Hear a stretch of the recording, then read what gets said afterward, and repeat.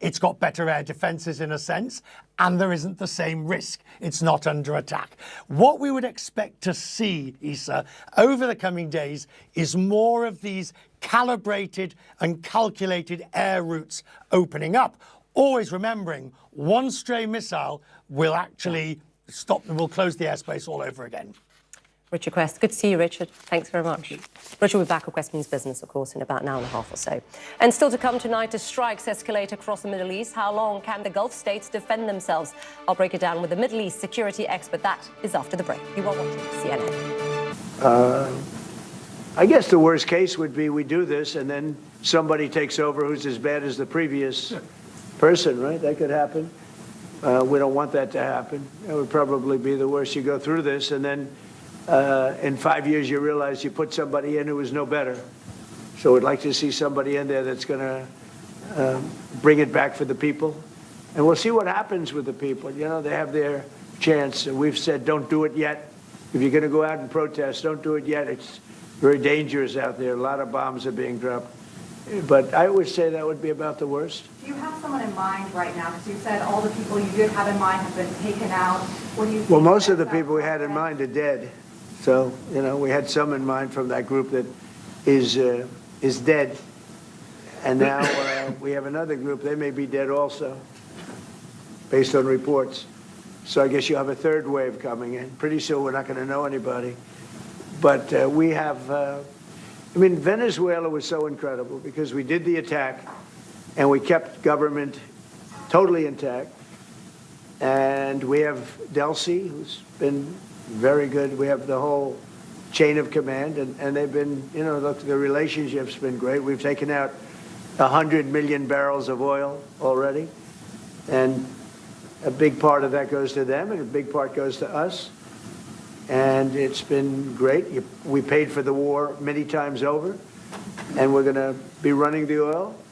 And Venezuela is going to make more money than they ever made, and that's great for the people. The relationship has been great. It's been seamless.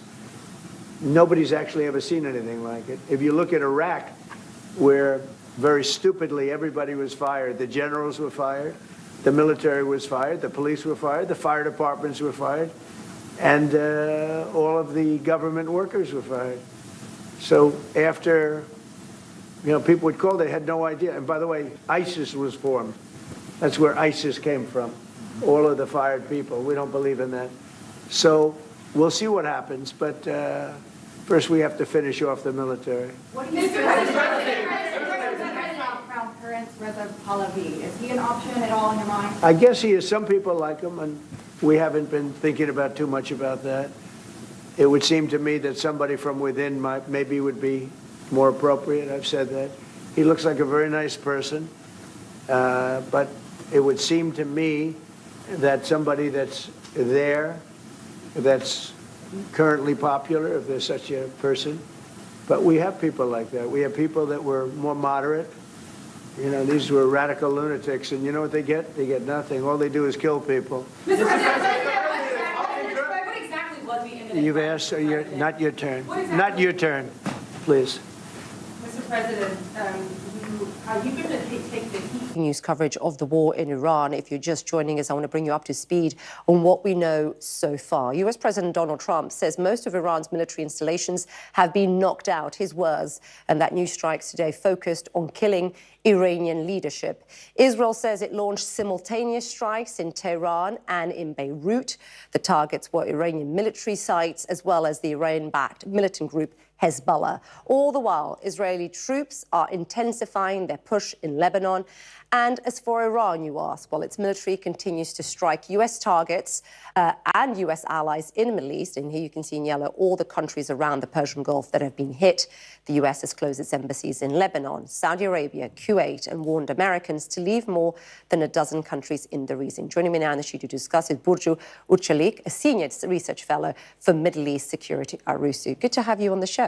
Thank you. There is so much for us to talk about. I do want to start with the intensification of these strikes that we have seen from the US and Israel. The Central Command was saying something like 1,700 strikes we've seen so far in day 4. Give us a sense, we're looking here at these strikes and how spread out, of where have they been focusing on, what they've been targeting in these last 4 days, and how effective they've been? So the coordinated attacks by the U.S. and Israel have focused on the western part of Iran, that stretch of land that borders Iraq. And the reason for that is that's where the location of the majority of its missile launchers are, as well as radars. So by that, I mean the capability of the Iranian regime to attack westward. They also have air defense installations in that stretch of land, which means that they would be able to protect against incoming missile strikes towards the inside of Iran. And I suppose at this juncture, it's quite hard to know how effective these strikes have been. Do we have a sense how effective the US strikes, Israeli airstrikes have been on the missiles capabilities or so? We do, in a sense, in that Yeah. we have reporting by the U.S. and by Israeli sources as well that are claiming that these have been highly effective to date. And when we look at the pace, the tempo of Iranian strikes, retaliatory strikes against the Gulf, the Persian Gulf down below in the GCC countries, we're seeing a slight slowing down in that pace, which could suggest that the Iranian stockpile of ballistic missiles are becoming depleted. Right, expand on that, because now we're looking, in the initial image, we were looking at US-Israeli strikes on Iran, just for our viewers. Now we're looking at Iranian strikes on the Gulf. And this is expanding horizontally, right? I've heard from multiple guests now talking about how surprised they are that Iran has made a decision, the strategy to go after Gulf states. Before we talk about what you think about the strategy, tell us why they've hit some countries and not others, because they've been using mostly drones, is that right? That's right, they have been, as well as some missiles. But the focus has been on territories that host U.S. military assets, personnel, and interests. And the Iranian regime made that very clear in the lead up to the campaign or this war as well, that they would target American interests across the region, which explains why they have hit countries like Kuwait, Bahrain, Qatar, the UAE. Oman was a key facilitator during the talks, which have been initially excluded from Iran's strike package, but then was also hit. We have Jordan as well, which is a key U.S. and U.K. Security ally in the region, and of course the most intense in Israel, as well as the UAE actually was also hit very heavily. Yeah. Are you surprised at all by this strategy from Iran to go after some of these Gulf states? Does that isolate them further, or is there a strategy here from the Iranian side? There is a strategy here, and I think what that is to create pressure and pain on the U.S., but as well as Gulf states. And the message to the Gulf is, you're hosting American military installations, so you have to bear the risk of this. And this is a moment of great existential crisis for Iran. So it seems as though their plan, the strategy, is to go all out in order to pressure the Gulf countries to then talk to President Trump, to put pressure upon him to de-escalate, to draw down, to find a way towards a ceasefire. Right. But there is a gamble here. I was going to say, that could backfire, right? Because I was speaking to our correspondent who was in Riyadh in Saudi Arabia, where leadership there is really weighing this moment. If this intensifies, how do they proceed? And that is the risk, is it not? It very much is the risk. There is a great deal of resentment, a sense of betrayal across the Gulf. This is the very scenario that they were hoping to avoid and have been following the diplomatic track for a long time to encourage this not to happen. So at this moment, I think the Iranian strategy is very likely to backfire because it invites future military engagement by the Gulf states, potentially, as well as maybe other countries in Europe as well. So just for our viewers, we've looked at how the US and Israel, where they've been striking inside Iran. We've also been looking at where Iran has been retaliating, of course, across the Gulf region, mostly with drones, of course. And I want to focus now on US bases, because you hinted at that there, why they're picking certain countries over others.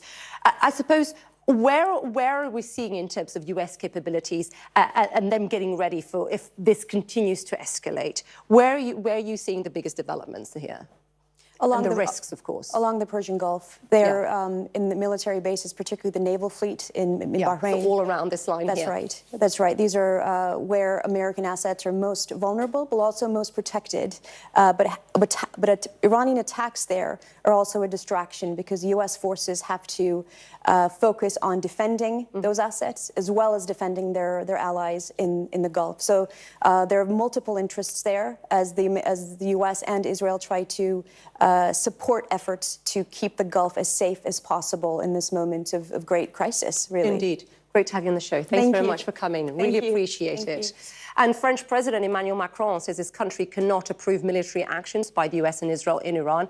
In a flurry of diplomacy, he held separate meetings with several regional leaders today to discuss the situation in the Middle East. And moments ago, President Macron addressed the nation. I want you to have a listen.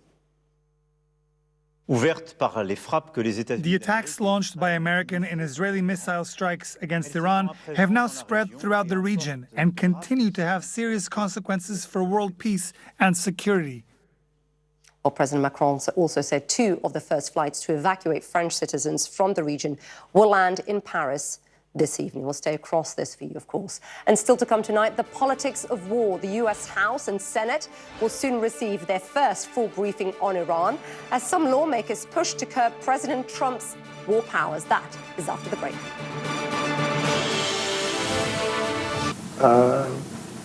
I guess the worst case would be we do this and then somebody takes over who's as bad as the previous person, right? That could happen. We don't want that to happen. It would probably be the worst. You go through this, and then in 5 years you realize you put somebody in who is no better. So we'd like to see somebody in there that's going to bring it back for the people. And we'll see what happens with the people. You know, they have their chance. And we've said don't do it yet. If you're going to go out and protest, don't do it yet. It's very dangerous out there. A lot of bombs are being dropped. But I would say that would be about the worst. Do you have someone in mind right now? Because you said all the people you did have in mind have been taken out. What do you think? Well, most of the people we had in mind are dead. So, you know, we had some in mind from that group that is dead. And now we have another group. They may be dead also, based on reports. So I guess you have a third wave coming in. Pretty soon we're not going to know anybody. But we have... I mean, Venezuela was so incredible because we did the attack and we kept government totally intact. And we have Delcy, who's been very good. We have the whole chain of command, and they've been, you know, look, the relationship's been great. We've taken out 100 million barrels of oil already. And a big part of that goes to them and a big part goes to us. And it's been great. We paid for the war many times over, and we're going to be running the oil. And Venezuela is going to make more money than they ever made, and that's great for the people. The relationship has been great. It's been seamless. Nobody's actually ever seen anything like it. If you look at Iraq, where very stupidly everybody was fired, the generals were fired, the military was fired, the police were fired, the fire departments were fired, and all of the government workers were fired. So after, you know, people would call, they had no idea. And by the way, ISIS was formed.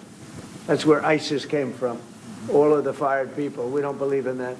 So we'll see what happens, but first we have to finish off the military. What do you think about Crown Prince Reza Pahlavi? Is he an option at all in your mind? I guess he is. Some people like him, and we haven't been thinking about too much about that. It would seem to me that somebody from within maybe would be more appropriate. I've said that. He looks like a very nice person, but it would seem to me that somebody that's there. Spreading across the regions that we were just highlighting for you before the break. Here's what we know right now. US President Donald Trump is rejecting suggestions Israel may have pulled the US into war with Tehran. He told reporters today the United States may have actually been the ones who forced, his words, Israel's hand. Mr. Trump says he doesn't want Iranians to protest yet, saying it's very dangerous out there. Iran's Red Crescent says nearly 800 people have been killed since the start of the war last weekend. And just a short time ago, the US closed its embassy in Beirut until further notice, and it follows a decision to shut down American embassies in both Saudi Arabia and Kuwait. And this just into CNN, a source telling CNN that the US embassy in Dubai has been struck and is on fire. We're hearing this in the last few moments. Of course, we'll bring you more details, of course, as we get it. But this is just coming into CNN right now. The embassy has been struck and is on fire. We'll bring that as we get our report on the ground and more details on this breaking news. Well, less than an hour from now, in the meantime, top U.S. diplomats and military officials will begin briefing the full Senate on Iran behind closed doors, followed by the House. Senators have been taking the podium for hours now, as you can see, making their case for and against the war, launched with no congressional approval.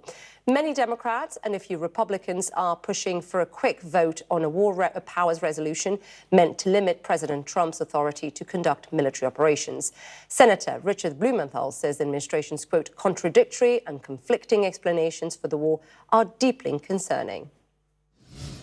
The administration can't get its story straight. And that is absolutely mind-boggling when it comes to this kind of life and death attack on another country that could risk a forever war with huge costs and casualties. Well, we indeed have heard differing rationales for this war, depending on the day and really on who's speaking. And some lawmakers say that shift in messaging exactly why Congress must be involved. Republican House Speaker Mike Johnson says there was no declaration of war because the strikes are defensive in nature. Secretary of State Marco Rubio, though, says Iran was bombed because it was going to retaliate against U.S. forces after Israel attacked.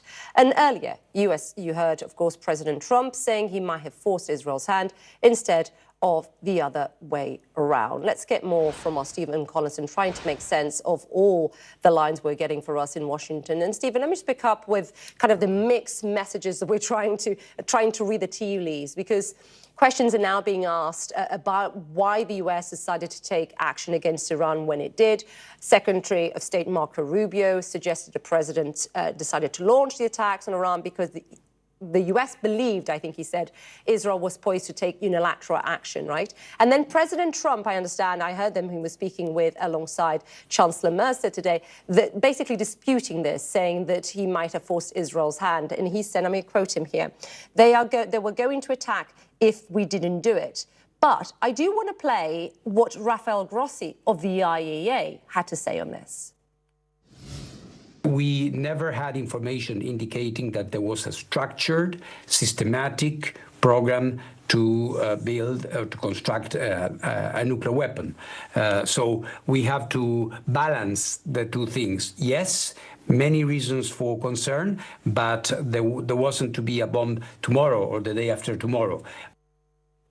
So, Stephen, I mean, how are these kind of shifting narratives within the administration itself and senior leadership within the administration being received where you are? Well, I think it's adding to a great deal of confusion. And I think the reason this is important and that it looks like they're making this up as they go along is because it gets to the real potential motives of why this is taking place. Every government official, as you say, has come up almost with a different rationale. Pete Hegseth was talking about the killings of Americans in Iraq during the occupation by Iran-backed militias. The president previously was talking about regime change, then he stopped, then he started talking about nuclear weapons, although he said last year he'd eradicated or obliterated Iran's nuclear program. Then you have what Rubio said. So this is all very confusing. I think a lot of people believe that the real reason that Iran was attacked was because President Trump's credibility was on the line after he made multiple threats and said he would come to the aid of Iranian protesters. The problem with that is it's not a legal or constitutional rationale that works before Congress. The administration has to argue that the United States was under imminent threat and that he took emergency action, which he could then go to Congress and get endorsed later on. So this debate about what the war is actually about is politically damaging. It's damaging, I think, on President Trump's right flank in his MAGA movement. That seems to be a little bit split increasingly over the war. And while at this point I don't think there was a congressional majority to vote against the president on this war, it's very troubling. And you know, we saw during the Iraq and Afghan wars when there is confusion and a lack of clarity on the reason for waging the wars, that tends to bleed into strategy. Yeah, a lack of clarity, a lack of strategy. And while I have you here, just before we came on, we came to you, Stephen. We were breaking news, of course. We were saying that a source, now we've got beyond the source, a US consulate in Dubai is on fire after being struck late, this was on Tuesday, so tonight, by suspected Iranian drone. And this is according, again, to a source in the region. This follows, of course, we've seen shutdown. We've seen the American embassies in both in Saudi Arabia and Kuwait both shut down. I mean, the pressure is intensifying, of course, on President Trump as Iran continues to retaliate. Yeah, and I think this obviously would be a very troubling development politically for the administration. And it comes at a time when markets are tumbling. The president seems to be surprised that the Iranians went after Gulf states, when that seems like it was an obvious potential response to him attacking Iran. And he said today that the whole thing happened too fast to get Americans out of there. Well, he was the person that ordered these strikes. So if anyone should have known about it in advance, it was him. So I think if this incident in Dubai turns out to be very serious, it's going to increasingly add up to the pressure on the president. In the past, we've seen when pressure builds, he tends to look for an off-ramp. And it will be interesting to see if the United States starts to talk about, well, we've destroyed everything we can destroy in Iran, and now it's time to move on to the next stage. Perhaps the Iranians coming out into the streets, and the president looks for a way out of this. But I think the clock, the political clock, is ticking for the president here, even though they were saying yesterday, well, this could go on for weeks or even a month or even longer. Right, and let me stay with the breaking news. Stay with us, Stephen. If you're just joining me, bring you up to date on the breaking news that we received in the last few minutes. A source tells CNN the US embassy in Dubai has been struck, as you can see from this video here, and is on fire. This is just from moments ago. This is in Dubai. We have seen, of course, American embassies also in Saudi Arabia, and Kuwait was shut down. But this coming into CNN, source telling CNN, the US consulate in Dubai has been hit by a suspected Iranian drone. We can see a plume of smoke there, black smoke, and we understand it's on fire. We're getting more information. I think our Jennifer Hansler with us. Jen, what more are you hearing on this? Well, we're not hearing much of anything yet, Issa. We've asked the State Department if they can confirm anything on this suspected Iranian strike on the consulate in Dubai. But of course, as you're saying, this is the latest in a series of suspected Iranian attacks on U.S. diplomatic facilities. Last night, we saw 2 suspected Iranian drones hit the U.S. embassy in Riyadh. 2 more hit at or near the embassy, sources told me. There were no injuries initially reported with that strike. We don't know yet if there were any injuries with this latest strike on the consulate in Dubai. Earlier this week, the embassy in Kuwait was also hit. So this is coming amidst this massive, massive retaliation in the region. Of course, this also comes, Issa, as the State Department last night ordered the departure of non-emergency personnel and their family members from 6 countries in the region. That included the UAE, that includes Kuwait, it includes Qatar, Jordan, Iraq as well. And so they are calling on all non-emergency personnel to leave the countries. They've also temporarily closed 3 embassies for now because of these safety concerns. So there are still small footprints of diplomats in all of these countries in which they have ordered the departure. But this is a very fast-moving situation here. This is, a very, very risky time to be an American in this region. The State Department just announced that they are working to facilitate commercial flights and military flights for American citizens who have been stranded there in the region, Issa, and we are going to continue to keep following this story. If you're just joining us, Jen, stay with us, bring up viewers up to date. We are now hearing from a source, a U.S. consulate in Dubai. As you've seen, that plume of smoke has been hit by a suspected Iranian drone. We've been told it's on fire. We can certainly see on this footage here a plume of black smoke. It is 53, 53, almost 54, almost midnight in Dubai. Can I take a step back, Jen? Do we know, I know you were saying some people have left from these consulates. Do we know if this consulate was still active in Dubai, how many people were inside? Do we have any of that, a sense of that? I know some of the other embassies have been closed. What do we know about this one in particular, just to get ascertain how many people could have potentially been inside? We don't have a sense right now, Issa, of how many people are inside. The hope, of course, would be that there were no one there because it is so late in the evening there. The United Arab Emirates had been put on ordered departure yesterday, which means they were calling on only the essential small staff to stay. And a number of these posts, they've also had people shelter in place, work from home. So they may not have actually been in this facility. That would be the hope in this case, so that there are no injuries. We don't know yet if there was anyone there. We are working to get answers here. But this is, of course, what the State Department tries to prevent. They try to keep their diplomats safe, and sometimes that calls on them to have them leave the country. There have, of course, been questions about why these ordered departures weren't ordered sooner ahead of that initial U.S. and Israeli strike that happened over the weekend, which precipitated all of these Iranian retaliatory attacks. So there are questions here about why these warnings weren't issued sooner, both for the diplomats on the ground as well as the U.S. citizens who are there. But we have started to see days later the State Department moving towards helping their diplomats leave the country as well as U.S. citizens. Yeah, but of course, and a lot that's uncertain. Absolutely, and I'm just looking at the Dubai media office. They've put out a tweet. We have a translation. I'm just going to read it out as we look at these images. The competent authorities in Dubai succeeded in extinguishing a limited fire in the vicinity of the U.S. consulate in Dubai, resulting from a drone targeting operation, and the incident did not result in any injuries. So for viewers joining us now, no injuries, thankfully, but U.S. consulate in Dubai being hit in the last few moments by suspected Iranian drone, and it is on fire. Our thanks to everyone in this hour. Breaking news. We'll have much more on this breaking news story. Max Foster is up next. I shall see you tomorrow.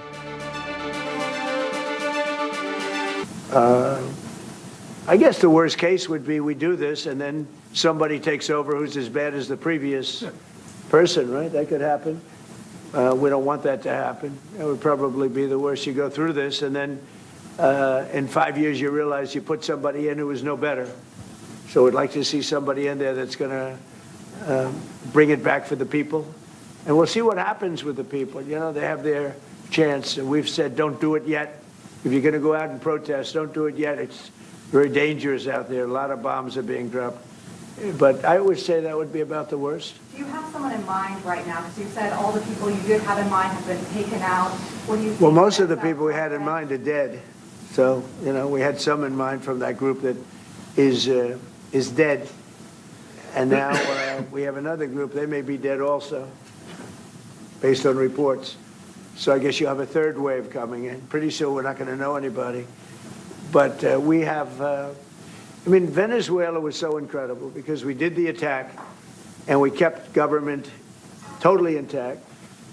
And we have Delcy, who's been very good. We have the whole chain of command, and they've been, you know, look, the relationship's been great. We've taken out 100 million barrels of oil already.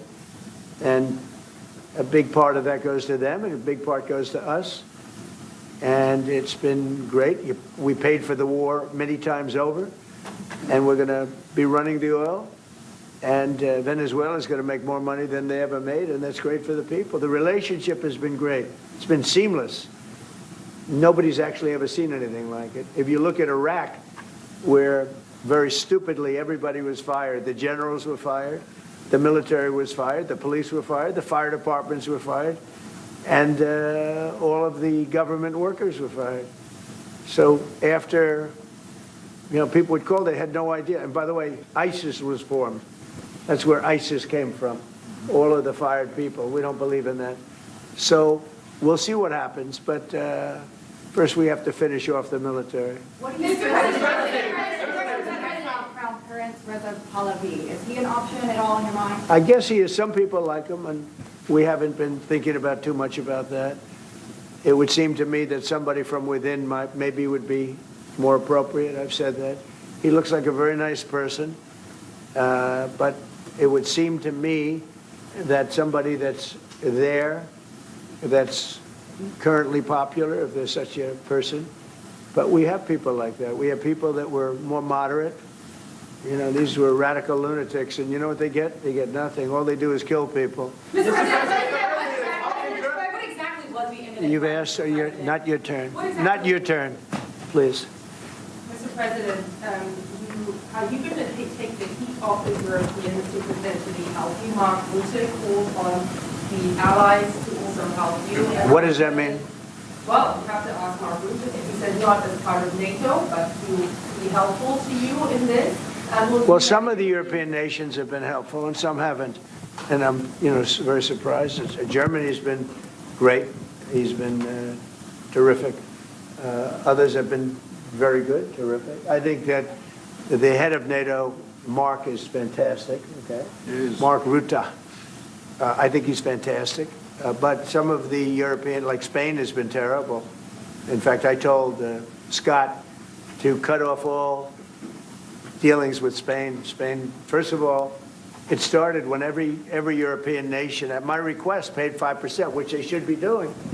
And everybody was enthusiastic about it, Germany, everybody. And Spain didn't do it. And now Spain... In breaking news. Well, Max Foster, following breaking news out of the Middle East this hour as the United States and Israel's war on Iran continues. Our breaking news is that the US consulate in Dubai is on fire after a suspected Iranian drone strike. That's according to a source in the region. Video obtained from X a short time ago shows black smoke rising into the sky in the area around the consulate building. You can see how it's that built-up area, so very close to home for many people. Nick Robertson is in Riyadh. Nick. Yeah, this seems to be a systematic effort by Iran to intentionally target U.S. embassies, U.S. consulates in the region. The U.S. consulate in Dubai tonight, dramatic images of huge plumes of black smoke rising over the skyline there. Dramatic pictures that many people probably never imagined that they would see, even if the United States and Israel went to war in Iran. That is what is happening. The assessment here in Saudi Arabia is that Iran retains control, command and control of what it does militarily, and it is systematically, carefully, in a calibrated and calculated way, targeting things that it believes will cause maximum panic, maximum disruption, and maximum pressure on the White House to end the war.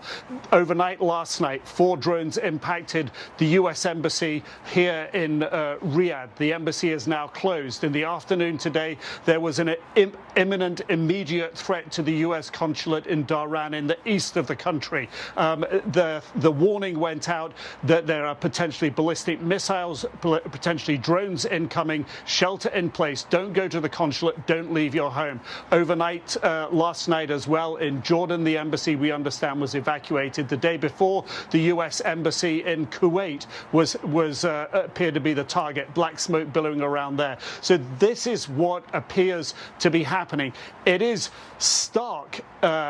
These images are stark. We know that Dubai, we know that the UAE, we know that Bahrain, we know that Saudi Arabia, we know that Qatar, we know that Oman, we know that Kuwait have got air defense systems. They have been very effective. Yesterday, Saudi shot down 5 missiles fired at a big airbase just outside of the capital here. They shot down missiles, suspected Iranian drones that were fired at a huge oil refinery. There was some damage. But the picture that emerges is somehow Iran seems able to get drones through to key U.S. premises that send a voluminous signal and message across the region here. Particularly think of all those people that are stranded in those Gulf countries. They can't fly out because the war has essentially shuttered the airspace there. And now they're seeing these prime diplomatic targets off limits in times of war under international norms of law being hit. It appears to be Iran intending to put pressure on the White House and specifically on the U.S. public. And of course, what Iran wants is an end of the war. Max? Nick, what are your contacts saying in the region? How much longer can these Gulf states accept these hits? You know, this is, as you say, symbolic. This is a city that so many people in the world know. How long can they take these hits without responding themselves? everything's calibrated, everything's on a scale. You know, a country like Saudi Arabia, an apex oil producer in the Gulf region, huge oil producer. Let's say if Iran was to specifically target upstream, we call them upstream oil facilities, so it's not just like the last bit where the oil gets put on the tanker, but way further upstream. You know, I'm not going to. It would be wrong for me to put down information that perhaps Iran would like to use. Of course, they can make their own calculations, but an attack that decimates oil production capability in any of these Gulf countries is huge, and it's significant. And drawn into a war where Iran is smashing their oil infrastructure, they're smashing Iran's oil infrastructure, because ultimately this has to be built. Ultimately, they have to continue to live into the region, so live in the region together when the war's over. But your question raises a fundamental point. How much more can they take?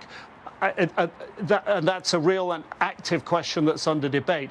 They will not stand back, I don't think, and watch the decimation of their critical infrastructure. Saudi has said very clearly that it will protect its sovereignty, its territory, its infrastructure, its people, its territories, and they reserve the situation to respond to aggression.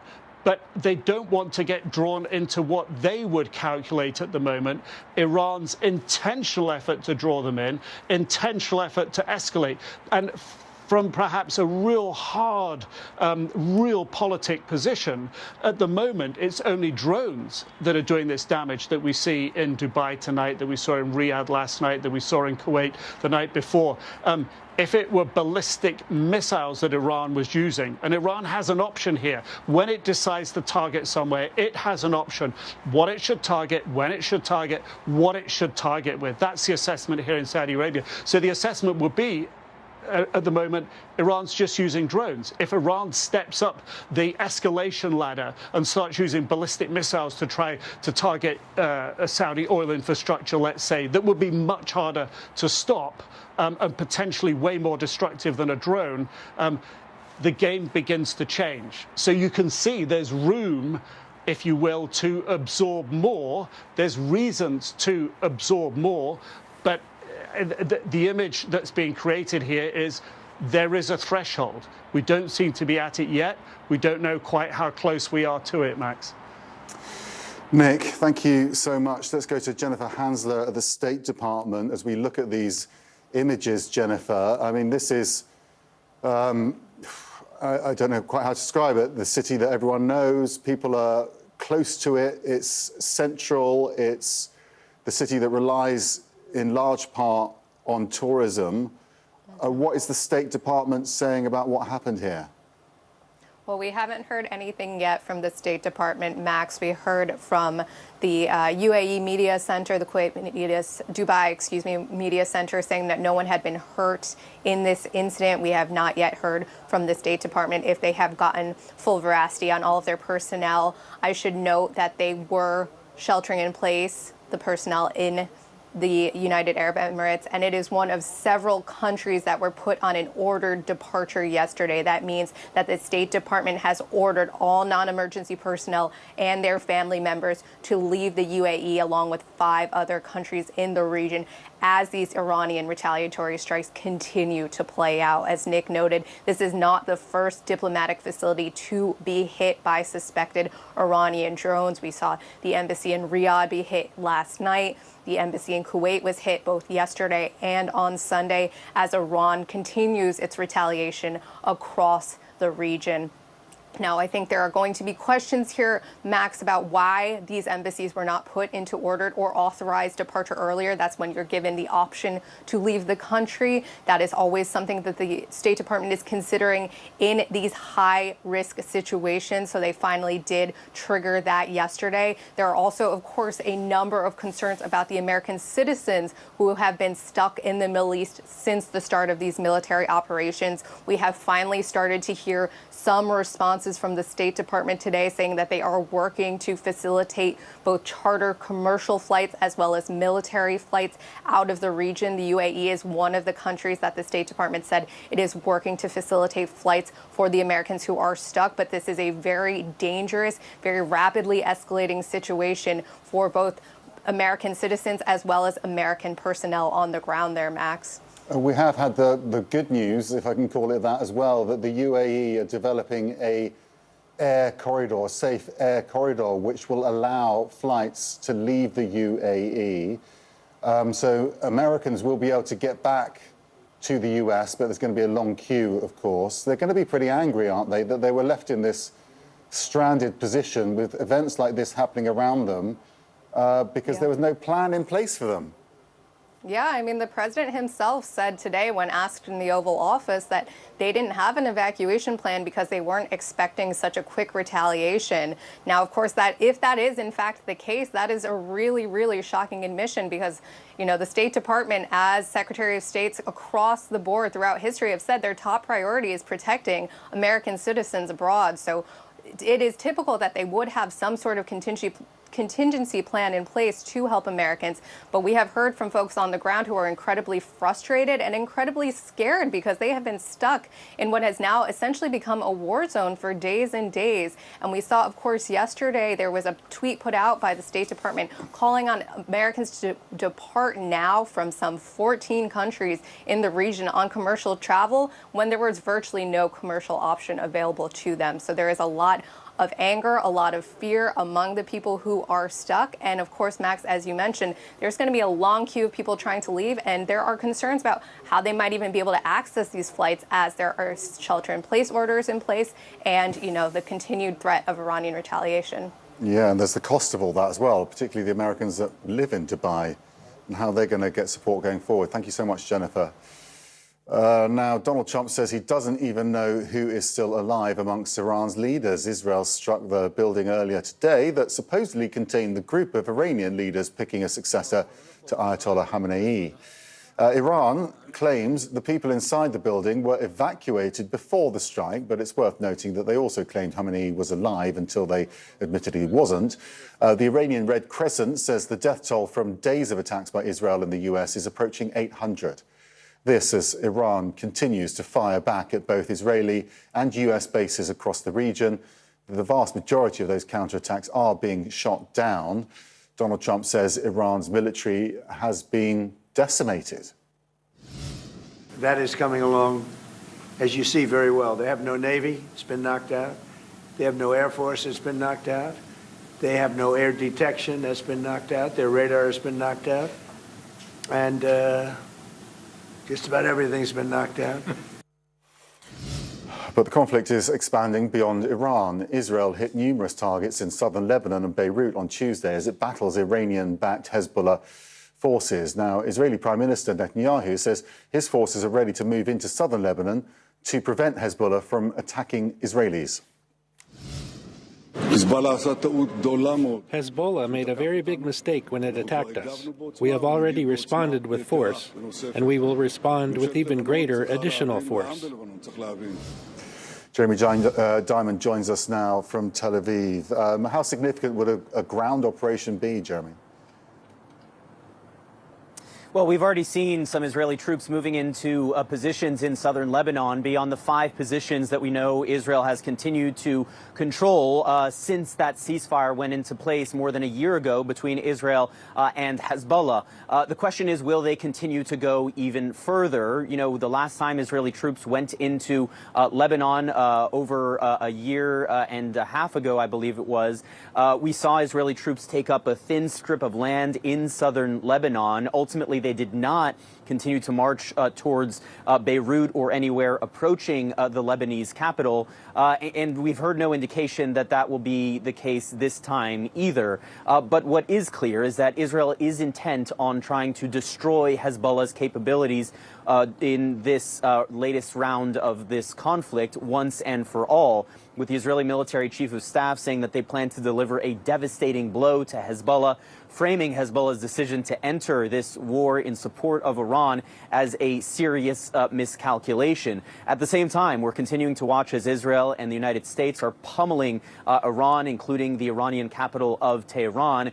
Today, we saw this report of a strike targeting the Assembly of Experts. That's the group of 88 senior Iranian clerics that were supposed to be gathering in order to pick the next supreme leader following the assassination of Ayatollah Ali Khamenei in the opening round of strikes on Saturday.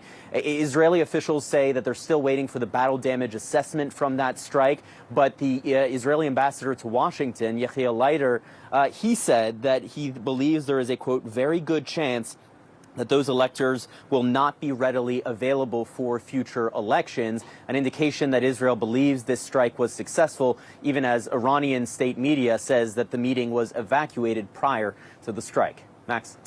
Jeremy, thank you so much for that. President Trump denying that the US was forced into a war with Iran by Israel.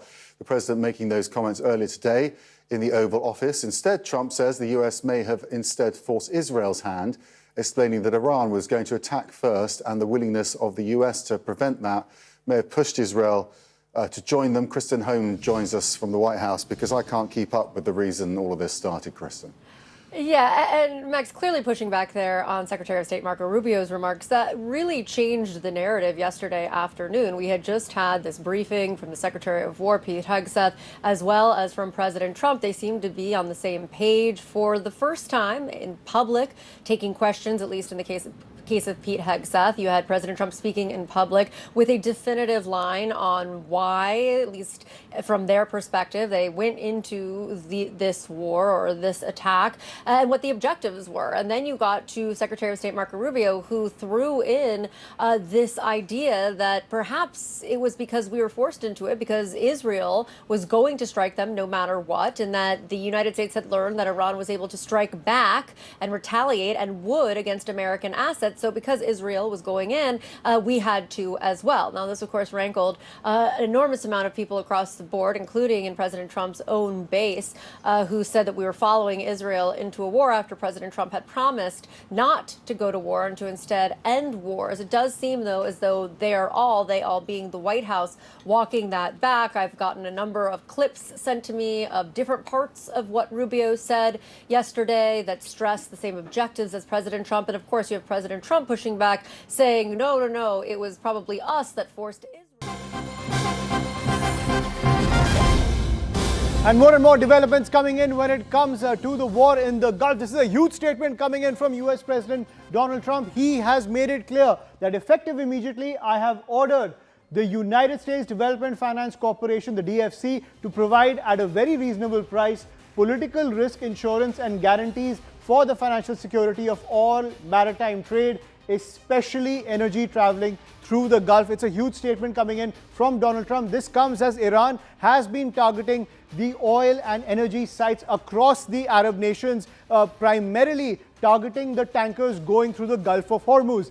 This is another significant part of the breaking news that's coming in. This will be available to all shipping lines if necessary. The United States Navy will begin escorting tankers through the Strait of Hormuz as soon as possible. No matter what, the United States will ensure the free flow of energy to the world. The United States' economic and military might is the greatest on earth. More actions to come. Thank you for your attention. This is what Donald Trump has said. And here is the clincher of the entire statement coming in. As the Strait of Hormuz becomes more and more destabilized by Iranian drone actions against oil sites across the Arab nations, he has said, if necessary, the United States Navy will begin escorting tankers through the Strait of Hormuz as soon as possible. No matter what, the United States will ensure the free flow of energy to the world, is what Donald Trump has made extremely clear, that there could even be US naval escorts for the free flow of the tankers in the Strait of Hormuz, making sure that energy markets are not disrupted. So clearly it seems that the pressure has come in from the Arab powers to ensure that the energy markets do not go into a tailspin as Iran is targeting all those oil sites, not just in Saudi Arabia, in Bahrain, in the UAE and Oman. So that pressure coming in from the allies. And as Trump tries to ensure that he is the security guarantor in the region, he has made this huge announcement that if necessary, the United States Navy will begin escorting tankers through the Strait of Hormuz as soon as possible. No matter what, the United States will ensure the free flow of energy. Remember, oil prices across the globe were elevated by almost 8%. There was an 8% rise in oil prices, given the fact that Iranian drones were targeting the oil fields in Saudi Arabia, the UAE, Bahrain, as well as Oman. But Donald Trump now clearly listening to his allies who have questioned the security guarantee stature of the United States, now saying that if necessary, the United States Navy will begin escorting tankers through the Strait of Hormuz. So clearly, along the Strait of Hormuz, the very crucial lever that Iran had, now that there is a heavy US naval presence, Donald Trump announcing that the US Navy will begin escorting tankers through the Strait of Hormuz as soon as possible. No matter what, the United States will ensure the free flow of energy to the world.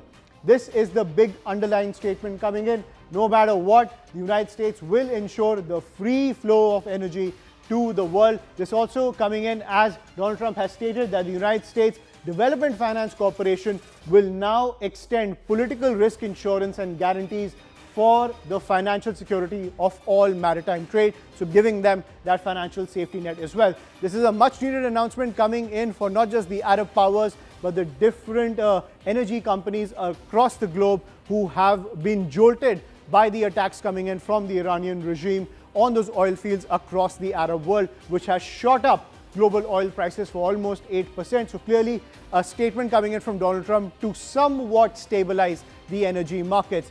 While this is coming in, another piece of breaking news that's coming in, which is the attack, the drone attack on Dubai also, that is emerging as the developments come in from the Gulf. What we are learning is that the US consulate in Dubai has also been targeted by Iranian drones, and smoke has been seen rising from the US consulate in Dubai. You can see those visuals on your screen. This is more breaking news that's coming in. We get to our reporters on the ground, but these are visuals coming in from Dubai. Remember, after the attack on the hotel district in Dubai, the US consulate in Dubai also facing the brunt of Iranian aggression, where a drone strike has been reported on the US consulate in Dubai. A fire has erupted in the wake of that drone strike, but as per the reports, the fire has so far been contained. But Dubai, one of the key financial and tourist capitals of the Arab world, also on the target list of the Iranian regime, which is only escalating its operations in the region. Let's cut across to CNN to get more details from Dubai. Take apart this terroristic regime and defang it and take away its ability to threaten its neighbors or hide behind a zone of immunity that allows them to develop their nuclear ambitions. This terroristic, radical, cleric-led regime cannot be ever allowed to have nuclear weapons. We saw what they were willing to do to their own people. They were willing to slaughter their own people in the streets. Imagine what they would do to us. Imagine what they would do to others. Under President Trump, that will never, ever happen. Mr. Secretary, yesterday you talked about Israel. Mr. Secretary. Please, guys, I can't hear them all. Yes. Yesterday, you told us that Israel was going to strike Iran, and that's why we needed to get involved. Today, the president said that Iran was going to get involved. Yeah, your statement is false. So that's not what I was asked very specifically. Were you there yesterday? Yes, I asked you a question. No, were you the one that, because somebody asked me a question yesterday, did we go in because of Israel? And I said, you asked me that follow-up. And I said, no. I told you this had to happen anyway. The president made a decision, and the decision he made was that Iran was not going to be allowed to hide behind its ballistic missile program, that Iran was not going to be allowed to hide behind its ability to conduct these attacks.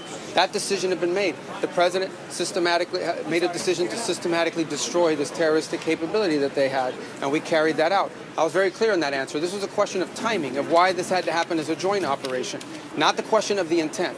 Once the president made a decision that negotiations were not going to work, that they were playing us on the negotiations, and that this was a threat that was untenable, the decision was made to strike them. That's what I said yesterday, and you guys need to play it. And if you're going to play these statements, you need to play the whole statement, not flip it to reach a narrative that you want to do, all right? This is your statement. This is your statement, Mr. Secretary. Go ahead. What do you make of the war powers resolution that's being considered here? I mean, Congress votes on those. They can if they want. There's mechanisms for it. We've complied with the War Powers Act, even though we believe it's unconstitutional, as has every other administration. Every other president has found the War Powers Act to be unconstitutional. Nonetheless, we notified Gang of Eight, which was an appropriate mechanism by which to notify Congress. We sent the notification within 48 hours, the way the law requires. I'm here today to have, I don't know, my 6th or 7th briefing before the entirety of the House and Senate, which is far more than I ever got from any administration in the time that I was here, certainly when I was a member of the Gang of Eight. And so we've complied with we've over-complied with the law and what it requires. This is an action by the president to address a real threat, This is hostilities designed to eliminate a threat to the safety and the security of the United States and to our allies. Mr. Secretary, can I read, Mr. Secretary? Was there a plan in place to evacuate Americans before the attack took place? Well, that's the plan we're trying to carry out. The problem is, or the challenge we are facing, is airspace closures. If a country closes their airport, for example, in some cases the airports have been hit. So the airport in Kuwait was hit. So if an airport's been attacked or the airspace is closed, then we can have the planes lined up to go, but we can't get them to land because we don't have the permissions to land there. So that's the challenge. But rest assured, we are confident that we are going to be able to assist every American. As I told you right now, we have about a little over 1,500, maybe closer to 1,600 Americans requesting assistance. And we know that we're going to be able to help them. It's going to take a little time because we don't control the airspace closures. That said, there may be more people out there that need help. We need to know who you are. So please, I'm asking the media, publicize the phone numbers and the website because we need people to call in so we have their name, we have their contact information, we have their location and their request. So as these opportunities begin to open up, we can act very quickly to reach them and get them out of harm's way. Mr. Secretary, I want to just clarify what you said. Because you said... There's nothing to clarify. Well, but you said I would give that... No, but you have to read, if you're going to read the whole statement. But your quote is about, we knew that there was going to be an Israeli action. We knew that would precipitate an attack. Yeah, no, I understand. But listen, all right, but let me understand. And that's what... but I had a very specific question from that gentleman, right? And the president said that... Hold on one second. I asked he may have forced Israelis. Okay, but let me answer because this is my press conference. Okay.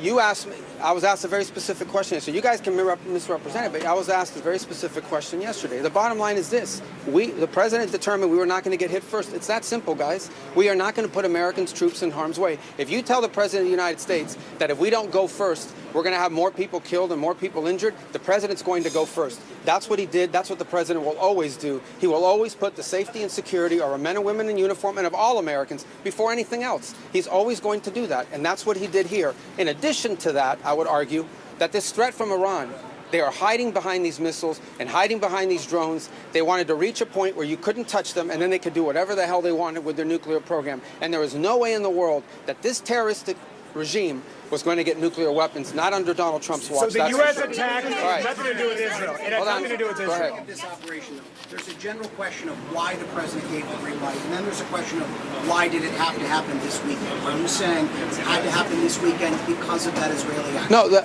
this weekend presented a unique opportunity to take joint action against this threat. And we wanted this to have maximum success.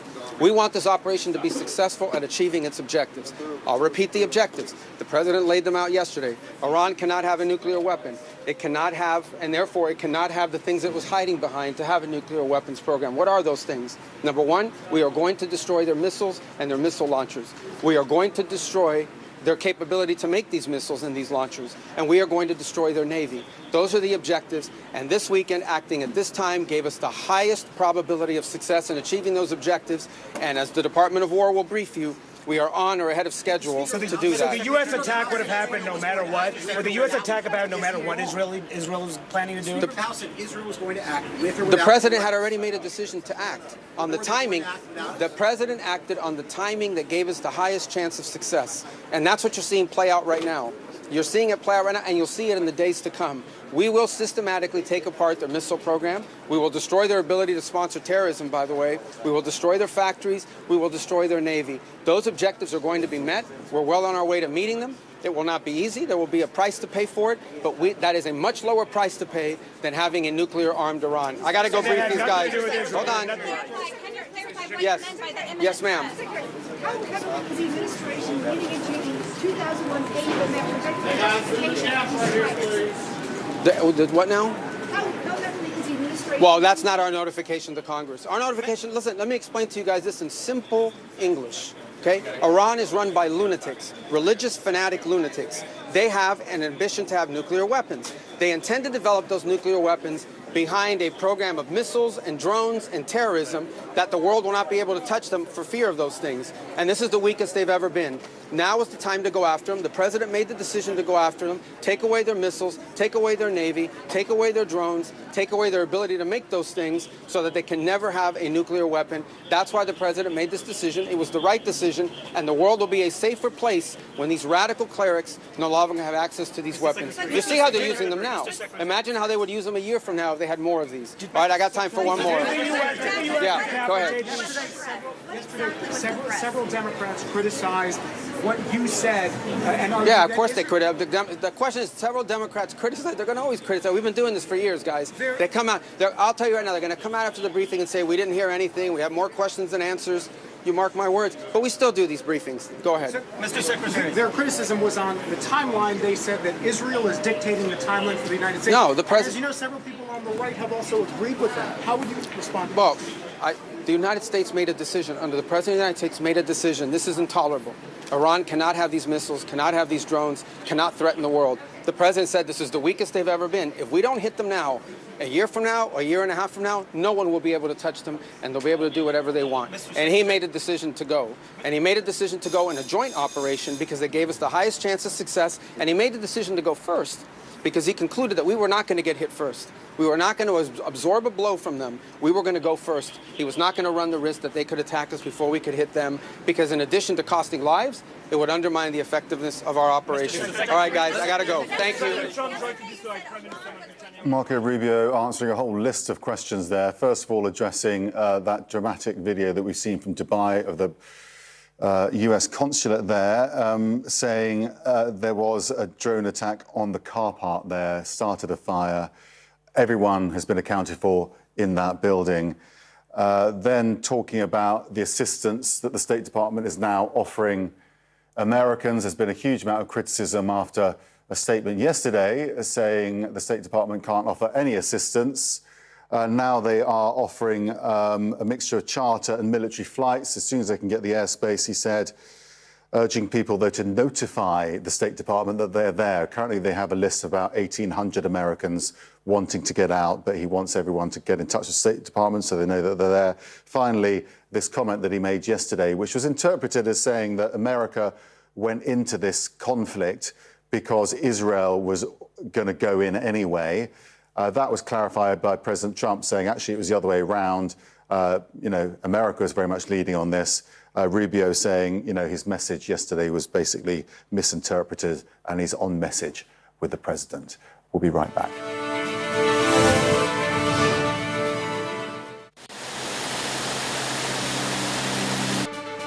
I'm Max Foster, following breaking news out of the Middle East this hour as the United States and Israel's war on Iran continues. Our breaking news is that the US consulate in Dubai is on fire after a suspected Iranian drone strike. That's according to a source in the region. Video obtained from X a short time ago shows black smoke rising into the sky in the area around the consulate building. You can see how it's that built-up area, so very close to home for many people. Nick Robertson is in Riyadh. Nick. Yeah, this seems to be a systematic effort by Iran to intentionally target US embassies, US consulates in the region. The US consulate in Dubai tonight, dramatic images of huge plumes of black smoke rising over the skyline there. Dramatic pictures that many people probably never imagined that they would see, even if the United States and Israel went to war in Iran. That is what is happening. The assessment here in Saudi Arabia is that Iran retains control, command and control of what it does militarily, and it is systematically, carefully, in a calibrated and calculated way, targeting things that it believes will cause maximum panic.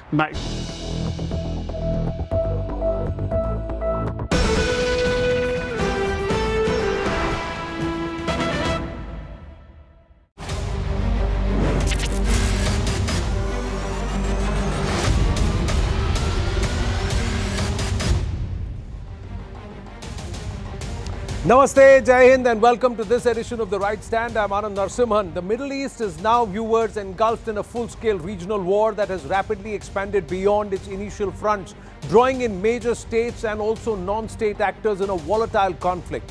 The current crisis erupted when Israel and the United States launched coordinated airstrikes deep into Iran, including targeted attacks on key leadership and military infrastructure, killing Iran's supreme leader, Ayatollah Ali Khamenei, and other senior figures. Now, in retaliation, Iran has fired ballistic missiles and armed drones not only at Israel but also at US forces and US bases in several of the Gulf nations in that region, including strikes that hit parts of the United Arab Emirates, causing casualties and infrastructure damage and prompting widespread air defense responses across Dubai, the country of Qatar, the nation of Kuwait, Bahrain, and also Saudi Arabia. At the same time, Iran-aligned militia and proxies have also entered the conflict. Hezbollah in Lebanon launched rockets and drones at northern Israel, ending a fragile ceasefire and quickly drawing devastating Israeli airstrikes on Beirut and southern Lebanon. Thousands of civilians have been displaced amid intense bombardment and cross-border fire. The violence is now spread across at least 9 countries in the Middle East, affecting major cities from Tehran to Beirut, Dubai to Doha, and shaking civilian life far beyond traditional battle lines. In Erbil in Iraq, you've had another militia front propped up by the Iranians attacking US security forces and their residential accommodation premises and services. Now, here's the latest from the war zone. First up, Donald Trump has said it's too late for Iran to negotiate. He's saying their top leaders across politics and defense have been wiped out. I'm not going to talk to them anymore. IDF has struck Iranian leadership compounds in Tehran, and they've released the video of how they did it. And why? Water bombing. And how did they collect that intelligence is a case study in itself. Now, Iran has also targeted oil facilities across the Arab nations, forcing nations like Qatar and Saudi Arabia and Oman to shut down some of its refineries and its facilities, clearly wanting to get the commercial angle in and hurt nations commercially. Drone strikes on US assets in Saudi Arabia and Iraq have been reported and filmed. The Indian embassy has relocated students in Tehran because Bharat is focusing on what it will do to protect its citizens. Now, let's listen into what Marco Rubio had to say. Even as the conflict escalates, it seems the United States is struggling with the rationale, even as Trump has said that there is no room for negotiation. This is the US Secretary of State Marco Rubio, who now says there was an imminent threat from Iran. I don't understand what the confusion is. Let me explain it to you. The United States is conducting an operation to eliminate the threat of Iran's short-range ballistic missiles and the threat posed by their Navy, particularly to naval assets. That is what it is focused on doing right now, and it's doing quite successfully. I'll leave it to the Pentagon and the Department of War to discuss the tactics behind that and the progress that's being made. That is the clear objective of this mission. There absolutely was an imminent threat, and the imminent threat was that we knew that if Iran was attacked, and we believed they would be attacked, that they would immediately come after us. And we were not going to sit there and absorb a blow before we responded, because the Department of War assessed that if we did that, if we waited for them to hit us first after they were attacked, and by someone else, Israel attacked them, they hit us first, and we waited for them to hit us, we would suffer more casualties and more deaths. We went proactively in a defensive way to prevent them from inflicting higher damage. Had we not done so, there would have been hearings on Capitol Hill about how we knew that this was going to happen and we didn't act preemptively to prevent more casualties and more loss of life. So there could be loss of infrastructure, but there could not be loss of life. So Marco Rubio, they're trying to say that, listen, we've preempted a particular strike. Similarly, like what the IDF has always said, listen, they had already made plans. They had already made plans to try and call for the death of Israel, and they were going to get ready 8,000 ballistic missiles by 2027 and wipe out Israel once and for all. And that's the reason why we needed to act first. That's what the Israelis have always maintained. Now, somewhere from the Americans, the same tone that our strikes were preemptive. But have they been shifting goalposts? And has Iran's low-cost, high-impact war strategy and their very clear focus taken them by surprise. Now, why? Because Iran's game plan is to raise the cost of conflict for the United States and its allies while being in a heavily disadvantaged position.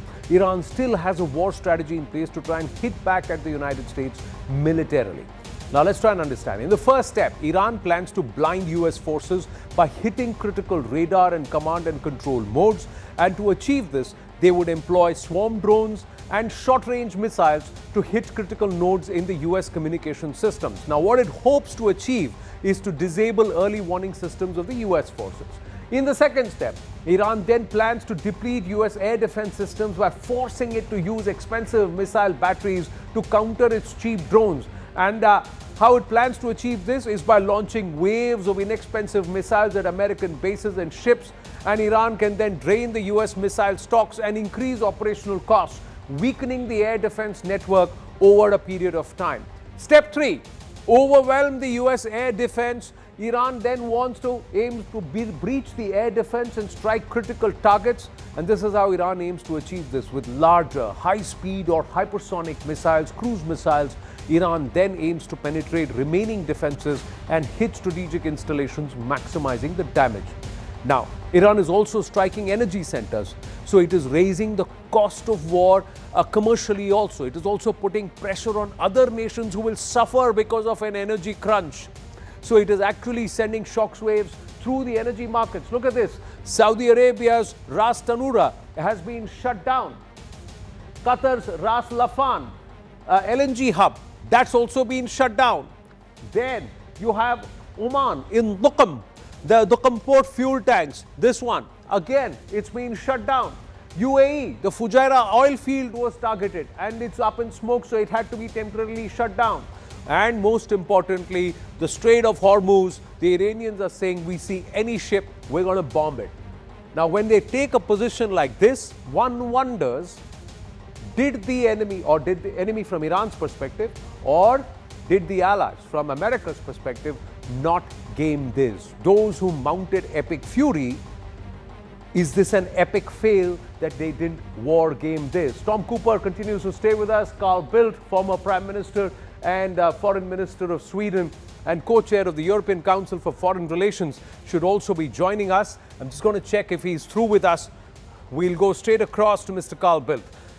Carl, namaste. Thank you very, very much. We have a Swiss in our midst here, and now we have a Swede. Let me ask you, what's your assessment of what's happening here? Have US and Israel not gamed this properly? Are they getting into a war of attrition? But that remains to be seen. We're just a couple of days in it. But it is, of course, a war that was initiated with sort of unclear background and with unclear aims. And it's very difficult to see where this is going to end and what victory would be, either for one or the other side. So it is a very muddled situation, highly dangerous, with easier, I would say, to identify who will be the losers than to identify possible winners.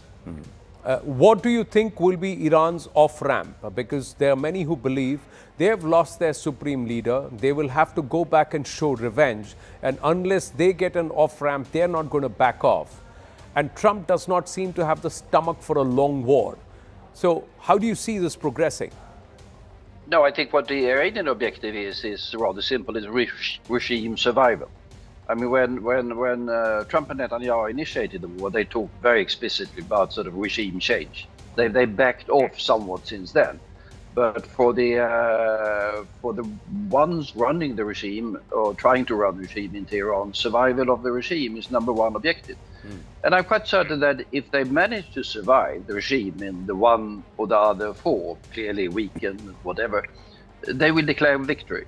And they will say, we stood up against the most mighty force that you could think of in the world today. We are still here. And that's going to be a dilemma, because the US pronounced these very sort of expensive aims of regime change. And if that's not achieved, who is the victor? Who is the loser? But from your vantage point, how do you see this progressing? Do you see this dragging on beyond 15 days? Could well be, but I mean the uncertain thing that we don't know that much about is when does either side run out of missiles and ordnance? I mean, the Iranians don't have an unlimited amount of ballistic missiles and drones, even if numbers are fairly substantial, obviously. But the Western side, the Americans and the Gulf allies, I mean, they have very expensive defense systems that they are deploying at the moment, and Israel is the same. Do they have endless numbers of them? No, they don't. So we might see them sort of starting to fade away gradually in terms of the intensity of the war at some point in time. Do you think Trump may just decide 3 days later that he's already won the war because the Khomeinis are dead, the top leadership is dead, and Trump may just say, America may just say, okay, we are done, we're getting out. Now it's the rest of the region to sort out this mess? Well, there are more or less difficult things in the world, and the one thing that I would not go into is predicting the behavior of Donald Trump, because he's notoriously unpredictable. I think he was very clear yesterday that he's going to go on for quite some time, but quite some time, whether that is further 3 days or 3 weeks, I don't think then he knows that himself. Is there a clear objective? Many credit India for having a clear objective with Operation Sindoor, that the aim was the terror infrastructure, and that was demolished, and then India backed off. And even though there was a military response from Pakistan, India then just responded gradedly to that, and then they were able to back off. Here, the Americans seem to be shifting the goalpost by the day. First it was regime change, then it was nuclear arsenal, now it's ballistics, and thereafter we don't know where this is going. Your thoughts? No, we don't. We don't. And I think one of the lessons of history is that if you start a war, if you consider that absolutely necessary, and it should be necessary, one shouldn't start war on just a hunch of some sort. You should have a clearly defined objective for your forces. You must tell your military, this is what we expect you to do. And that must be clearly defined. If you do that, they either succeed or they fail. But if you just launch them into war and then go all over the place with different objectives, or shifting ones and impossible ones, then it becomes very difficult. Even difficult for the war fighters themselves, what are they supposed to do? And even more difficult for the politicians or the strategists who are going to say, where are we heading? Where is this going to end? What's going to be after the war? We don't know. Is it possible that other nations could be dragged into it? You see Europe getting dragged into this? Not in any major way. I can see, and I think it's already happening, that sort of French and European assets or UK assets that are in the region. I mean, they have fighters there that have been there permanently, that they take part in defensive missions. But I wouldn't call that dragged into the war. The dismantling of the Khamenei regime, if they are able to achieve that, what would that mean for politics and geopolitics around this region and also globally? Because Iran's been considered a rogue nation. Many believe 80 to 90% of the trouble in this region and globally has emanated from Iran over the last 4 or 5 decades.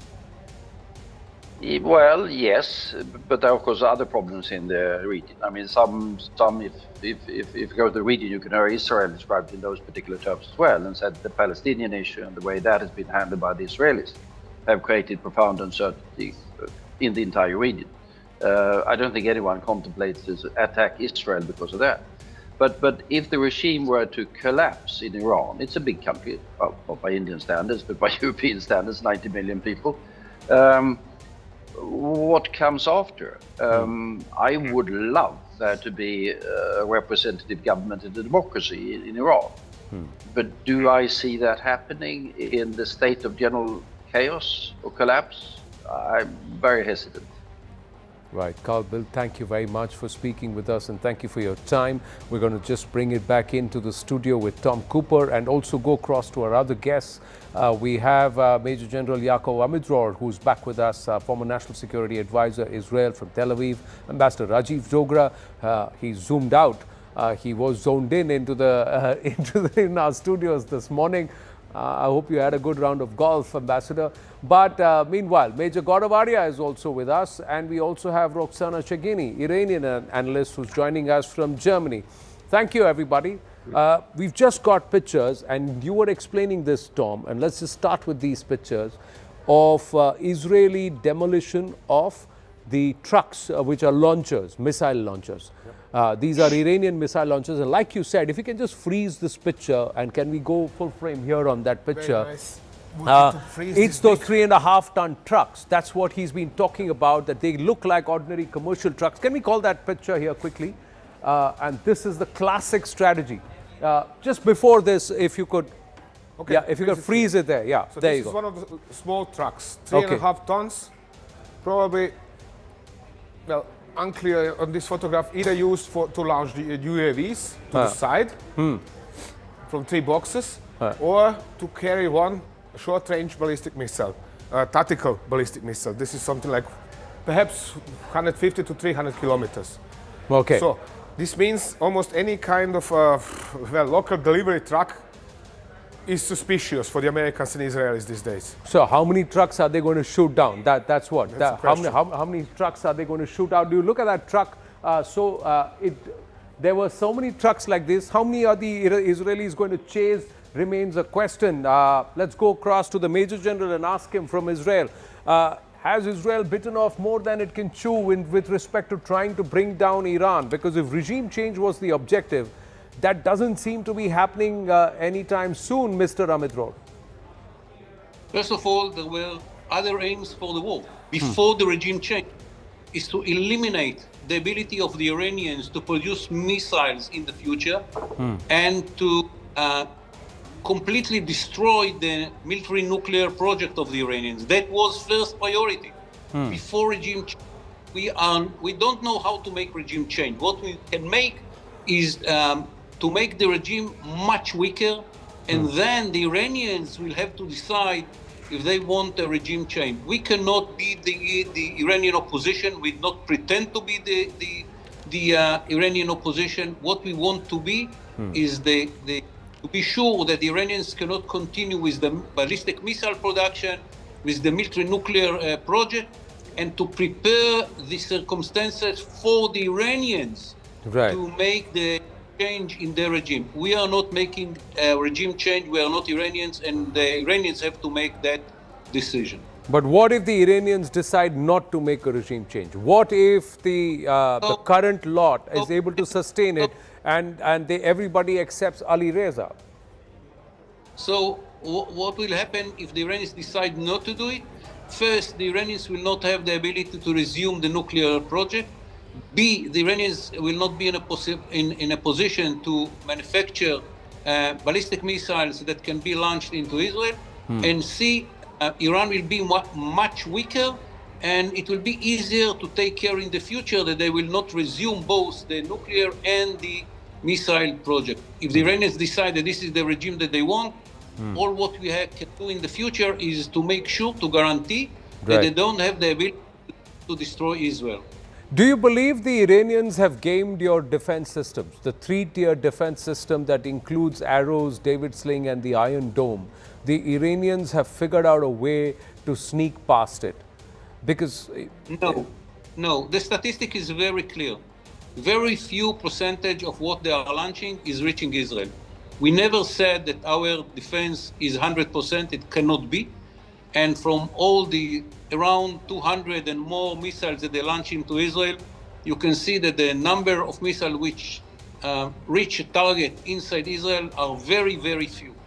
Let's assume that it is 90%. 10% out of 200, it's 20 missiles. It's not more than that. So, no, we have very good defense system, 90%. I'm not saying this is the percentage. I don't know. They didn't publish the success, but it's around 90%, 85, 90% of the missiles didn't reach any target in Israel. And I think that it's a very good, no one has a better system than those systems, and we are learning all the time, and we are enhancing our capabilities. Right. No offense meant, but in Operation Sindoor, our effectivity was 99.6%, and also over a larger spread of area and terrain. But in this case, Israel, I'm just going to open it up, Major General Amidror, getting our other guests into the conversation. Tom Cooper, there is on social media, open source intelligence, claims of Iranians having cluster bombs Iranians having cluster bombs. We got news just coming through. Donald Trump seems to have just taken to Truth Social and he's posted, he's said something. We just read Donald Trump's big warning to Iran. We have unlimited upper tier weaponry. Now, in the morning, he said we could have had more about the upper tier weaponry. Now he's saying we have unlimited upper tier weaponry. What do you read from this, Tom?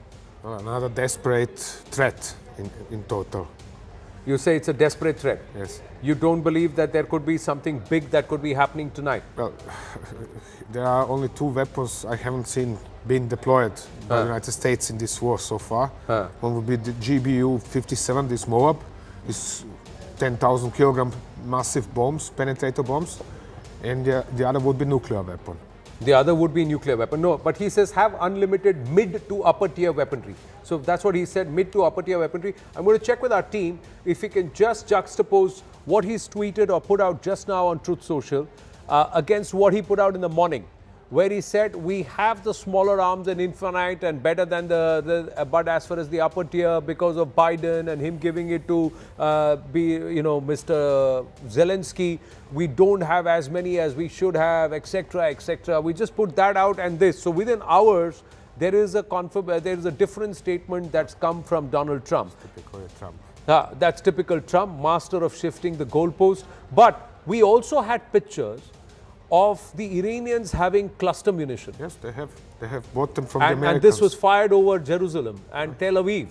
And there were a lot of missiles that seem to have landed in Tel Aviv. The Israelis may not accept it, but it's there on open source. Your thoughts, is that possible? Yes, it is possible. They have deployed one such warhead, at least one, against Tel Aviv last year in summer.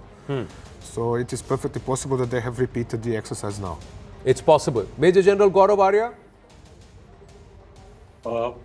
Major Gaurav Arya. Major Gaurav Arya, I beg your pardon. Yes. No. Anand, what I'm saying is that I think what they have is limited. And in fact, Donald Trump mentioned it earlier also when the case came up for India receiving the Apache helicopters that it paid for. Yeah. And that is what Donald Trump said. He publicly said that we do not have the capacity to manufacture, and people keep on saying we want to buy American weapons, but we don't know how to supply those American weapons. And this is exactly what is happening. So I agree with Tom when he says most of this is bluster. Most of what Donald Trump says, we have unlimited, nobody has unlimited weapons. Nobody has unlimited weapons. Correct. Least of all the United States of America. So I think I'll go with what Tom said. Yeah, this is a lot of bluster. But are we looking at it from just the Iranian lens because they are counter-punching so well and at a cost-effective manner? Or are we underestimating the firepower of the Americans and the Israeli? Because what the Israeli have achieved in the first few hours, nobody thought they would be able to do. So we can't take that away from them. Nobody thought that the Khomeinis would be bombed out of existence. Trump has achieved that. So he's already ticked the legacy box along with Netanyahu.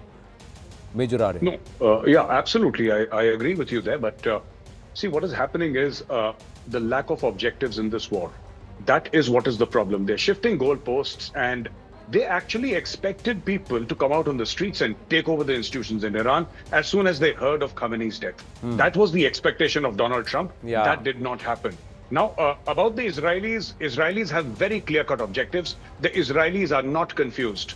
Donald Trump and his cabinet are confused. That is what I'm saying. Yeah, the Israelis know who they want to wipe out, and they're going they're going to use this Lion's Roar as an operation to try and wipe out who they. So they already put boots on ground in Lebanon. They're going to go hammer and tongs against the Hezbollah immediate threats. Ambassador Rajiv Dogra, Roxana, coming to you after this. Yes, Ambassador Rajiv Dogra. Well, I've been thinking about an entirely different track. Yep. You see, wars, whether it is 1 versus 2, 1 versus 1, have a specific criteria for judgment. For example, Russia-Ukraine.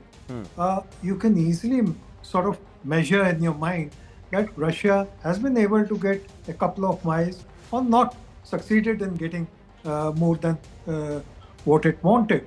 So you can call it a failure of Russia or a war being stalled or war not achieving its results. But here in Iran versus so many different actors, you don't have a specific criteria. You don't have a territorial aim by which you can judge a victory or defeat. It's all in the air. And with a man like Trump, since the goalposts keep shifting, you don't know how to judge the results of a war. But what you can, and the other complicating factor is the huge amount of censorship, whether on Iran's part or Washington's part or Israel's part. Hardly anything is getting out into the open space except what emerges through video grabs.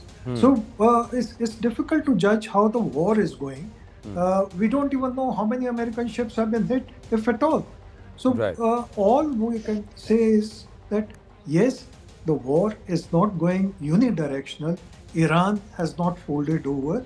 Iran continues to fight, and Iran is playing a smart diplomatic move by saying, if the latest reports are correct, that yes, we want to negotiate, but on our terms. Right. Roxana, one of the aspects is, why is it that there hasn't been the kind of outpouring on the streets the moment the Khamenei's were gone? Because that was one dynamic out of the multi-pronged assault on the regime that was being expected. Even Shah Raza Pahlavi is exalting everybody who has any Iranian roots, not just Shia, any Iranian roots, to come down and then take control of proceedings and take back Persia. That's not happening. No, that's not happening, because Prince Reza Pahlavi and Donald Trump said, you have to stay home until we call you. They are staying home because they have been called to stay home. It's not time to go out, because if they go out, they will be killed like 1.5 months ago, 40,000 people in just a demonstration. I need to mention a couple of things. There has been, who is the winner, who is the loser. Maybe we don't know how long this war is going to have to continue. We don't know who is the winner, but we know who is the loser if we don't continue demolition this regime. They have been supporting terrorist groups for 47 years. This is not to ignore. You cannot say no. They have been supporting financially and powerful. They said day one when Khomeini moved to Iran, he said, we are going to export our ideology. You are not doing with the internal problem in Iran. It's the ideology whose plan is to take over. And we see that in New York, in France, in Paris, in Germany. They are taking over, they're exporting their ideology. But who knew, who could believe that after Nazi and the power of Nazi's government, there will be a democracy after that? You cannot be quiet just because we are escaped, we don't know what's happening. 47 years they tried to negotiate with Iran. They ended up giving money to keep this regime quiet. Just see what they do. They are crazy. They don't care about any political affair. They don't care about what is written in the books. They are going to use the last missiles they have to make a chaos in the world, to bullying the government, to bullying the politicians, to bullying the countries, to stay in power. They are not going to give up, and it's not going to be good time. We are losing buildings, we are losing life, but we have been losing 47 years, many lives. This is not an internal problem about Iranians' life. This is an international and the world problem, and you should see that. We deserve democracy. Who believe that democracy will come after Germany or so many countries? This is a revolution. It has been taking long. Right, but it's a revolution that's been taking long. Trump has come out and said we are not putting boots on ground, somewhere trying to indicate that the Persian people themselves are going to be the boots on ground eventually. You are saying the call to take to the streets or come out in the open has not yet been made. They are just still saying, get ready, get ready, get ready. It's time for the people to take over. But amidst all of this, oil production has been fully suspended at the Rumaila oil field, Iraq's largest and the world's second largest oil field. So there is going to be an energy crisis that's going to be brewing, Tom Cooper. Even as the Iranians say they have not attacked Oman at all. But Oman is shutting its operations. Oman is claiming that its sovereignty has been attacked. Qatar has shut down operations. They are not going, not just LNG. All the other production they've stopped, including methanol and also urea, etc. Biggest issue, in my opinion, is the closure of Qatari LNG production, because this is hitting lots of countries hard, especially considering one does not know how long this might last. Right. And unless this is quickly solved, we are facing some very hard times, including India, which imports 20% of its or more of its energy from in this fashion. Right. Even as we speak, the IDF has confirmed that their Air Force has launched the 9th wave of attacks on Tehran. So what's going to be unleashed today, we'll have to wait and watch. Even as Iran says Trump has trillions of dollars in debt and he is eyeing Iranian oil. So is that the crux of it all? Ambassador Rajiv Dogra. Well, as I said earlier, there is so much of fog in this war that you can't come to a single judgment. You have to change your views, your assessments, your analysis, almost minute by minute. On the other hand, what we have to see is what is going to pinch us or what is coming at us. That is beyond the actors themselves, beyond Iran and beyond Israel and the United States. Because the game now is, for example, you've listed out that Qatar has shut its gas operations, Oman has shut its oil operations, Saudi Arabia has done that. Who does it hurt? It does not hurt Iran, it does not hurt Israel, or it does not hurt America. In fact, America profits out of it. Right. It hurts countries like India, it hurts countries in Europe, and that is why Europe is cautioning. In fact, some countries in Europe are saying that we are not with USA in its attack on Iran. Spain, for example, has asked American fighters to get out of Spain. Right. Italian Prime Minister has spoken against the war. Croatia has said very clearly it is not with war. I think the same may be the case with Hungary. So things are in flux, but what everyone, and here I'm talking about people at large, not just in the Arab world or the Persian world, but people, whether they are in India or in Rome or Paris, they feel that this unnecessary war is going to hurt worldwide economy sooner or later, and it will pinch us. Well, that is the crux. If it pegs back the other economies and helps shore up or bring them closer to the Trump mechanics or the American mechanics hegemony, because Netanyahu also said this, that this puts America once again front and center of the world order. That's what this war does. He said that earlier in the day, that nobody has that clarity or gumption that Trump has. These are the latest pictures that are coming in.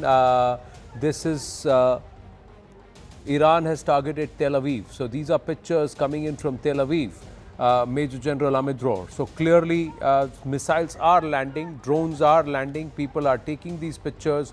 So Israel is facing the brunt. They are able to breach the defense systems and this is showing massive damage, at least vehicular damage. It's landed in a civilian area, that's what we see. Vehicles are on fire and these pictures are coming. Women are upset and they are saying, they are actually saying Baddua or I curse you. That's what they are saying. Major General. Israel, it was understood that it is a war. When you have a war, the other side is also his capabilities, and from time to time you have to take the price, and we are ready to pay the price. Up till now, it is not a high price. We have around 15 Israelis which had been killed during the 3 and around 100 injured all around Israel. It is something that we know how to live with. If we succeed to reduce the capabilities of the Iranians in the future to launch missiles into Israel and to have the nuclear project, it's worth the price. So with all due respect, this is a price that Israelis know how to take. Right. The share market in Israel is up, is not down. People understand that at the end of the war, we will be in a much better position because the weaker Iran is, the better for Israel. Right. About the change we spoke, no one can guarantee. And what we are doing is to reduce the capabilities of the Iranians as much as we can with the American or the Americans with us We achieved a lot up till now, and we will continue to bomb to bomb Iran regime and to try that the regime will be even weaker in the future. And as I said, at the end, the decision if they want to continue with the same regime or not is the decision of the Iranians. Our job is to make the regime very, very weak, and we are slowly doing it. The Americans destroy a big part of the Iranian navy, military navy, and probably we will continue. And now we are hitting Iranian command and control centers, basis of the. You have see, even if you're trying to weaken Iran, and they have been able to decentralize their command. Earlier in the day, President Pezeshkian, actually Iran has right now, viewers, banned all export of food. So they're going to try and store as much of food and granary that they can. They have also, what they've also done is they have said that we have decentralized. Each of the provinces have now got the authority to manage matters on their own. They know how to do it. So they've not just decentralized the command centers of the IRGC, but even in terms of governance across the provinces of Iran, they have gamed this. They've figured this out. Interesting development here, Major Arya and Tom Cooper, just requesting you to come in on this, that Barak Ravid of Axios. Yes, Major Amit Rod, you are Major General Amit Rod. You wanted to say something? Yes, I want to say. Yes, look, if you judge from the results, how many missiles did they succeeded to launch? How many missiles we succeeded to intercept? How many salvos they succeeded to make in big numbers? Their system is very weak and becoming weaker all the time. They didn't succeed even once to put us in a situation in which our system couldn't answer to the threat. For that you need big salvos, and they didn't succeed to produce even one big salvos in the whole 3 days of the war. Yeah, you make a very fair point, and viewers, we have to also put out and qualify here on our coverage. There is a blanket ban, or if I may say, absolute coverage or zero access to footage from inside Iran. We are not getting anything from Iran. What's coming is via the Israeli sources, and what we are getting is from Israel and some of the other Gulf nations. The pounding that Iran has received, it's all confirmations coming from the IDF. Iran there are no local upload or access of data or access of footage of what's happening in Iran and the kind of pounding that's happening in Iran or Tehran is receiving. Even as we speak, Tehran and Karaj are seeing a fresh wave of attacks from the IDF, the Israeli Air Force, which continues to own the Tehrani airspace or the Irani airspace. We'll go across and understand from Tom in a bit. But before that, big development. This Barak Ravid of Axios and also CNN analyst has come out and said President Trump spoke by phone with Kurdish leaders in Iraq on Sunday to discuss the US-Israel war with Iran and what might come next. 3 sources with knowledge of the call have told me and other reporters. What does this mean, Tom Cooper, and to our other guests? So, the Kurds being activated by the Americans. Yeah, the talk is what we call this rumors intelligence in my circles, is that the Americans are attempting to organize a mix of special forces, their own special forces, and Kurdish forces, which would then enter Iran, and this would be American boots on the ground. Something like they have organized in 2003 for invasion of Iraq, then advanced deep into northern Iraq and down to Mosul and Erbil. That they are now trying to do something similar in northern Iraq and in eastern Turkey. Right, no, because they're saying Trump spoke to leaders from 2 main Kurdish factions in Iraq. I think we've just, Mr. Major General Amit Rod has just woken up, gotten up and gone.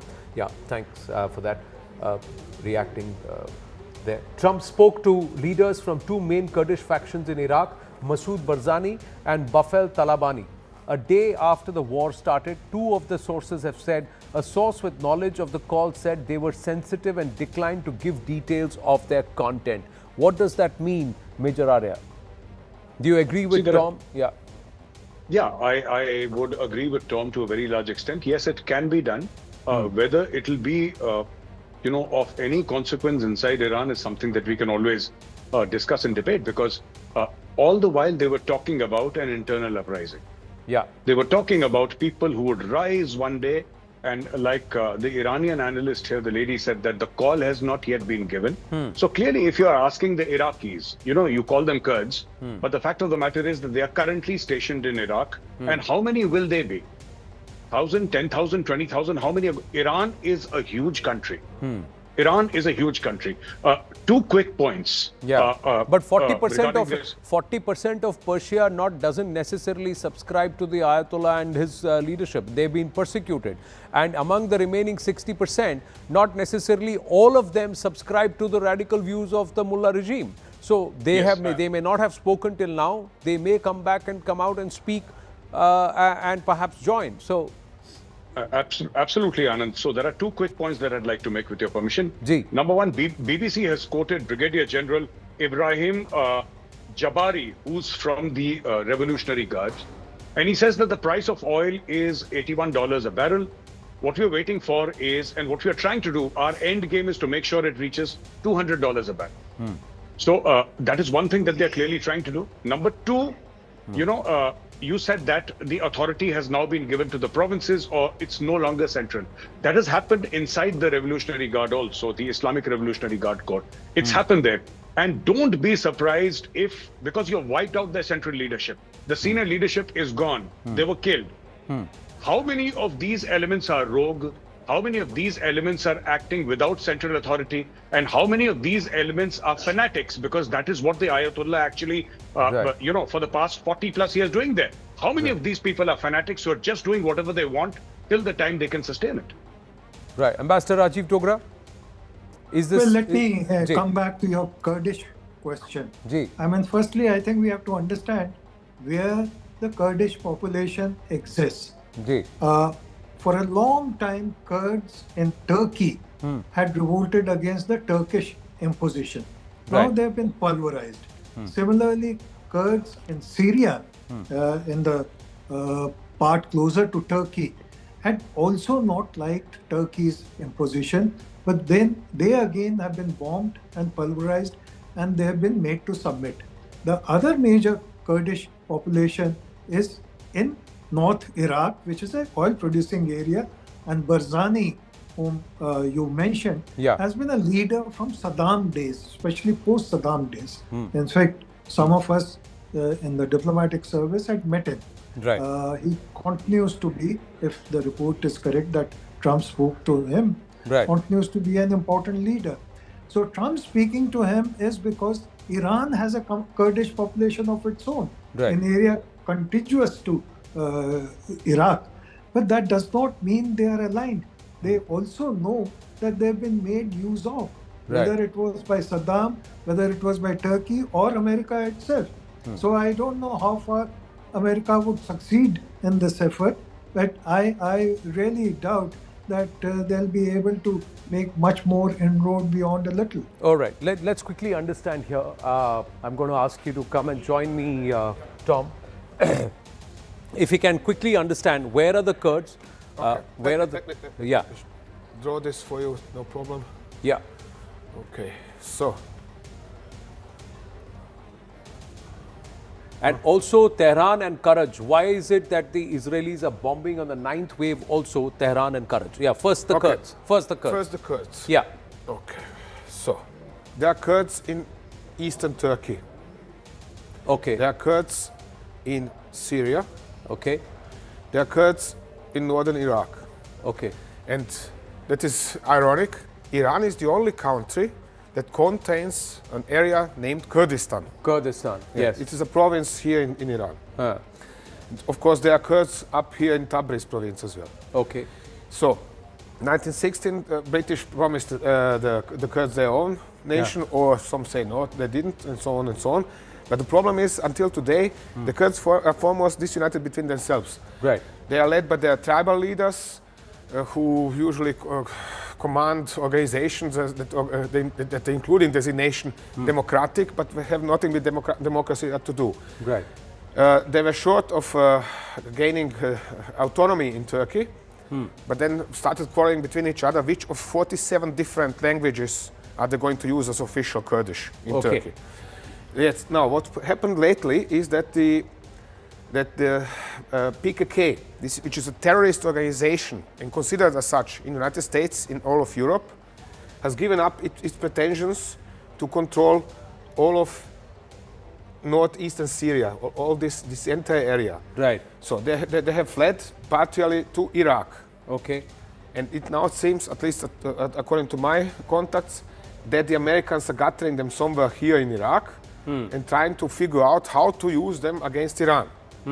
The problem is this, the Iranian offshoot of PKK, the Pajak, is not particularly popular. It's finding no sympathies in Iran at all. Right.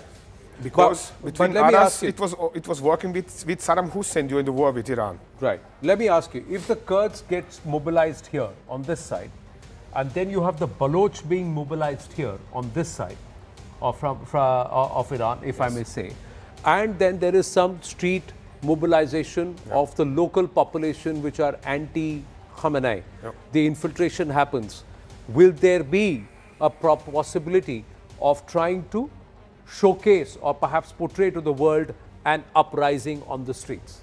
I doubt this. I'll tell you why. Iranian Kurds, whoever I ask in Iran who is well enough positioned, always says an uprising against the mullah is only going to get serious when there are troubles in Tabriz. In Tabriz? Here is northwestern Iran. Northwestern Iran. Yes. So and until now, there were no troubles in Tabriz. Even in January, when Mossad was so successful in boasting this protesting, increasing the number of protesters on the streets of Iran, there were no troubles in Tabriz. There were no troubles in Tabriz. So this means that Mossad was not successful with mobilizing Iranian Kurds. Okay, let's get Roxana Chaghini to quickly react on this, that unless there is trouble in Tabriz or an uprising in Tabriz, there is not going to be an unseating of the mullahs from the seat of power. Agree, disagree, Roxana Chaghini? I agree and disagree. Azaris and Tabriz is a very important part of Iran. They played a big role in the revolution in 1997, and we need their action. We need them to be alive. But good news is Prince Reza Pahlavi is in speak with them. There is so many news that we receive from Iran that maybe is not coming to the agencies or news TV stations and radio. We know that the things are organized in Iran more than other people out of the country know. Right. We know that we are 10 million Iranian out of the country. We know what we want. We want the democracy and we have a vision. There is a plan by Prince Reza Pahlavi. Nobody knows. God knows. Maybe it works, maybe it not works. But we cannot give up just because we are not sure. Tabriz is very important. I agree. We have Bakhtiari, we have Baluchi, we have Kurds, and there are very strong provinces that we need all ally together. Now, Mr. Trump and Israel and Prince Reza Pahlavi, they are having talk with them, and they're because everybody wants mullahs out. This is an Akhund cult, and just imagine. They have no ally. They are attacking all Arab countries. They have no religion, moral limitation. They are attacking Israel. They are attacking USA. And just imagine if they have nuclear weapon. They are going to attack the whole world. They are planning for that for 47 years. And they are very strong. I agree with the gentleman that we don't know because there is no leader anymore, but everybody can lead. Everybody can decide. We know that. There is a price to pay, and we are willing to pay the price. Iranian people are paying the price. Now it's time the whole world get together and stop this Nazi of 2026. They are Nazi. They are Hitler of the time. They have an ideology, and they want to take the world. I agree with that. We need Tabrizi. We need Azari. That's right. Right. I've got limited time. Can you just delete this and let's just zoom in on Tehran and Karaj? Why is it that Tehran and Karaj are being attacked right now? What is the target? Tehran and Karaj is not so far away. Karaj is not so far away from Tehran, is it? Yeah, Karaj there you go. Here. So there is Tehran and there is Karaj. So why are they being attacked? So let me mark this on the... Yeah, use the pink because that's visual. It's readable. Blue? Yeah, blue box back. Okay, then let's do it in blue. Okay. So, Karaj is firstly a site of one of the major radar stations of the Iranian air defense. Okay. There, furthermore, there are several factories for manufacture of ammunition, missiles, and so on. So can we say here this is radar stations, and also munitions? Exactly. Okay. So that is why Karaj is being attacked by the Israelis. Essentially. Okay. If the Israelis and the Americans want to approach Tehran in order to bomb Tehran, they have to first neutralize air defenses in Karaj. So there is a concentration of air defenses in Karaj. And why bomb Tehran? Well, in order to hit, for example, the regime, as we have seen them reporting in their videos today. So that means, why is that important?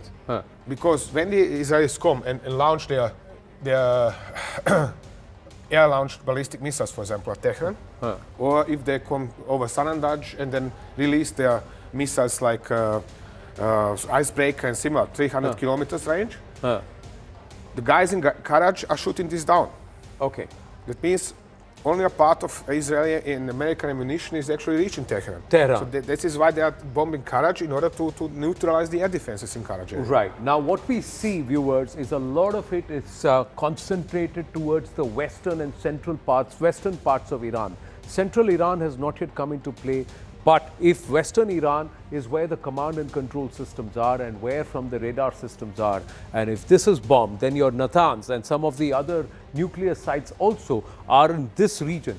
Now, if they are able to try and strike and neutralize this force and pummel even the remaining leadership that has stepped in place of Ayatollah Ali Khamenei, then what happens is there a vacuum. Is that time very close when Israel will and Shah Reza Pahlavi will urge the Iranians to take to the streets, and nearly 8 to 10 million Iranians who are spread across the world will also come back to Persia. We'll have to wait and watch. To all our guests, thank you very, very much. Have to wind up. We've run out of time, but the coverage continues. Brass Tacks with Zakir Jacob up next.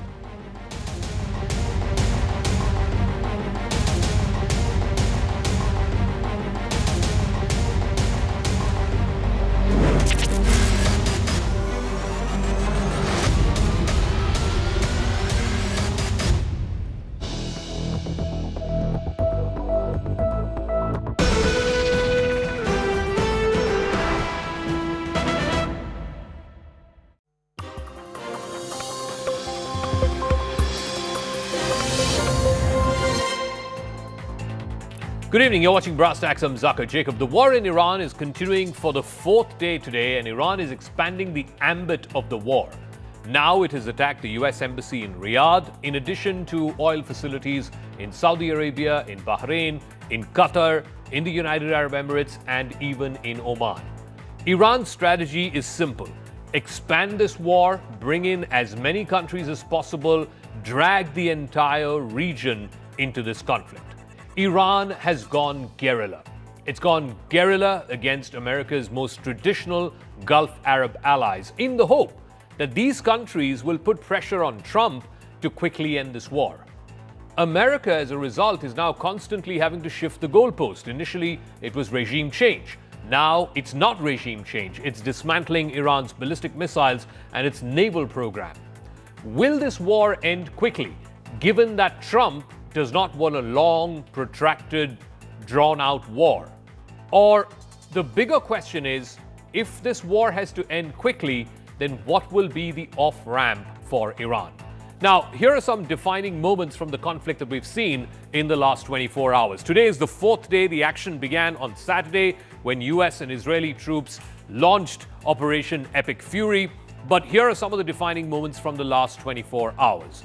Two drones, and this happened early this morning, two drones struck the United States Embassy compound in the Saudi Arabian capital, Riyadh. There you go. This was the first time that Riyadh was struck. Yesterday, an oil facility, an Aramco oil facility was struck. But this was the first time the capital of Saudi Arabia was struck. There was a limited fire and minor material damage that happened to the embassy compound. The embassy had to be shut today. President Donald Trump said that the U.S. response to the embassy attack would be clear soon, meaning that there will be some form of retribution. That's not the only attack that happened today in Saudi Arabia. A fire broke out at the Fujairah oil industry. This was in the UAE because of the falling debris from a drone interception. That happened again in the United Arab Emirates. They've had their hotels, their apartment buildings, their residential complexes targeted over the last 4 days. Now it was an oil facility there. Also in Iraq, in central Erbil, there was a hotel that came under fire. It was a coordinated drone swarm attack launched from Iran onto this hotel in Erbil in Iraq. This hotel apparently was being used as a clandestine barrack for American troops and for American contractors. So a wide range of countries. There was also an attack on an oil field in Bahrain today. So whether it's the UAE, whether it's Saudi Arabia, whether it's up north in Iraq, a whole bunch of these Gulf Arab countries, many of whom are American military and treaty allies, have been attacked over the last 4 days. So the question is, what is Iran trying to achieve? Now, we'll get to that in a second.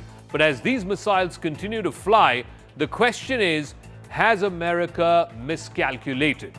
Or have they truly justified their actions? Or has it simply plunged the world into another unpredictable war? First, you had Donald Trump, the president, on the night of the campaign. On Saturday morning, India time, he came out and he spoke to the world. He launched this war by saying that when the American operation, the Israeli operation is finished, you come and you take over your government. He was appealing to the people of Iran, clearly in an attempt for them to overthrow their government. The message was clear. America was openly calling for regime change. Then, yesterday evening, the Defense Secretary, the Secretary of War, Pete Hegseth, stepped in, signaling a slight shift. He said, and I quote, "This is not a so-called regime change war, but the regime did sure change." Now, suddenly the official line was that this is no longer about overthrowing the government, even as the leadership in Iran was completely decimated. And then subsequently, yesterday in a congressional hearing, Secretary of State Marco Rubio said that this operation was purely a military one. He framed it in purely military terms and said that it was to eliminate the threat of Iran's short and long-range ballistic missiles and to decapitate the Iranian Navy. No longer about regime change. It was about specific focus on naval capabilities and reducing missile capabilities. The focus is now moved on to neutralizing Iran's capabilities rather than political goals like regime change. So the American message has changed over the last 3 or 4 days, from regime change to denial of regime change to a defensive mission, leaving both allies and the American public scrambling to understand what America's objective is in this Operation Epic Fury. The Department of War launched Operation Epic Fury, the most lethal, most complex, and most precise aerial operation in history. We didn't start this war, but under President Trump, we are finishing it. Their war on Americans has become our retribution against their Ayatollah. If you threaten Americans anywhere on earth, we will hunt you down without apology and without hesitation, and we will kill you. I don't understand what the confusion is. Let me explain it to you. The United States is conducting an operation to eliminate the threat of Iran's short-range ballistic missiles and the threat posed by their Navy, particularly to naval assets. That is what it is focused on doing right now, and it's doing quite successfully. I'll leave it to the Pentagon and the Department of War to discuss the tactics behind that and the progress that's being made. That is the clear objective of this mission. So the tensions in the Middle East are having a spillover effect, and it's triggered politics back home as well. The opposition, ever since the confirmation of Khamenei's killing, has been up in arms against the Modi-led government, condemning its silence on this issue. They say this pertains to the sovereignty and territorial integrity of another nation state. In a detailed editorial piece penned by Sonia Gandhi, the former Congress president, she has called the silence of the Modi government an abdication of principles.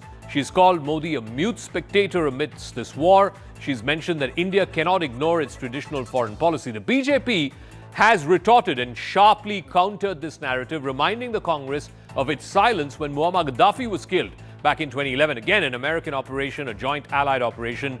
This was in Libya. Also, the change of guard in Iraq, where Saddam Hussein was hunted down after Operation Desert Storm and then hanged to death after a sham trial.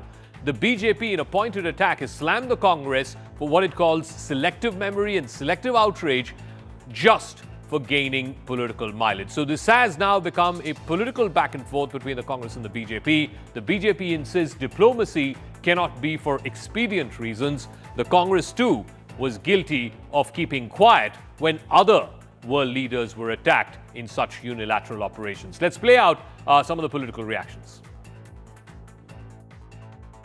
The government of India should decide on which side they stand. We had the spine, the then Prime Minister, whether it is Dr. Manmohan Singh or whether it was Srimati Indira Gandhi ji. They addressed the American press in front of their presidents and said that America was doing wrong. Where is that spine now? Where is the Prime Minister? Why is he so silent? Mr. Manmohan Singh had the courage and had the weight to speak in the US that the US invasion of Iraq is wrong. Foreign policy is in shambles. They don't know how to conduct foreign policy. And the Prime Minister thinks hugging foreign diplomats is foreign policy. All right, I want to first go across for a political face-off on this. R.P. Singh is national spokesperson of the BJP. Dr. Shama Mohammad, the national spokesperson of the Congress Party. Navdeep Suri is former Indian High Commissioner to Egypt and the United Arab Emirates. Wael Awad is a senior journalist and a Middle East expert. And we'll also be joined by Riven D'Souza, who's the managing editor of the Times Kuwait. Of course, a lot of Indian expats there having a difficult time. But let me start with the political spokespersons first. R.P. Singh, so Sonia Gandhi has written this opinion piece. She has said that this is not silence, this is abdication, and that she's also pointed to the fact that just 48 hours after Prime Minister Modi left Israel, the Israelis and the Americans have done this joint strike and killed Ayatollah Ali Khamenei, and not a word of condemnation from the Indian government. Please respond. Well, the Prime Minister has constantly called for a restrained dialogue and diplomacy, and then that's very clear that we are talking about the dialogue between Iran and between the America and Israel. So what else? But problem is that they see the foreign policy through the spectacles of the vote bank politics here. I mean, I'm very sorry to say that they can't go beyond this, and I'll just play a small video. Probably you can hear this. This is the reason that they.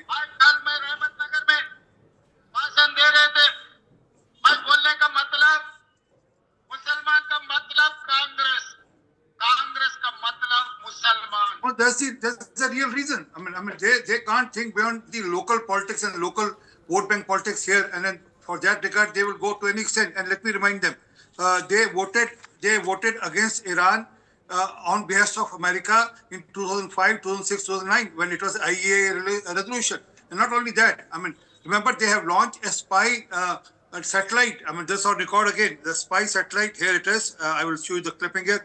India launches Israel satellite to spy Iran. I mean, this was there, and this I checked thrice with various other sources. And this is true that in 2008 they did that. So it is their suitability. And again, Prime Minister of the country is very clear that peace should be there and then negotiation should happen. Okay.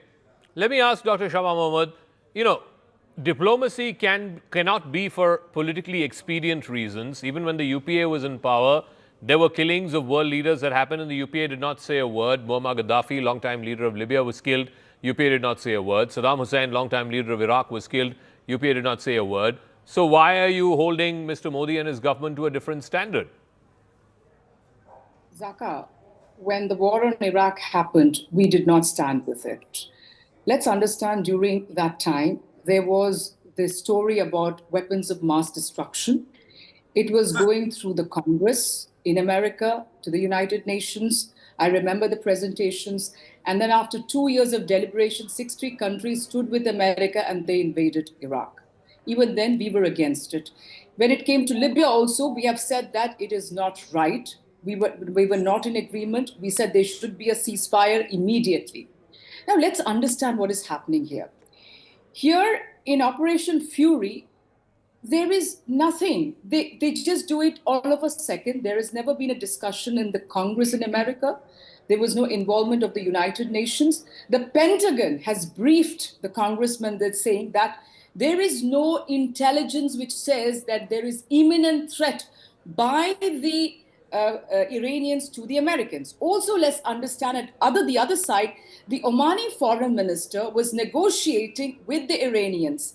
And the Iranians clearly said that they will not keep any of the stockpiles of the enriched uranium and they will not make a nuclear bomb. So these things were going side by side, and all of a sudden they attack, they kill the Ayatollah. It's not that I am a fan of the Ayatollah or any of it. But No, my issue, I was coming to exactly that. Why are you seemingly defending a man who was the...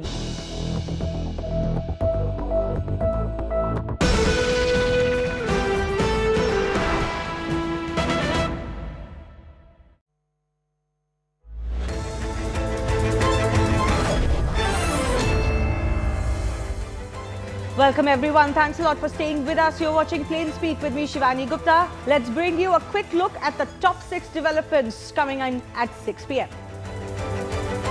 In a fresh satellite imagery, the IDF shows precision strikes on Iranian leadership compound. Numerous munitions dropped on the presidential office. Latest footage shows destruction to Dubai's Jebel Ali port. Plumes of smoke were seen rising from the port as Iran continued its retaliation. Iranian missiles struck the Beersheba tech area, damaging buildings near a major technological park. Reports indicate that a facility linked to Microsoft was amongst the sites impacted. War escalates and so does the casualty number. Iran says death toll from US-Israel strikes rises to 787. India expresses grave concerns over the West Asia war, says 1 crore Indians work in the Gulf and security and stability of the region impacts Indian economy. Oil Ministry says it will source petroleum products through non-Strait of Hormuz routes. Qatar and UAE lash out at Iran over the continuous missile strikes on civilian areas and critical oil infra projects. UAE reiterates it is fully prepared for war and it can fend off aerial threats for an extended period.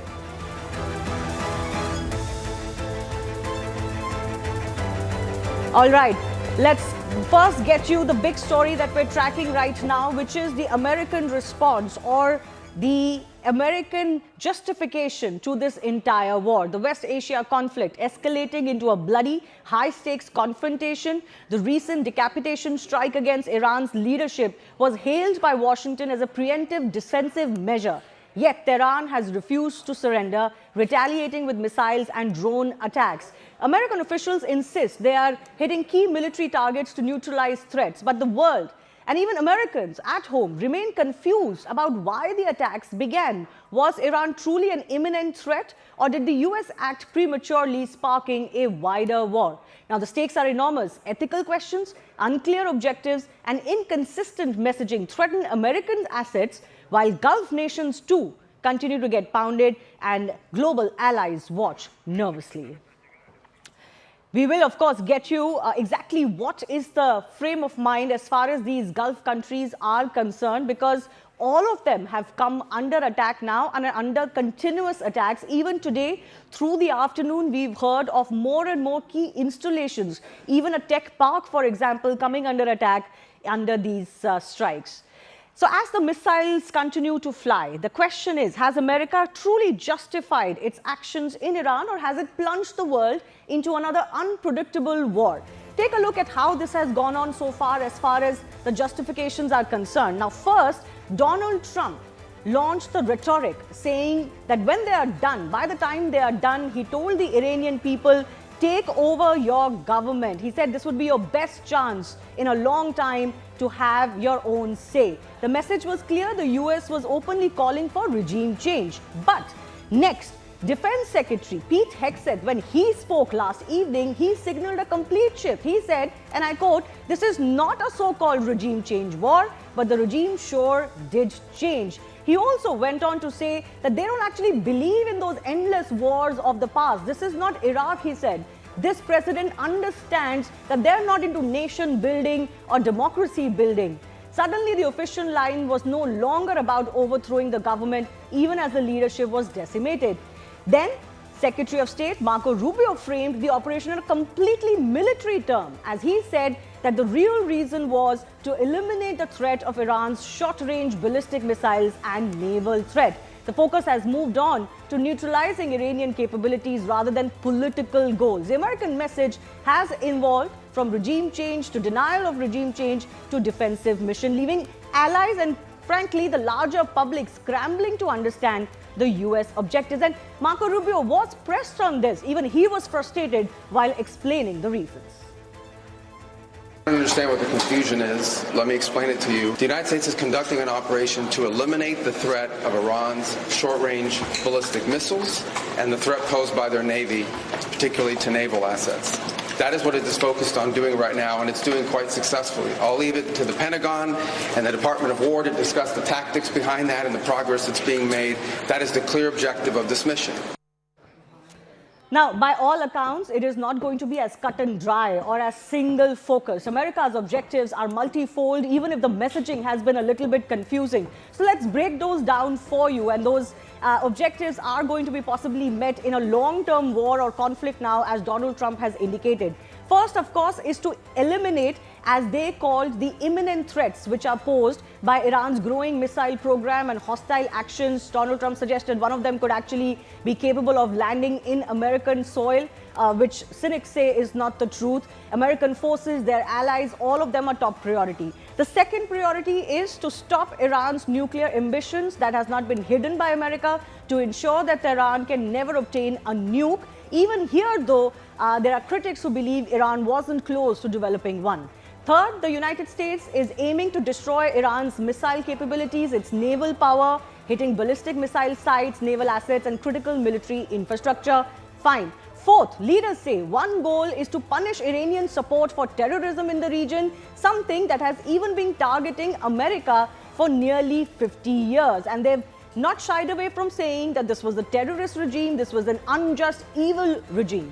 Fifth, the campaign is meant to stop Iran's wider power projection across the Middle East, limiting its influence and ability to destabilize neighboring states. And finally, the operation is a means of supporting the destruction of key Iranian leadership that can't be ruled out. And of course, that is something that they had started off with, giving that hope to the Iranian public. Donald Trump said, "I promised help to the Iranians and I have delivered on that." With so many aims on the table, though, the debate is whether these objectives can be achieved without a prolonged regional conflict, which everyone would want to avoid. But the big question is also this today. Was America pushed into the military action and abandoned the talks that they were holding only because Israel pushed them? Well, US Secretary of State Marco Rubio's statement certainly seemed to suggest that, and Iran has latched onto it. So take a look at what Marco Rubio said. He said, "We knew that if Iran was to be attacked, even by someone else," he's talking about Israel here, "they would immediately come after us, and we were not going to sit here and absorb a blow before we responded." So he basically suggested Israel gave us no choice. They were going to attack. We absolutely had to become a part of it. And look what Iranian foreign minister said. He says, Rubio admitted what we all knew. US has entered a war of choice on behalf of Israel. Shedding of both American and Iranian blood is thus on Israel firsters. He said this is Israel first policy, not America first. He also added, American people deserve better and should take back their country. Listen in to what Marco Rubio had said. This statement could well become an albatross around the neck of both US and Israel. There absolutely was an imminent threat, and the imminent threat was that we knew that if Iran was attacked, and we believed they would be attacked, that they would immediately come after us. And we were not going to sit there and absorb a blow before we responded, because the Department of War assessed that if we did that, if we waited for them to hit us first after they were attacked, and by someone else, Israel attacked them, they hit us first, and we waited for them to hit us, we would suffer more casualties and more deaths. We went proactively in a defensive way to prevent them from inflicting higher damage. Had we not done so, there would have been hearings on Capitol Hill about how we knew that this was going to happen and we didn't act preemptively to prevent more casualties and more loss of life. Right.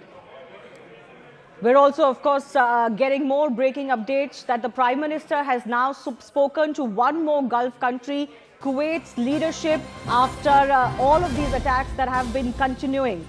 So he's, remember, spoken to UAE and other countries in the last 2 days. He has now spoken to the Premier in Kuwait as well. This is the big update that we're getting right now. We'll get you details as we get it as well. So he has spoken to the Amir of Qatar, and there have been earlier talks with the other leaders as well. Remember, Prime Minister Narendra Modi has been consistently condemning the retaliatory strikes by Iran on these Gulf countries, particularly targets which are civilian in nature or key infrastructure. And that has not gone down well either with the Gulf countries or with their allies. And India has definitely stood with its Gulf country allies in this hour, condemning the unplanned attacks from Iran, not just against US bases alone, but also attacking civilian infrastructure, those living in residential buildings, hotel buildings, airports, while people were there inside airports, etc. I am also joined by Sanjay K. Verma, former Indian diplomat, joining us. Sir, your first comments on the Prime Minister speaking to so many leadership of the Gulf countries. One more Gulf country that he has spoken to today, clearly setting out an agenda as far as India is concerned. Prime Minister Modi has one thing on his mind, and that is the safety of India's citizens spread all over the Middle East. And that is why he is connecting with all the leaders in the Middle East to seek their assurances that Indians will be safeguarded. Second point, which is extremely important, is when it comes to a regime change, which you mentioned a little early, regime change doesn't mean just taking out a leader. That regime has been there for last 40 years plus. And therefore, the entire structure of the government is the regime. I don't think that objective has been reached. And just knocking out the supreme leader of Iran does not really mean changing the regime. Just hold your thought there. I'm going to come back to you, sir, on your thoughts on the messaging that we've been seeing from America and how other countries would be perceiving it, including their domestic audiences and opposition to Donald Trump in America. I want to go across to my colleague Akansha also, who's joining us. Akansha, give us the latest on the conversation that the Prime Minister has had. Right. So it's very important to highlight that while Prime Minister Modi has spoken to the Emir of Qatar, Sheikh Tamim bin Hamad Al Thani, he's not just condemned the attacks on Qatar, but he's also thanked the Emir for his support and care of the Indian community in Qatar. Now, there's in fact a significant Indian diaspora over there, and Qatar happens to be one of those liberal, moderate Islamic nations, not just apart from being a US ally.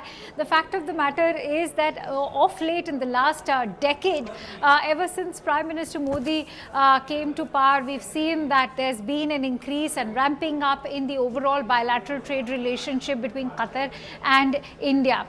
In fact, there are several economies that are now closing down to expatriates, and apart from the fact that when the H-1B visa crackdown started happening, people were inadvertently looking towards the Middle East, and Qatar was one viable option. So that apart, let's talk about the oil trade. Qatar happens to be one of our largest LNG suppliers, and that in itself is a growing worry given that the Strait of Hormuz has been locked down by Iran. So it's important that India stands in solidarity with one of its key bilateral trading partners. India has in fact been very supportive of all of these US allies, given that India's stance on terrorism has been amply clear that any form of terror or any form of violence or violent retaliatory measures will not be supported by India. And Prime Minister Modi has always urged for dialogue and diplomacy to take place, as has been the statement of the MEA as well. Yes, and as it is not lost on anyone, we've got a large population of Indians working and living in these countries. So in the last 48 hours, the Prime Minister has spoken to leaders of UAE, Israel, Saudi Arabia, Jordan, Bahrain, Oman, Kuwait and Qatar. 8 countries in total, 7 of them being these Middle Eastern countries, of course, barring Israel, that the PM was also visiting just before this attack began. Sanjay K. Verma, former diplomat, continues to be with us. Sir, I'm coming back to you. Now I want to focus a little bit more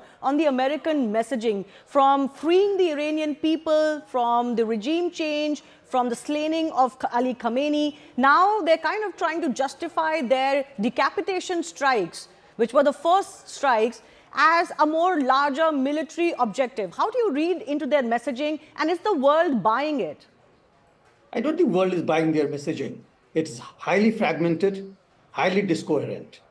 And the reason is basically that probably the reasoning and logics were not put in place before they went into this war. And therefore, the messaging is also coming out as something which is incoherent. But there again, if the key objectives were to be achieved in a couple of days' time, that was the initial messaging. Why is it taking so long? And which means it was not only the narrative which was miscommunicated or misconstrued, but it was also the strategy which had to be reconsidered as something which was amiss. And you know, Marco Rubio's statement, which I also read out a short while ago, where he said, we knew that if Iran was to be attacked, even if by someone else, we'd have to be a part to it. And that simply points to Israel. Is this something that is going to mount some internal questions against the Donald Trump administration, given that, you know, you have to give very clear reasons as to why you are invading or attacking a country? If imminent threat was the reason, Iran now says, this suggests there was no imminent threat to America from Iran. See, US being a beacon of democracy, as they always call themselves, the entire thing is anti-US constitution as well. The strike should have had gotten the nod from the Congress. They had not got that. So therefore, even from the US legal point of view or constitutional point of view, the strike was missing a few legalistic points. When you come outside the US, you look at Europe. Europe is no more buying what US is saying as the narrative.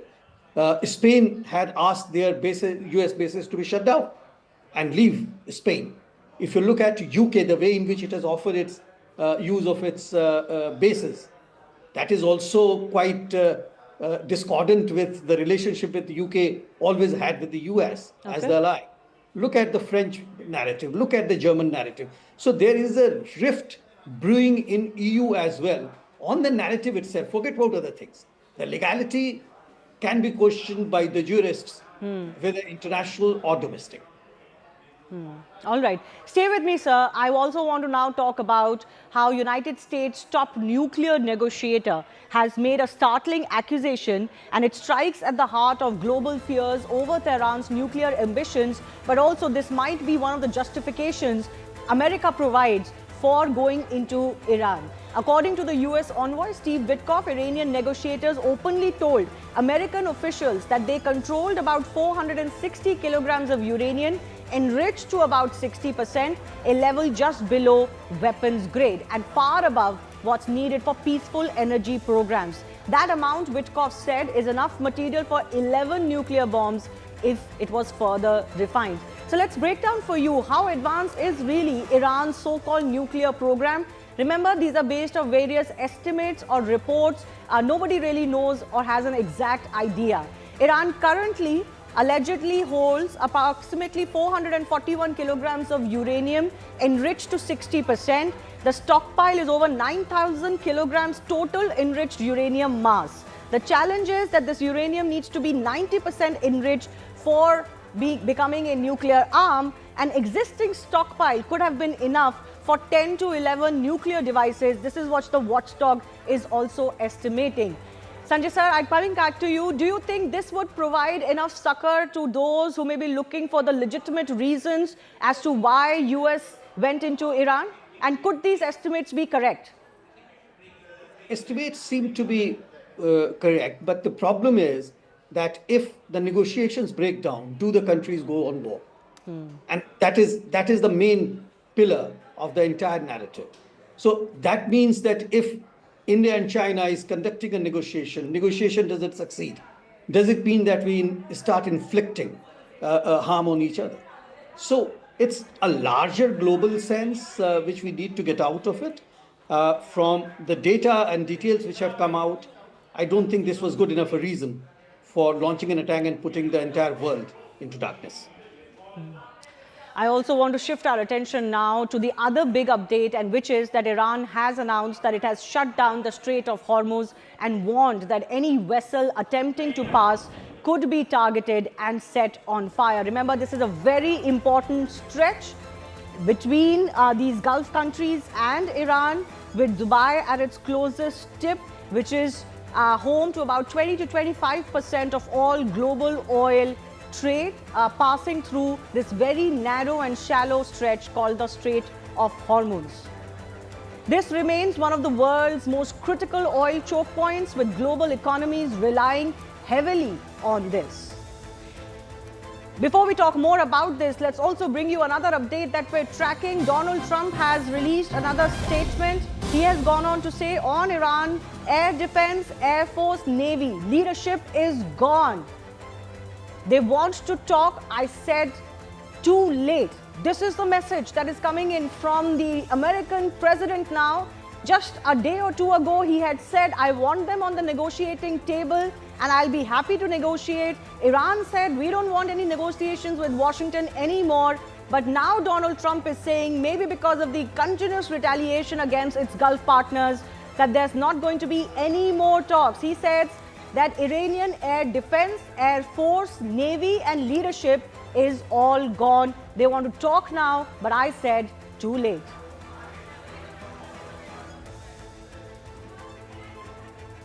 We'll also get you more as far as this latest statement is concerned. Is this closing the doors? Is it shutting the door on any negotiations with Iran anymore?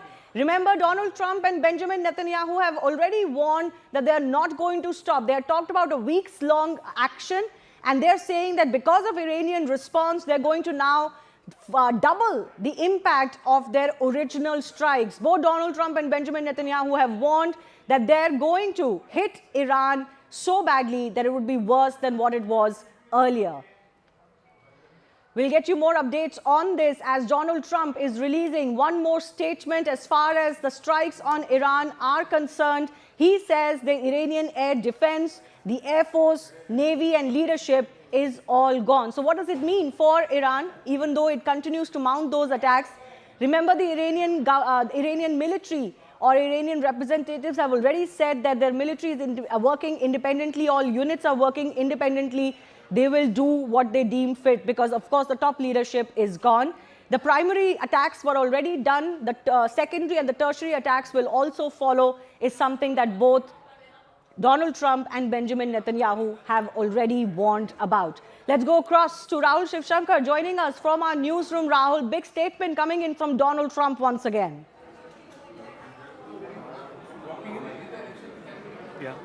Yeah, we'll go across to Rahul in just a bit, but we're showing to you on your screen the latest statement that has been released. This is a written one. Of course, in the past, he has not only released written statements, but also structured bites that he has released earlier. Rahul is back with us. Rahul, if you can hear me, big statement coming in from Donald Trump. Yeah, very big statement. Look, many people were thinking that the fact that he had assassinated or decapitated the Iranian regime and the 50 leaders, that would be sufficient for Donald Trump to come out and claim victory and call an end to this campaign and say that, look, I've achieved what I wanted to, and tell the American people that he had done what no other American president had done since 1979, though they had tried. But that is an option that he has foreclosed by suggesting that he's not in any mood to negotiate with the Iranian regime. And this is exactly what I was saying. If this war is to have any meaning or any real end to it, there has to be regime change. So once again, you're seeing a sort of flip-flop, because Trump first said that I'm not interested in regime change. Then he went on to say this is about regime change.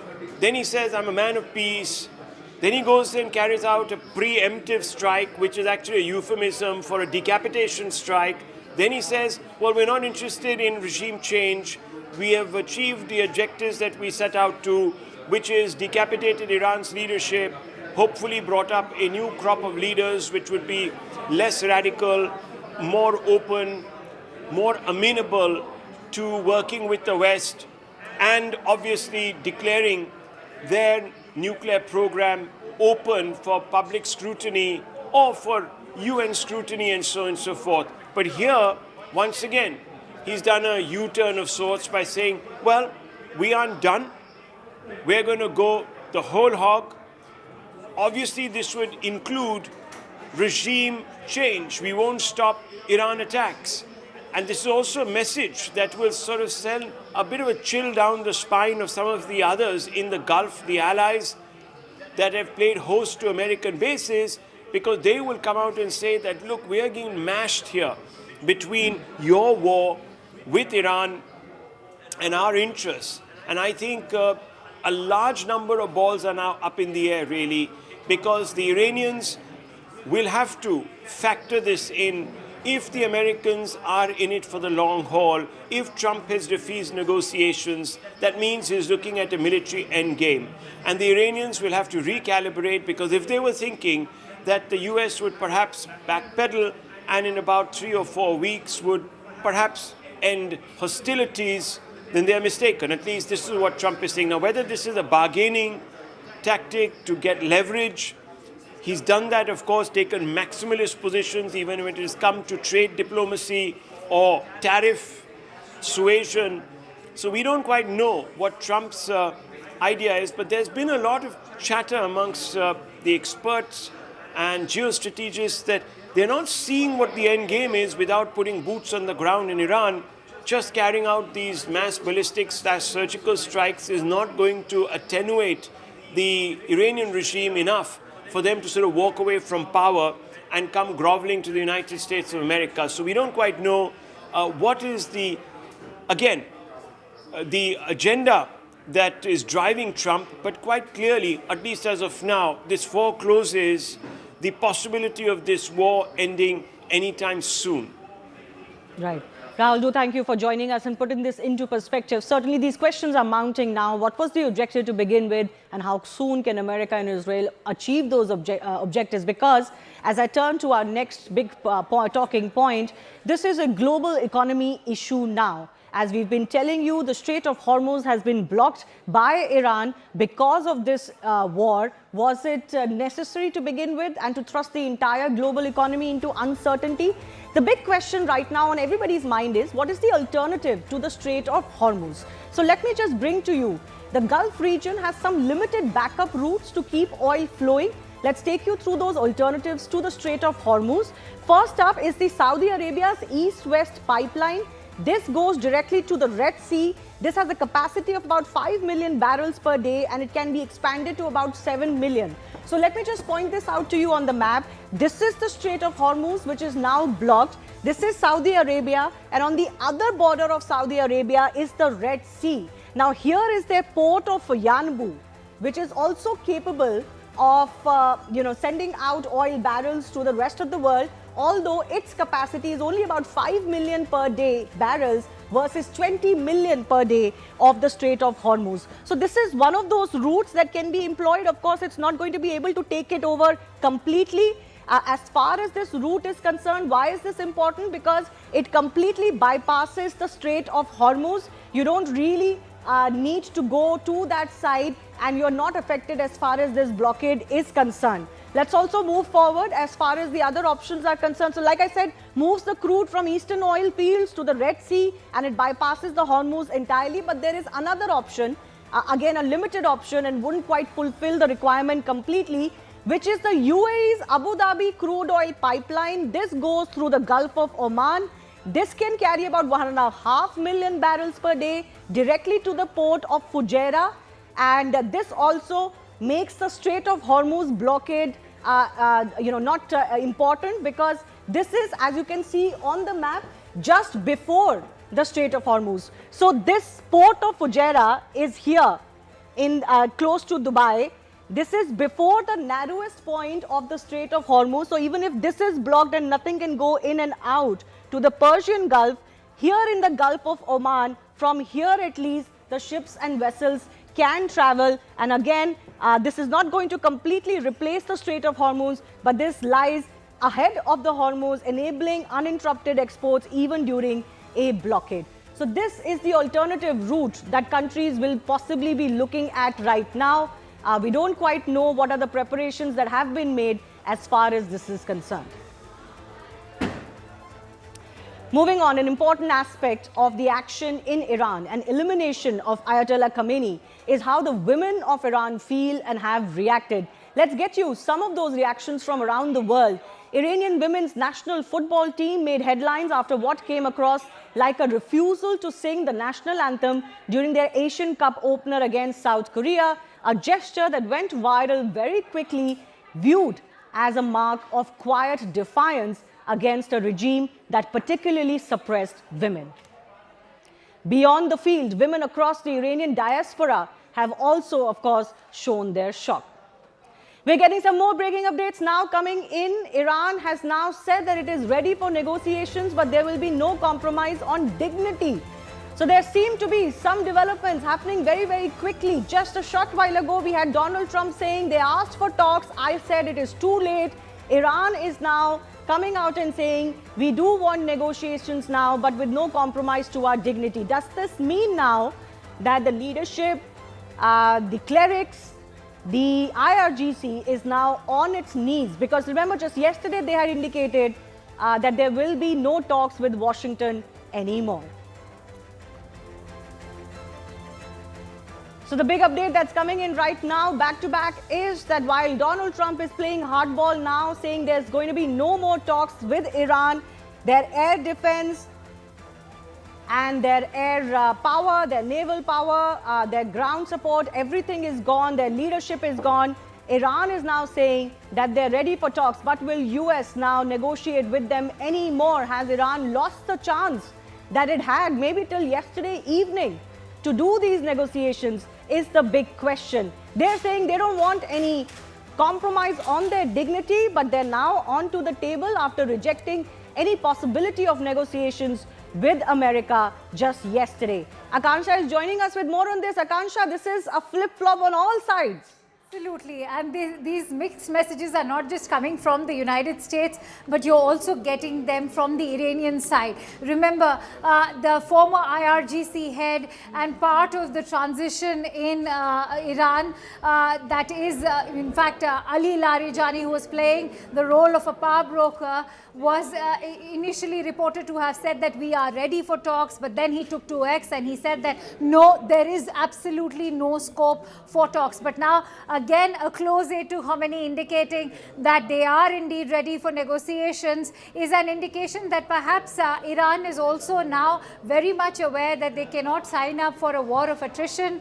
As we all know, we've been debating that Iran is finding itself extremely isolated. Look at their allies. They are nowhere around, whether it is North Korea, Russia, primarily China, one that is actually exchanging technology, providing them with intelligence as well, has in fact completely backed off in terms of providing them with any assistance, and that's a classic China playbook. But that aside, initially there were indications coming from the United States also that there could be a scope for negotiations. Sorry. But as you rightly highlighted, Donald Trump has already ruled out that possibility now. Shivani. Yes. So what does that mean as far as the end of this conflict is concerned? Akansha, that will be the big question, isn't it? Everybody would want that maybe they can get onto the table and agree on to certain terms. That's going to give Iran, in fact, if you look at the upper hand, that clearly is in the hands of the United States and also of Israel, because now US is going to be in a position of strength. They will ensure that they dictate the terms and conditions of a more moderate sort of a government, even if it were to be with the IRGC or say the Shia Islamic Cleric Council to be a part of that transition. Absolutely. So we'll wait and see what could be the terms, if at all, and would there be a different Iranian regime now? Time for a very short break. My colleague Anand is joining you on the other side.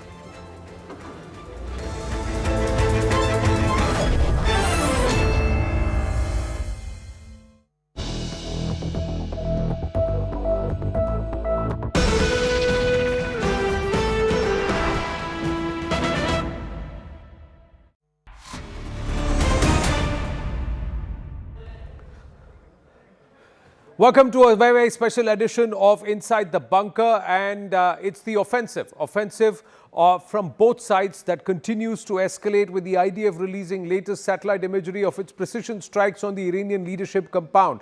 Now the conflict has entered a dangerous new phase, with Iran shutting down the Strait of Hormuz, which is a channel for 20 to 30% of global oil supply. Meanwhile, the US and Iran too continue to mount the offensive against each other across land and sea.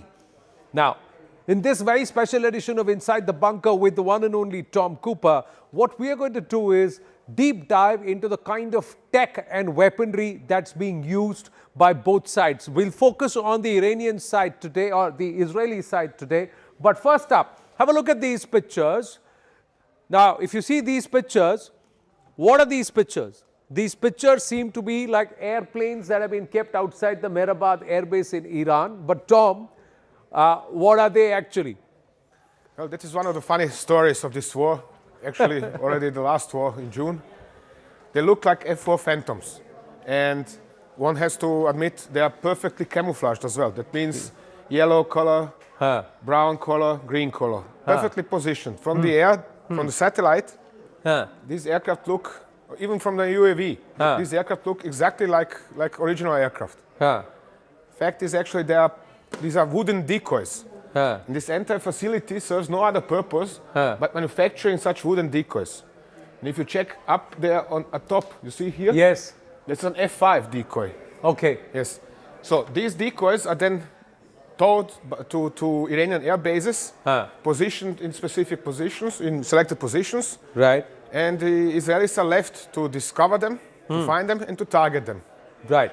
To waste their ammunition and time and so on. Right. So this is, as you can see, these are 2, 4, 6, 8, 10, 11. Entire squadron word under apostrophes of F-4s. Yeah. Which are existent for no other purposes but to fool the Israelis. Fool the Israelis. Yes. And do the Israelis get fooled? Yes, they do. I can even show you a specific example if you show me the Google Earth map again. Right. Last year we have seen Israelis striking 2 F-14s at Mehrabad Air Base, not far away from where this workshop is. Okay. So they have destroyed one F-14 and we're very happy about this. Right. We'll try and pull that up in a bit. We don't have it at the moment. We don't have the map there. But this edition of Inside the Bunker, what I want to do is for you to explain to our viewers very, very clearly what is the kind of weaponry that's being used. Yes. So let's start with the airplanes. One of the first things that stood out for me is that you said that the Israelis are not going into the Iranian territory, but they have aircraft that can fire missiles right into deep into the Iranian territory from the Syrian skies or the Iraqi skies. Yes. Right. Now, let's start with this. This is the F-15D. What is the F-15D? This is originally F-15 was developed as an air superiority fighter, which means an aircraft made to fight air combat, only air combat, nothing else. So over the time, Israel experienced ever less resistance in the air. Therefore, it started converting its F-15s into fighter bombers. That means it started equipping them with bombs. So now the latest development, latest modification for Israeli F-15Ds, these are 2-seat, as you can see, 2 ejection seats. Here is also SATCOM antenna. Right. Latest modification for this aircraft is air-launched ballistic missile, which is a huge weapon, as you can see it here. This is a Black Sparrow, or one from the Sparrow family of weaponry. It consists of a booster, which is accelerating it, and the actual warhead and re-entry vehicle. Right. So I suspect that this is one of the aircraft that was used or deployed to kill Khamenei, for example. This could be the aircraft that was used to kill Khamenei. Why do you say that this could be the aircraft that was used to kill Khamenei? Because the first strike, the opening strike of this war, was for the Israelis to deploy such weaponry to hit Khamenei. What is this weapon? What is this? This is, I said, this is the Black Sparrow, one of the Sparrow, weapons of Sparrow family. It's dropped down from the aircraft. Okay. And then it accelerates on its own. Accelerates on its own, and then it is not easy to launch. This is not just you fly straight and then you drop the weapon and it flies away. But the aircraft also has to accelerate to specific speeds and climb. So it's launching like this. Okay. The aircraft, the missile continues on its own. So as the aircraft is launching, the missile moves forward. The missile goes. The aircraft is best launch position is for the aircraft to be climbing. Climbing. Yes. So the weapon separates and then the engine turns on. Turns on. And flies ballistically. Ballistically. And this is also GPS marked precision in terms of 99%? Of course, all the possible gadgets in order to make it as precise as possible. We have seen this weapon, by the way, deployed last year for the strike on Hamas negotiators in Qatar as well. Right, and it's a fast aircraft because it goes up to Mach 2.5 and it's got twin engines, F-100 engines. So that means there is always the option of if one engine is hit on a single engine, the aircraft can actually Of course. It has lots of survivability built into the aircraft. But the point is, foremost, F-15 is big enough to carry such a weapon. Right. The next point is, this is one of the weapons that India has recently purchased or ordered from Israel. Okay. This is principal reason why I'm showing it. Because in the future, India is going to have similar weapons integrated on its own. So we've come back another one, big development, even as we'll go back to the tech aspect of it. That's the Sparrow that we've bought. But diplomatic engagement is more important for peace. Even as Prime Minister Narendra Modi, he has spoken to 8 nations already, including Israel and Oman. But he's also come out and spoken to the Sultan of Oman, and he's condemned the sovereignty violation of Oman. So Bharat is very closely, not openly making statements, but calling up nations and saying that it is important to engage and you cannot disturb the sovereignty or attack the sovereignty of neighboring nations in a war that you're fighting with a distant enemy. Somewhere this message coming across and saying that this sovereignty violation is not correct. This is even as Oman, Qatar and some of the other nations are slowly shutting down their facilities in terms of for safety, exactly trying what Iran is trying to do. But Iran is not making friends here. Bharat has got engagements, it's got a lot of trade and also Bharatiya people who are working in these countries. And that's why not just ensuring the safety, but also calling and saying, we respect your sovereignty and anybody disturbing or impinging on this sovereignty is not right. And it obviously will not create a place for dialogue. Let's go back now. After that update, let's quickly go back to the other conversation that we were having. The F-15D and the Black Sparrow from the Sparrow family. This is a warhead or weapon head that we have tried to now acquire. And this will be fixed on our Rafale or the Sukhois? Probably on Rafale. On the Rafale. And it is already in service in India. It is already in service in India. On Mirage 2000s. On the Mirage 2000s. It's called Spice. This is the Spice. Okay. So this is the Spice, and that was the one that was used in the Balakot operation. For example. Yes. Yeah. This is also already one of the weapons already in service in India. Python. Python, yes, that's the Python. Python or Spider when launched from the ground. Python or the Spider. Let's look at the next aircraft, the F-16C, air-to-air, air-to-ground missions. Speed is about Mach 2, F-110 or F-100 engine. engine. And yes, and one of the most produced 4th-gen fighters. Yes. So the Israelis are also pressing this. What's unique about this? Well, unique is this versatility. This is an older variant, arguably, but you can always add more advanced weapons on it. And again, if you launch Spice from a shallow climb at full acceleration, it flies very, very far away, up to 200 kilometers away. Now, it also seems to be able to carry more payload. Is that true? Because it's a single-engine aircraft?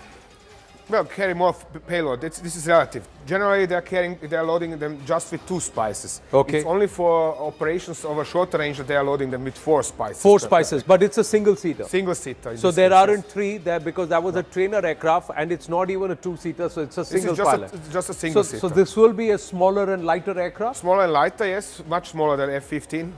Roughly 50% smaller. Yeah. But very nimble. This is comparable. Actually, Rafale is superior to F-16. Rafale is superior to F-16. Another one which is a tried and tested and which actually works for us viewers is the Sukhoi Mk-30I. Now this is also part of the Israeli Air Force. Somewhere the Russians seem... Indian Air Force. This is also part... This is the Indian Air Force. Yes. This is one of the latest sub-variants of Su-30 Mk-I. Okay. Again, Mark II, is it similar to the F-16D? Yes. It's just bigger. It's just bigger. And more powerful in regards of engines than the F-15D in particular. Also 2-seater. You don't see the second seat because it's under the cockpit. Under the cockpit, okay. And this is now the latest sub-variant, recognizable as such, but 2 antennas here and here, which are enabling it to be linked to the ground stations, to the entire integrated air defense system of India, and to transfer the video feed from the ground up to into the cockpit of the aircraft. It means whatever the ground station knows, the crew knows it as well. I have shown it here. This is a color profile I drew with my hand. Yeah. With Darby air-to-air missiles, also of Israeli origin. So it was also, this weapon was already integrated on this system, on Su-30. On the Su-30, despite these weapon systems being newer compared to the aircraft, which is much older, but this aircraft was able to carry or adapt.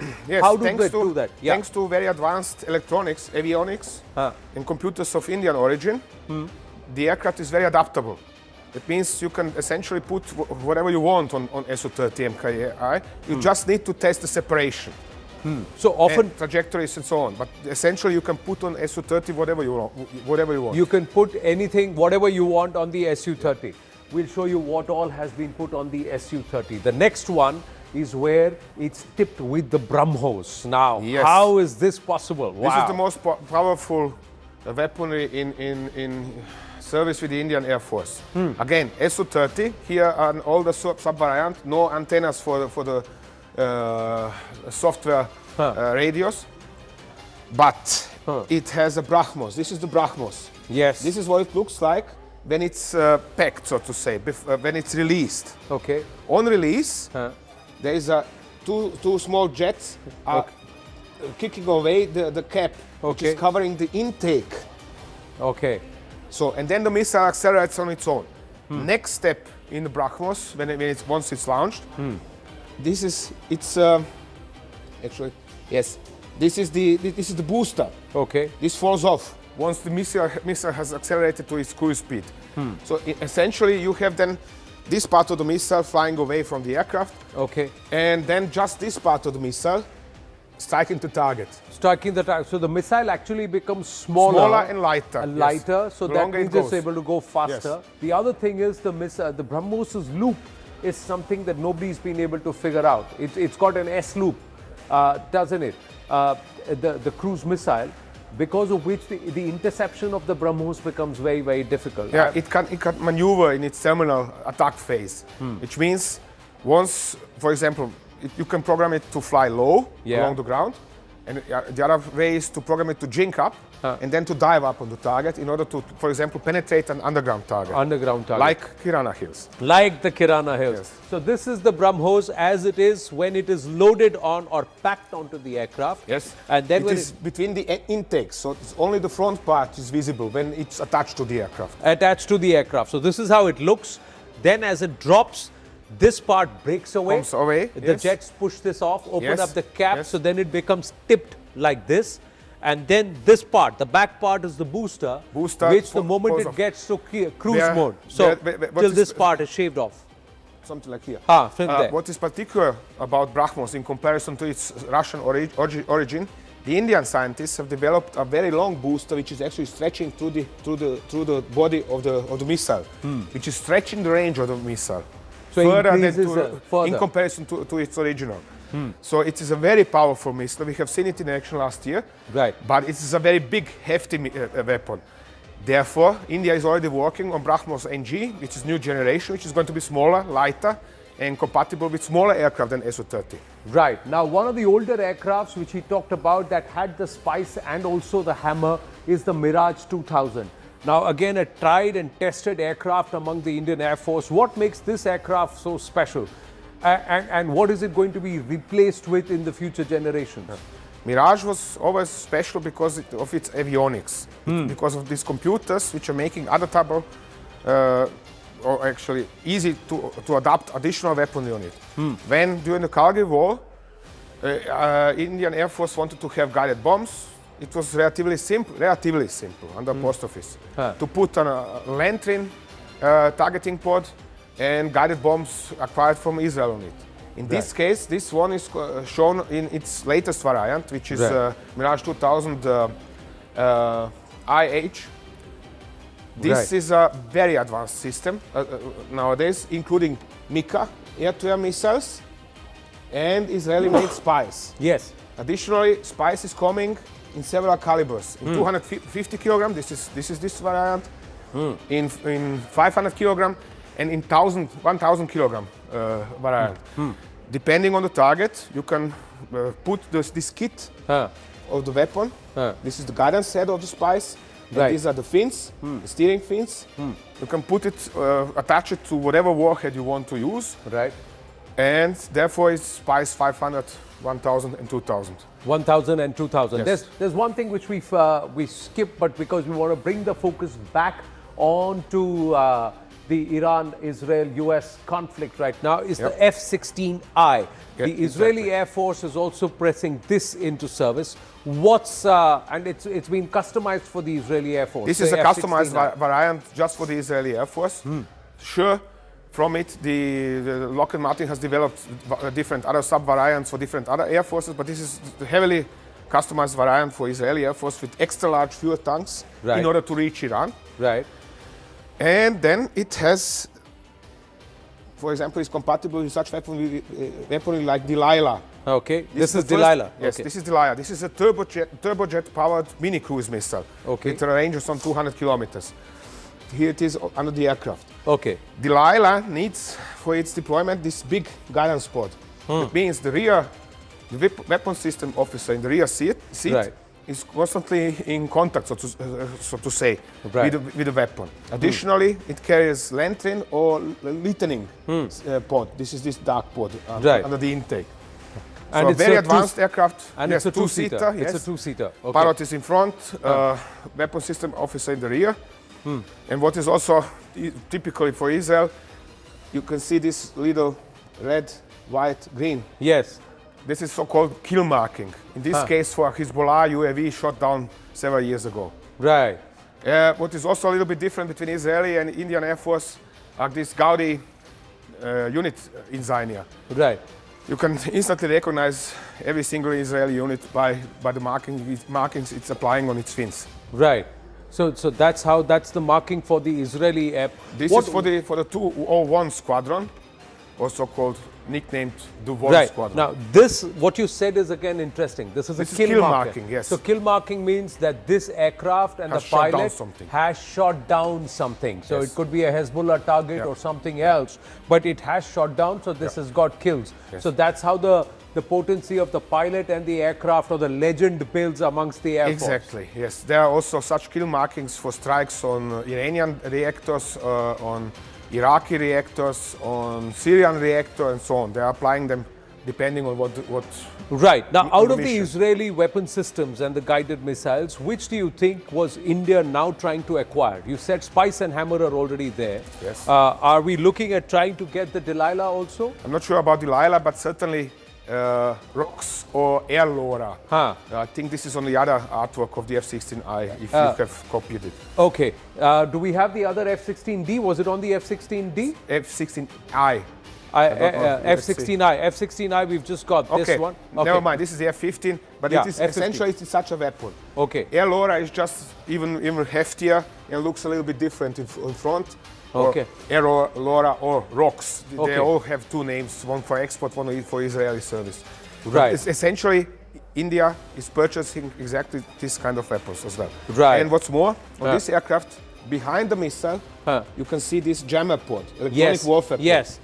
This is something, for example, Tejas is already carrying. Tejas is already carrying this jammer. It's already in service in India. Right. So this is also a point, you know. What does this jammer actually do? Quickly, we're running out of time. It is emitting electronic emissions which are jamming any kind of approaching radar-guided missiles. It's hiding the aircraft behind some sort of a electronic cloud, making it invisible for enemy missiles. Any of the missiles and the radar to follow. So it's like a frequency shield that's being built around the aircraft, and Tejas has that. So this was all about the aircrafts that the Israelis are now pressing into service, and also how it is marrying into the Indian Air Force. But this is just the beginning.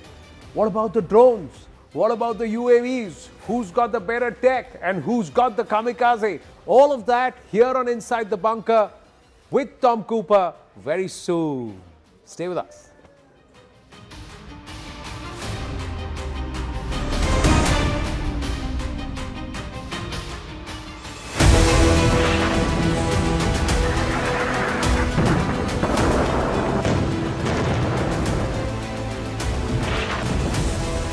Complete devastation, a direct hit by a missile. Picture is that the US is not able to defend. Of a drone, massive, the number of ballistic missiles. Where is it that Iran is actually placing its resources right now? Tabriz, Sanandaj, Kermanshah, and this is now what they are doing since yesterday. They are conducting more or less an organized. US bases have been targeted. Drone has been shot down now. Iran can then threaten or attack enemy nationals. A massive missile and drone attack over here. Iran now has been completely, in some ways, dominated. With ballistic missile attack. It means the Kuwaiti air defense was under big strain.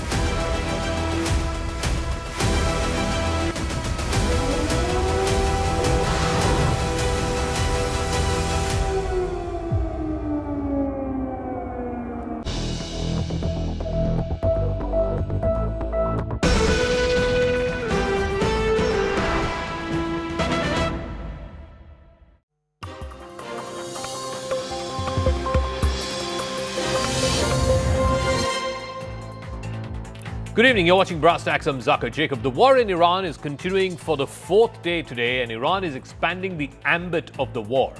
Now it has attacked the US Embassy in Riyadh, in addition to oil facilities in Saudi Arabia, in Bahrain, in Qatar, in the United Arab Emirates, and even in Oman.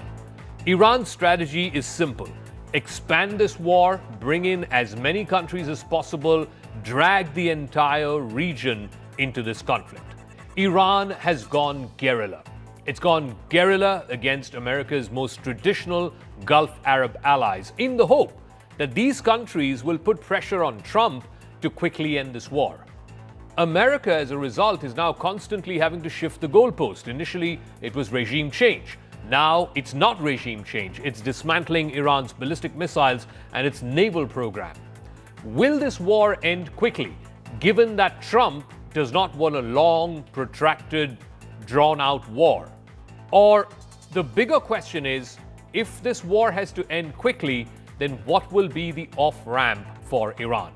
Now, here are some defining moments from the conflict that we've seen in the last 24 hours. Today is the fourth day. The action began on Saturday when US and Israeli troops launched Operation Epic Fury.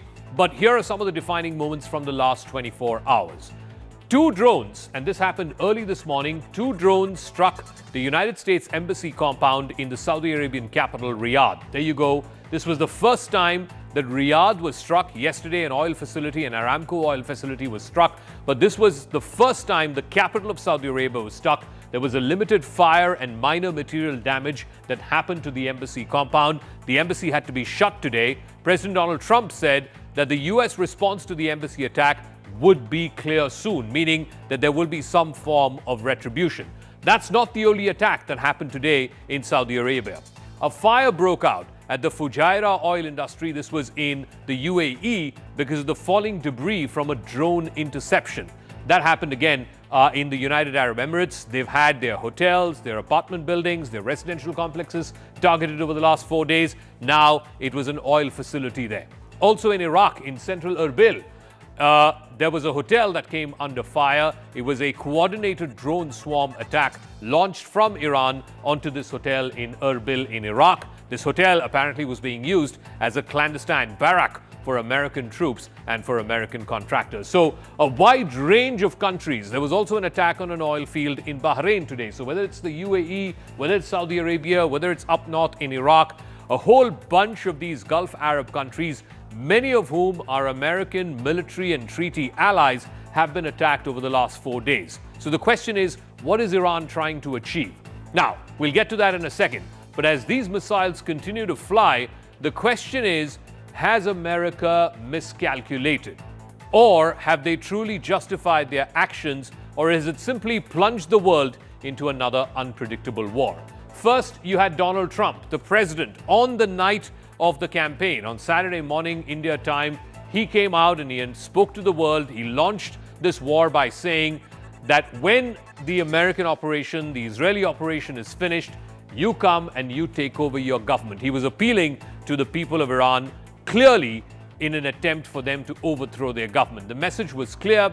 America was openly calling for regime change.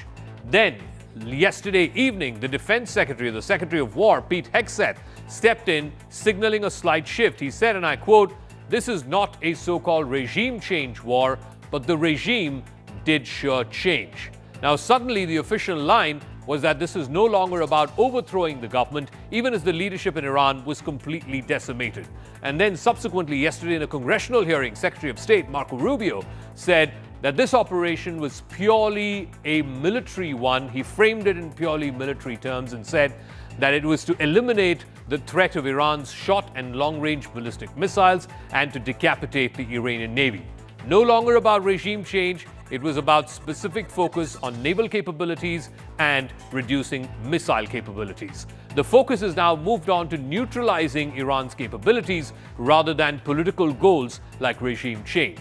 So the American message has changed over the last 3 or 4 days, from regime change to denial of regime change to a defensive mission, leaving both allies and the American public scrambling to understand what America's objective is in this Operation Epic Fury. The Department of War launched Operation Epic Fury, the most lethal, most complex, and most precise aerial operation in history. We didn't start this war, but under President Trump, we are finishing it. Their war on Americans has become our retribution against their Ayatollah. If you threaten Americans anywhere on earth, we will hunt you down without apology and without hesitation, and we will kill you. I don't understand what the confusion is. Let me explain it to you. The United States is conducting an operation to eliminate the threat of Iran's short-range ballistic missiles and the threat posed by their Navy, particularly to naval assets. That is what it is focused on doing right now, and it's doing quite successfully. I'll leave it to the Pentagon and the Department of War to discuss the tactics behind that and the progress that's being made. That is the clear objective of this mission. So the tensions in the Middle East are having a spillover effect, and it's triggered politics back home as well. The opposition, ever since the confirmation of Khamenei's killing, has been up in arms against the Modi-led government, condemning its silence on this issue. They say this pertains to the sovereignty and territorial integrity of another nation state. In a detailed editorial piece penned by Sonia Gandhi, the former Congress president, she has called the silence of the Modi government an abdication of principles. She's called Modi a mute spectator amidst this war. She's mentioned that India cannot ignore its traditional foreign policy. The BJP has retorted and sharply countered this narrative, reminding the Congress of its silence when Muammar Gaddafi was killed back in 2011. Again, an American operation, a joint allied operation. This was in Libya. Also, the change of guard in Iraq, where Saddam Hussein was hunted down after Operation Desert Storm and then hanged to death after a sham trial. The BJP, in a pointed attack, has slammed the Congress for what it calls selective memory and selective outrage, just for gaining political mileage. So this has now become a political back and forth between the Congress and the BJP. The BJP insists diplomacy cannot be for expedient reasons. The Congress, too, was guilty of keeping quiet when other world leaders were attacked in such unilateral operations. Let's play out some of the political reactions. The government of India should decide on which side they stand. We had the spine, the then Prime Minister, whether it is Dr. Manmohan Singh or whether it was Srimati Indira Gandhi ji. They addressed the American press in front of their presidents and said that America was doing wrong. Where is that spine now? Where is the Prime Minister? Why is he so silent? Mr. Manmohan Singh had the courage and had the weight to speak in the US that the US invasion of Iraq is wrong. Foreign policy is in shambles. They don't know how to conduct foreign policy. And the Prime Minister thinks hugging foreign diplomats is foreign policy.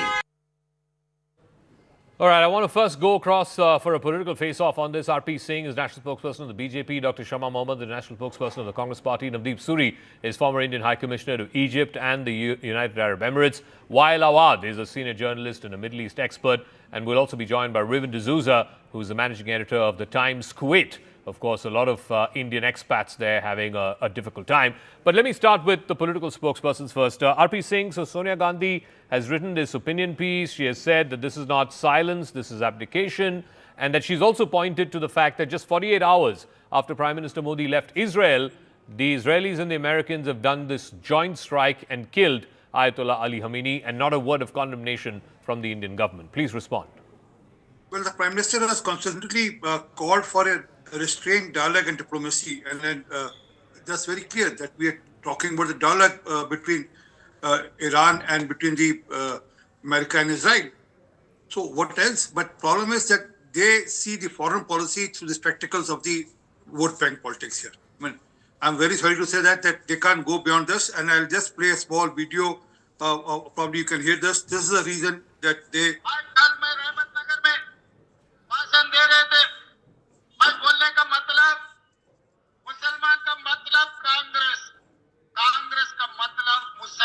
Well, that's the real reason. I mean, they can't think beyond the local politics and local vote bank politics here, and then for that regard, they will go to any extent. And let me remind them, they voted against Iran on behalf of America in 2005, 2006, 2009 when it was IAEA resolution. And not only that, I mean, remember they have launched a spy satellite. I mean, this on record again. The spy satellite, here it is. I will show you the clipping here.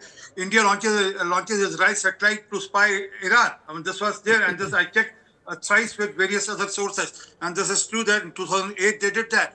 So it is their suitability. And again, Prime Minister of the country is very clear that peace should be there and then negotiation should happen. Okay. Let me ask Dr. Shama Mohammed, you know, diplomacy cannot be for politically expedient reasons. Even when the UPA was in power, there were killings of world leaders that happened and the UPA did not say a word. Muammar Gaddafi, longtime leader of Libya, was killed. UPA did not say a word. Saddam Hussein, longtime leader of Iraq, was killed. UPA did not say a word. So why are you holding Mr. Modi and his government to a different standard?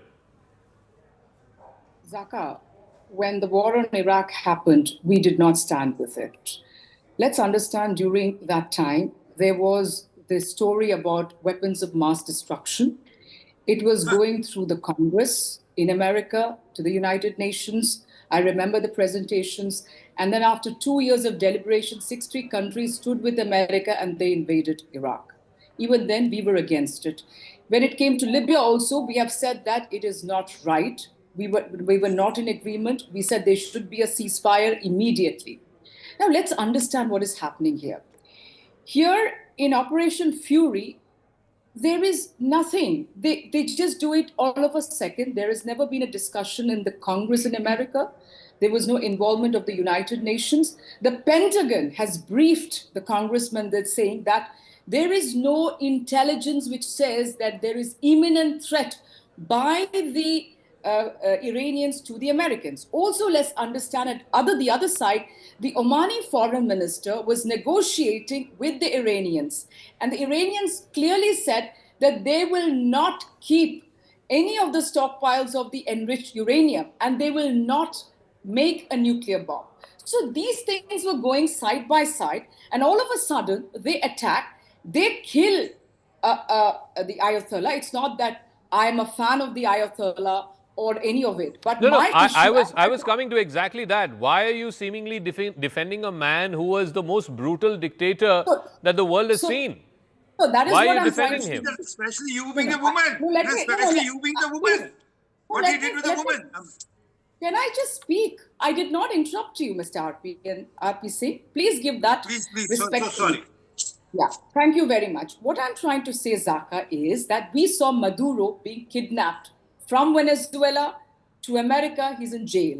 What is happening in the world? You have somebody, it's a sovereign nation, you go and just kill. It's an unprovoked attack. It doesn't matter who it is. Tomorrow we might have somebody, or for that matter, any other country. You can't go in for an unprovoked attack without any discussion with your own Congress. That is the issue here. There is an unprovoked attack, and let's understand, along with it, what is the damage? 136 young children killed, and now many other civilians. And on the other side, Israel is attacking Lebanon, Beirut, and 56 people killed there.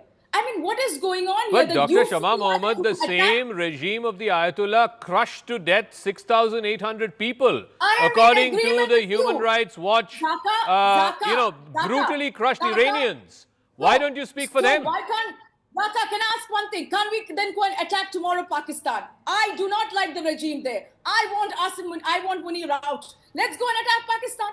That's going to be the future, No, isn't so it? may I ask you a question? One second, before I get this graphic on. Tomorrow, if the Americans launch an operation, once again, if they launch an operation against Asim Munir and decapitate the Pakistani leadership, are you saying the Congress party will not welcome it? What I'm trying to say is that, of course, we are against Pakistan, but there should be a world order, Zaka. You can't just go and keep attacking people. Tomorrow it could be the Chinese attacking us. That could also happen, isn't it? The Chinese can tell Americans, you attacked, Iran. We want to finish off India's head or whatever. Okay. It can be that. RP Singh, please respond, and I'll go to this graphic about why India is also willy-nilly a player in this conflict. But RP Singh, this is about territorial integrity. This is about sovereignty of a country. Whether you like it or not, the Ayatollah was a complete, brutal dictator. But the fact is that he was chosen by the people of Iran, and that no other third country can come and just eliminate and think that there is no consequence to it. Well, Zaka, I'm sorry. Chosen, you said what? Chosen? No, chosen as in the people chose the Islamic Revolution, and he happened to be the leader of the Islamic Revolution. 50% of the population is against him. The women are against him. And then the way he has treated the woman there, Masa Amini, the way she was killed, and there are many more. I have pictures. I'll show you the pictures also, how women are being treated there. And then they're all celebrating there. What about Taliban? What about Taliban? What about Taliban? Tell me, why did we welcome the Taliban in India? I agree with you. You have welcomed the Taliban in India. You send them to Deoband in UP. You put the red carpet for them. Go and attack Afghanistan. Women can't go to school there. Women cannot go to hospitals there. I ask you, RP Singh, why don't we attack then Afghanistan? In the same breath. Tell me that. Okay. And why did India welcome one second. Let him respond. Yeah. He can't respond. Okay. Let him respond. Let him respond. Yeah. Prime Minister Manmohan Singh, the people of India deeply love you, George Bush. No, respond to what I asked you about the Taliban. Ma'am, 1 second. Let him please respond. See, this is not fair. I respect you, ma'am. Please. And I treat you as one of the very sensible spokesmen of the Congress party. Please. Thank you very much. So, what exactly happened? And he was appreciating. He was virtually giving hugs or giving his best to President George Bush. After the Iraq, what happened in Iraq? So it is all duplicacy of the Congress party. It's basically suitability because of the vote bank and nothing more than. And as for Afghanistan, please, what Afghanistan is doing to Pakistan is good enough. Okay. Now, 1 second. The reason why, I'll bring in Navdeep Suri and Dr. Wael Awad into this. The reason why India is willy-nilly a party to this conflict, or at least is certainly affected by this conflict, is because Iran has now threatened to shut down the Strait of Hormuz. Now, 20% of all of the world's oil supplies pass through the Strait of Hormuz, and any vessel, the Iranians have claimed that any vessel that attempts to pass will be targeted and will be set on fire. Already, I think about half a dozen oil tankers have been set on fire since this war began on Saturday morning. So why is this significant for India?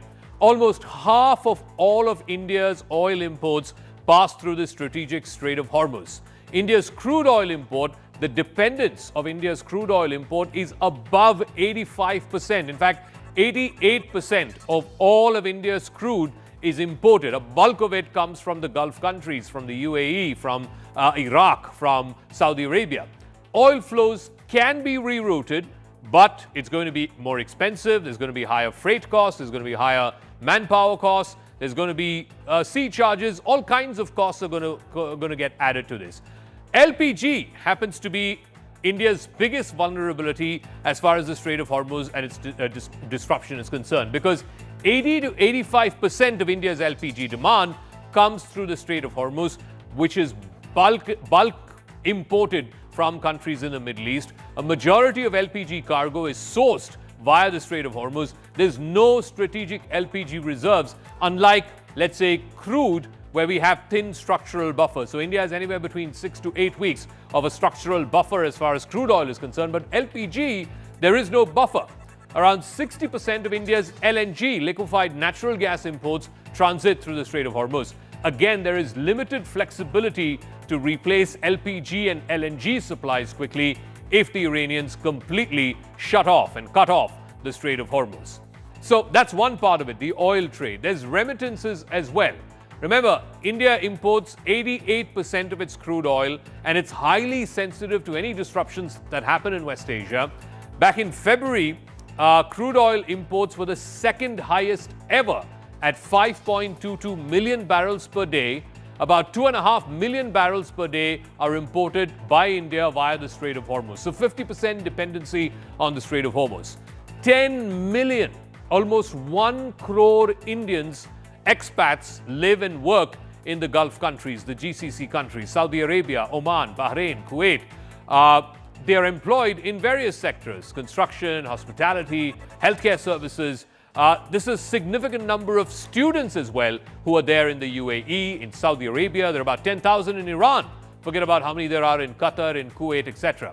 There's also significant trade between India and the Gulf Cooperation Council countries. 2024-2025 trade with the GCC stood at 178 billion. India also has an FTA with the UAE and a comprehensive economic partnership agreement with Oman.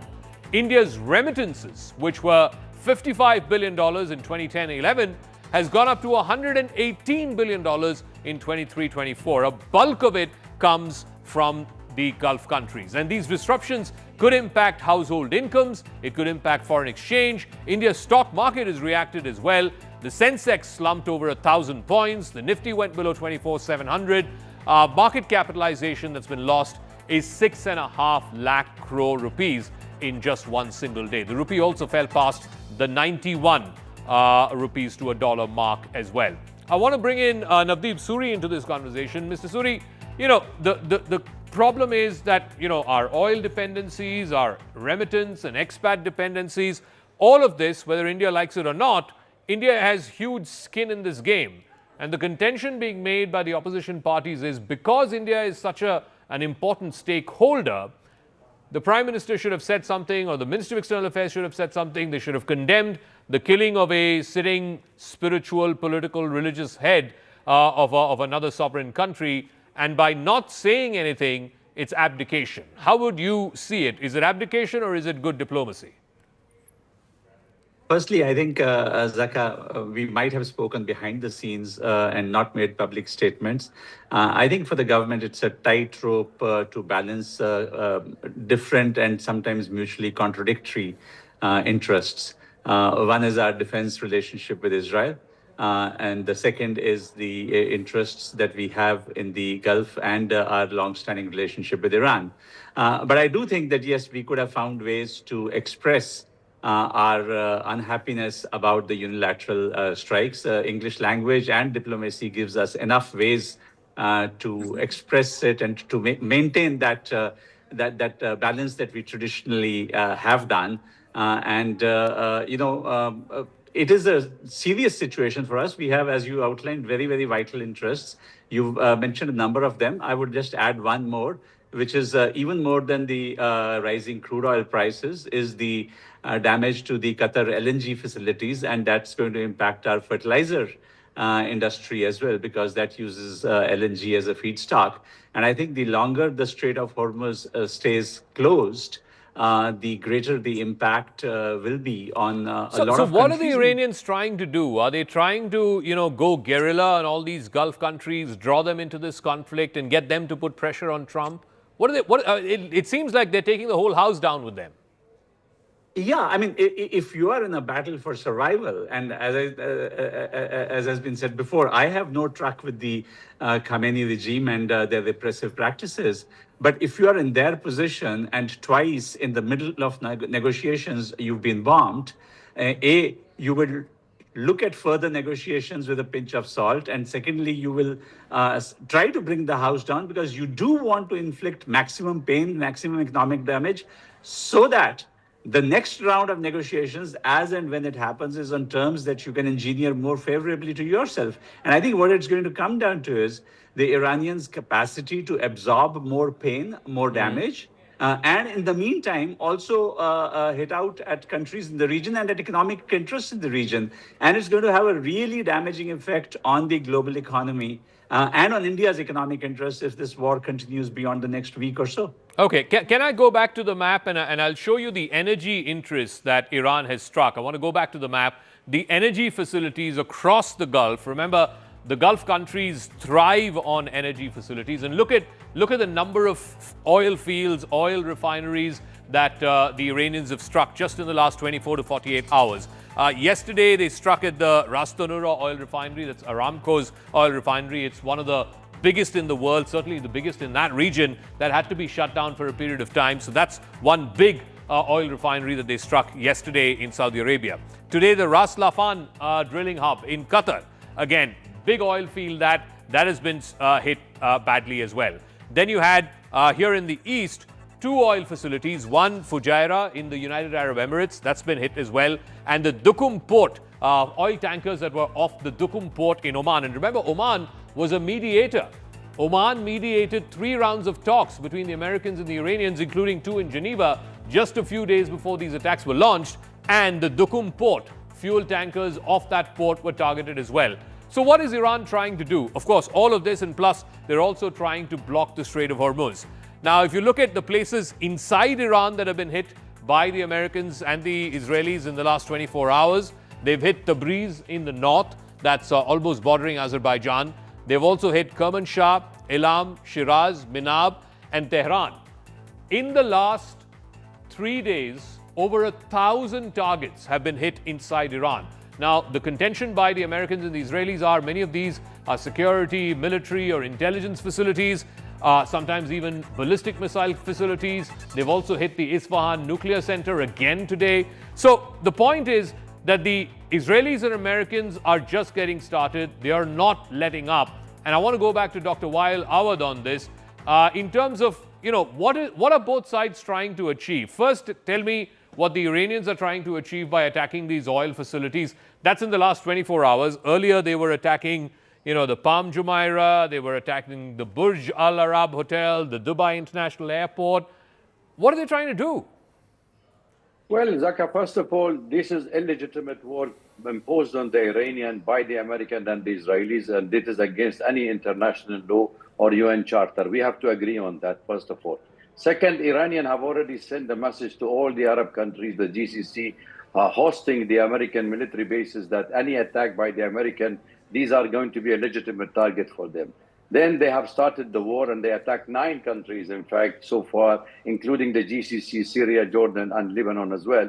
So therefore, there is a movement of the Iranian on those directions, because Iran knows that if this war only will be limited to its own territories, it's going to be a devastating for Iran. So dragging all the region into a regional war is what actually achieved 2 objectives, even for the United States. United States wanted to ensure that it is a global power war, that they can catch the Strait of Hormuz, the Red Seas, and the Mediterranean, and then can cause disturbance of the global trade and oil. That's one of the issues the Americans are after. The second one is the regional war, and you know it very well, that is the hegemony of Israel militarily, politically, and economically to remain in this part of the world. But the Iranians start attacking places where they think that the Marines are hiding. Is it in hotel? It's in a mall. It's in the airport. So, but that does not give the Iranian the clean chit to attack these places, definitely, because the Arab countries and the GCC in particular condemned the Iranian act. And now if you close the Strait of Hormuz, you are the first stakeholder to suffer on this. As you said in your presentation, it is in the food security, oil security, and diaspora. So who was suffering at this point? It is all the Asian country. So the best job for all the Arabs and India and the rest of the world is to put an end to this hostility and end this war madness of this war. Okay, I'll come to how this may end in a second. I also want to bring in Raven D'Souza, who's the managing editor of the Times Kuwait, and a lot of Indian expats are stuck in the Gulf, almost 1 crore of them across these 9 or 10 different countries. Did the Gulf countries, and many of whom have been attacked, Dr. Awad saying 9 of them have been attacked. This is an onslaught from Iran, whether it's on oil facilities, hotels, on tourist facilities, etc. How have they reacted? Were they caught off guard that they are dragged into this war and now it's become a regional conflict?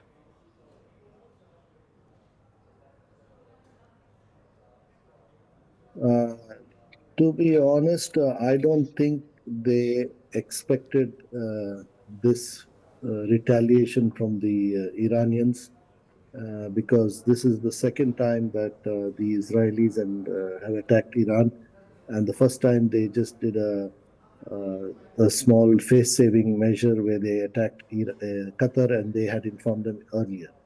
But this time it's much more serious. Nobody was prepared, even though the Iranians promised or vowed to retaliate if Israel and America attacked.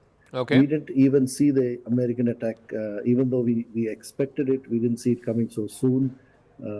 It came with a fiery volume of missiles and air attack. And the Iranians did what they did. Having said that, they killed their supreme leader, Khamenei, and I think it was also partly responsible for the retaliation or the response that they were But Mr. very D'Souza, upset how do you think these countries are now going to respond? Because they've had this American security umbrella or protective cover for all of these years. Now that security umbrella has been blown apart. I mean, all of these countries have been attacked. So how are they expected to respond to this? Do they have the capability to retaliate, or will they still go back to America to help them retaliate? They will retaliate. This talk, yes, quite relevant. But this talk, they will retaliate, and then they will be dragged into the war.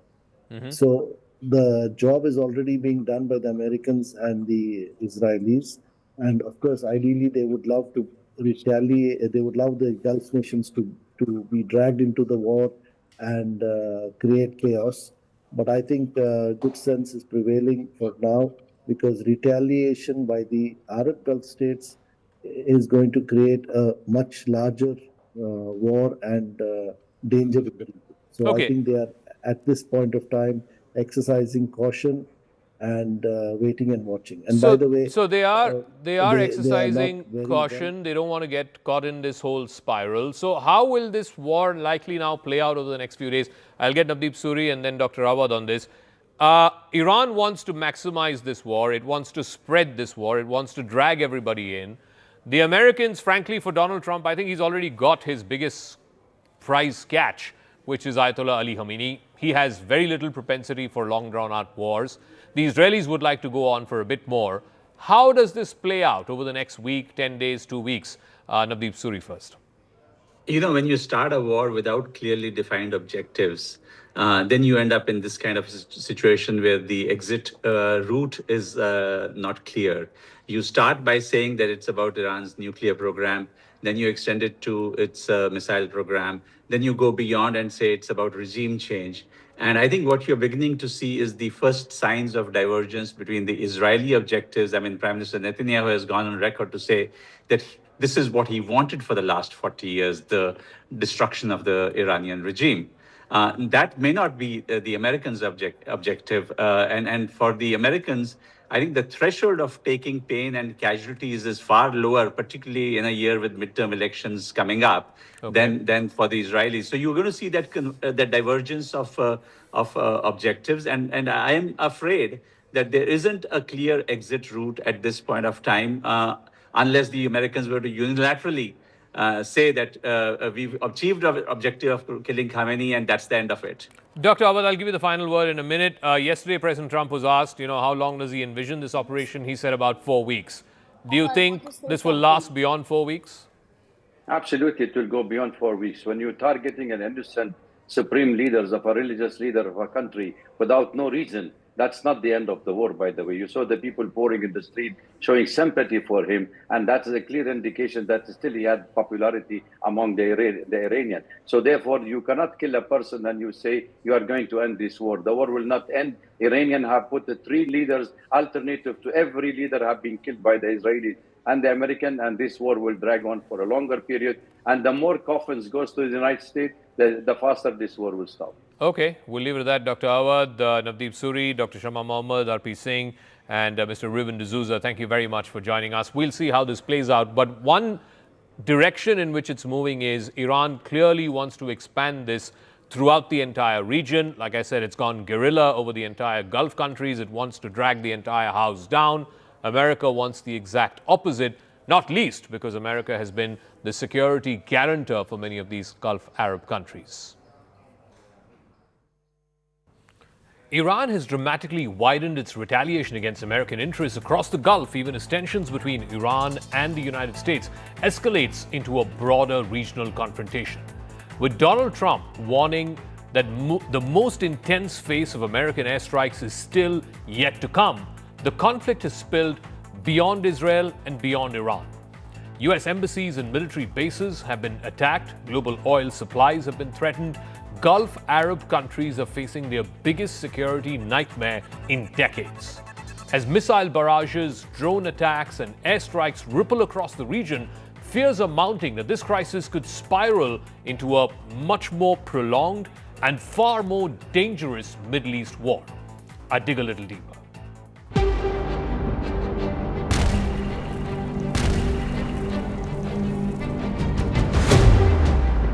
Iran broadened its retaliatory attacks on American targets in the Gulf, even as US President Donald Trump and his administration have been signaling that the US-Israeli strikes on Iran could intensify. Trump has even threatened that the biggest wave of attacks is yet to come. The fighting expanded into many Gulf Arab countries, most prominently into Lebanon, where the Iranian-allied terror proxy Hezbollah fired rockets into Israel. This in turn prompted Israel to bombard Hezbollah's strongholds outside Beirut. Early Tuesday, the Israeli military said it was attacking again in Iran and in Lebanon, targeting Hezbollah command centers and weapon storage facilities. Around the same time, the United Arab Emirates and their defense ministry put out a press release saying that their air defenses were dealing with a barrage of ballistic missiles from Iran. And within hours, the Saudi Defense Ministry said that the American embassy in Riyadh had been attacked by 2 drones. They said it resulted in a limited fire and a minor damage, but the embassy was closed Tuesday. No casualties were reported, but this is the biggest attack on an American facility in the Middle East since this war began. In Washington, President Trump offered an open-ended time frame for the U.S. military campaign. He said it could last up to 4 weeks, if not longer. He also seemed to change the goalposts from regime change to hitting Iran's ballistic missiles program to downing Iran's naval fleet. We will easily prevail. We're already substantially ahead of our time projections, but whatever the time is, it's okay. Whatever it takes, we will always, and we have right from the beginning, we projected 4 to 5 weeks, but we have capability to go far longer than that. We'll do it. Later on in the day, on Capitol Hill, U.S. Secretary of State Marco Rubio told reporters that the hardest hits are yet to come from the U.S. military. The Pentagon confirmed that the number of American service personnel killed in the Iranian strikes had now risen to 6. And 3 American fighter jets were shot down by Kuwaiti air defenses in what the U.S. military called apparent friendly fire. All 6 crew members from these F-15s ejected safely and they were recovered. Early in the morning, the United States Embassy in Riyadh, in Saudi Arabia, said that it was attacked by 2 drones, according to initial estimates from the Saudi Ministry of Defense. The ministry said that there was limited fire and minor damage to the building. However, the embassy did warn people to avoid the location, saying there had been an attack on the facility. They also put out a security alert and a shelter-in-place notification, not just for Riyadh, but also for Jeddah and Tehran. These are cities in Saudi Arabia which have massive US missions. The embassy's announcement came even as countries across the Middle East, some of which host American military bases, were facing Iran's revenge. Riyadh has so far been spared of the spate of attacks that had rocked other Gulf cities, including Dubai in the United Arab Emirates and Manama, the capital of Bahrain. Iran has fired hundreds of missiles and drones at these Gulf states in retaliation after the barrage of American and Israeli strikes over the past 3 days. The majority of Iranian attacks were intercepted, according to governments in the Gulf countries. But from Bahrain to Oman to Saudi Arabia and the Emirates, all Gulf countries which are under an American security umbrella have been hit hard. At least 4 people were killed and more than 100 others injured in these attacks across the UAE, Kuwait, Qatar, Bahrain and Oman. While the casualty count may not be much, the safe haven image of these countries has been completely blown to smithereens. Iran has launched at least 300 missiles and 800 drones across the Persian Gulf, which is home to several American military bases. The United States Central Command, or CENTCOM, said that Iran had attacked more than a dozen locations in the region, including civilian centers like airports, hotels, and residential areas. Part of the aim of Iran was to draw in America's Gulf Arab allies into a wider regional conflict. Tehran is also hoping that these countries will put pressure on Trump to scale down this war quickly. That is what they were trying to do, is put themselves in a place of immunity where the damage they could inflict on the region would be so high that no one can do anything about their nuclear program or their nuclear ambitions. Early on Tuesday, the United Arab Emirates and their Ministry of Defense put out on social media that the Emirates' air defenses were dealing with a barrage of ballistic missiles coming in from Iran. Similarly, the Defense Ministry in Bahrain too said its air defense systems had successfully destroyed and downed about 70 missiles and more than 75 drones from Iran since this conflict began. But the Emirates in particular had started to resume flights on a limited basis. More than 1,000 flights had been cancelled in Dubai alone over the last 3 days. But Iranian leaders remain defiant. The country's top security official, Ali Larijani, denied reports that Iran's new leaders were seeking to negotiate with America. He chastised Donald Trump for delusional fantasies and for plunging the Middle East into chaos. Iran, he said, is ready for a long war. America, on the other hand, has put a 4-week deadline. That's President Trump's words. A senior Islamic Revolutionary Guard Corps official also warned that not a single drop of oil would pass through the Strait of Hormuz, which is a passageway for about 1/5 of the world's oil supply. An advisor to the Revolutionary Guards commander said on Iranian state TV that Iran would set on fire any ship that's trying to transit through the Strait of Hormuz. Traffic has already slowed down to a trickle. The Revolutionary Guards have been warning ships away from the straits over the last few days, but Iran had not directly attacked any of these tankers. More than half a dozen ships were already set on fire. This war is far from getting over anytime soon. Iran will have to be given an off-ramp quickly, or America will also have to find a pliable successor to the Supreme Leader Khamenei. Either option is not going to be easy to execute. So the big question is, how will this war in the Gulf end? It's no longer just America and Israel on the one side and Iran on the other. The entire Middle East, America's Gulf Arab allies from Saudi Arabia, UAE, Bahrain, Oman have all been dragged into this wider regional conflict. How may this possibly move towards some kind of cessation or culmination? I'm now joined by a very special guest. Professor Jeffrey Sachs is a leading economist with the Columbia University. Thank you very much, Professor, for speaking with us. First of all, what is your assessment of what has happened over these last 3 days? This joint American-Israeli airstrikes on Iran, the taking out of Ayatollah Ali Khamenei, the supreme leader of Iran. What do you make of what's happened over these last 3 days? This is a reckless, illegal, and very dangerous action. This is a blatant violation of the UN Charter, and it is leading to regional war, obviously. It has to stop. The way for this fighting to end is for the United States and Israel to leave, because they started this. This is why it happened. There was no motivation for it other than basically the hegemonic aspirations of Israel to control the Middle East and the United States to control the world. And other than that, there was no imminent threat. There was no reason for this. Killing the religious leader as well as the head of state of Iran was a poisonous action. The U.S. and Israel made a terrible mistake, and they have to stop the fighting. President Trump's motivations, I'll get to Israel in 1 second, but President Trump's motivations in this war was to eliminate Ayatollah Ali Khamenei, the supreme leader of Iran. He's done that. He's achieved that already within the first 24 hours of this war. Why is he still continuing this war then? How can a president of the United States have as a goal the murder of the head of state of another country. It's barbaric. If that's his goal, it's barbaric, it's illegal, it's vulgar, it's dangerous. Having said that, the United States should stop any further attacks and just leave. Do you believe that Trump really cares about regime change? I mean, look at what he did in Venezuela. There was no regime change. He replaced one man with a woman. He can do the same thing in Iran. He can't do anything other than commit murder or kidnap presidents, so everything is delusional. You are correct, though. He can just go home, which he should do. Leave the rest of us in peace. This is a move completely against the interests of the United States of America and against the opinion of the American people, who are 3-1, that is 75% to 25% against this action.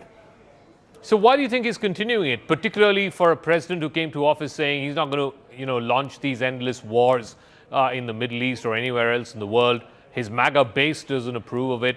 Why is he still stuck in this? I think that there are two reasons. One, the U.S. deep state, which is led by the CIA, has global hegemonic aspirations. Those continue. And the CIA is the main driver of American foreign policy, not the President of the United States. The second reason is Israel. Israel is tightly connected with the CIA through Mossad. This is a long-standing plan. Netanyahu said yesterday, this is the culmination of his 40 years dream. This isn't something that just came up last week because negotiations bogged down. This is something that Israel has been calling for decades. Israel has a very unusual stranglehold on the United States, including the CIA, which is in very close partnership with Mossad. So this is a deep state operation. It is also a part of a broader U.S.-Israeli hegemonic approach. It's not disconnected from what happened in Venezuela, because that's also part of the idea. The U.S. wants to control the Americas. It wants to control the Middle East. It wants to have the lever over oil. It wants to tell India whether to get oil or not to get oil, and at what price to get oil, and at what price not to get oil, and whether to trade with Russia. Now it wants to say whether to trade with Iran. Who's going to get control? So this is a matter of control. It's absolutely reckless and completely in violation of every international standard. The Prime Minister of India was there in Israel 2 days before Israel and America launched this operation against Iran, and many are saying that that's not a coincidence. What do you make of that? I hope it is a coincidence. This action by Israel is a criminal action, in my view, and a very dangerous one. And I hope that India, as president of the BRICS this year, upholds the UN Charter.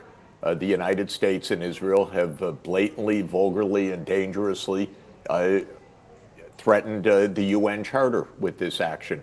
The UN Charter, Article 2, Paragraph 4, says that no nation may threaten the use of force or use force against another sovereign state.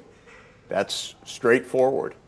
So this is absolutely a vulgar and dangerous violation. And Netanyahu explained it, as I said, clearly.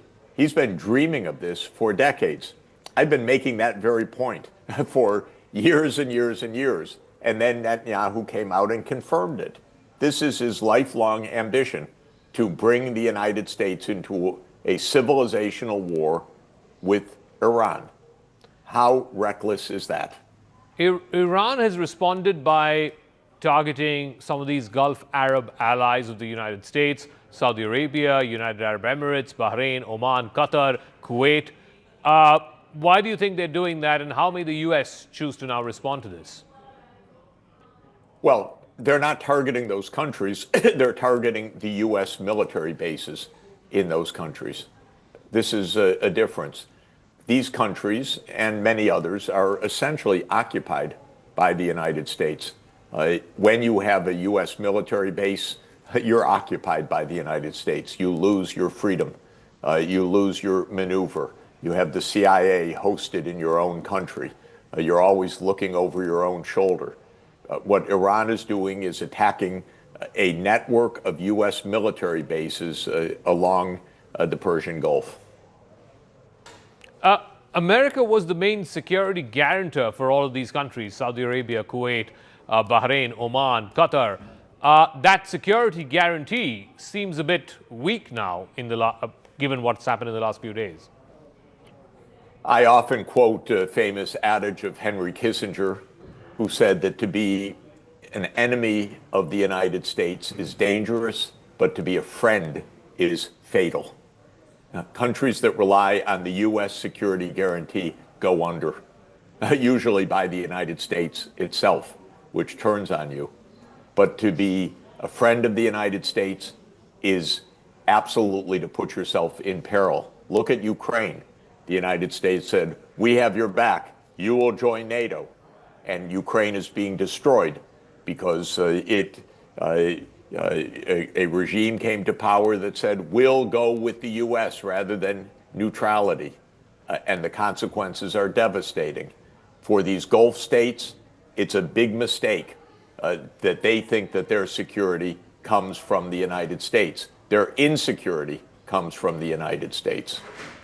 So finally, Professor Sachs, how do you see this war ending? How do you see this war ending, and by when do you see this war ending?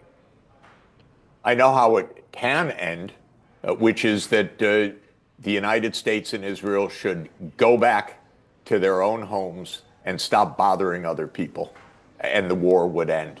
Iran would stop fighting and the war would end. That's how it should end. How it will end, I cannot say, obviously, because we're led by irrational and dangerous people in the United States and Israel. So they have lusted for this war against their own publics, against all logic, against all strategic considerations. And these are very dangerous people. And in the United States, we do not have a constitutional order. We do not have Congress that plays a role. This is basically an executive branch decision-making by the CIA and by the White House.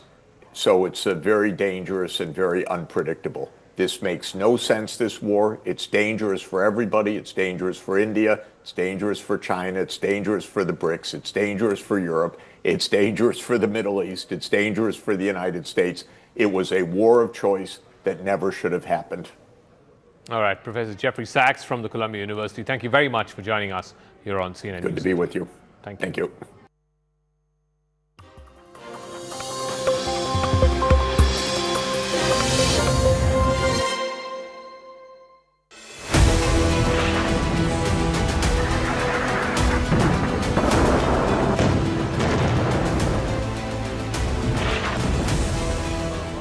Devastation, a direct hit by a missile. Picture is that the US is not able to defend.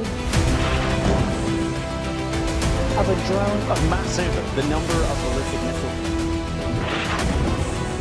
Where is it that Iran is actually placing its resources right now? Tabriz, Sanandaj, Kermanshah. And this is now what they are doing since yesterday. They are conducting more or less organized. US bases have been targeted. Drone has been shot down now. Iran can then threaten or attack enemy nationals. A massive missile and drone attack over here. Iran now has been completely, in some ways, dominated. With ballistic missile attack. It means the Kuwaiti air defense was under big strain.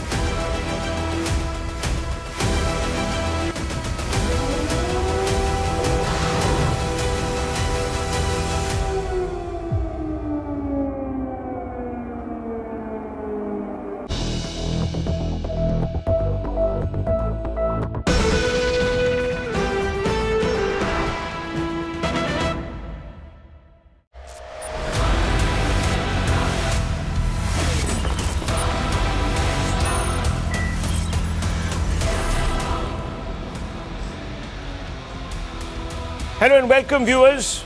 Let's begin with the headlines tonight. Let's put this entire day 4 into perspective for you. Lots been happening on the ground. Donald Trump says it is too late for Iran to negotiate, says the United States has unlimited mid to upper tier weaponry to punish Iran.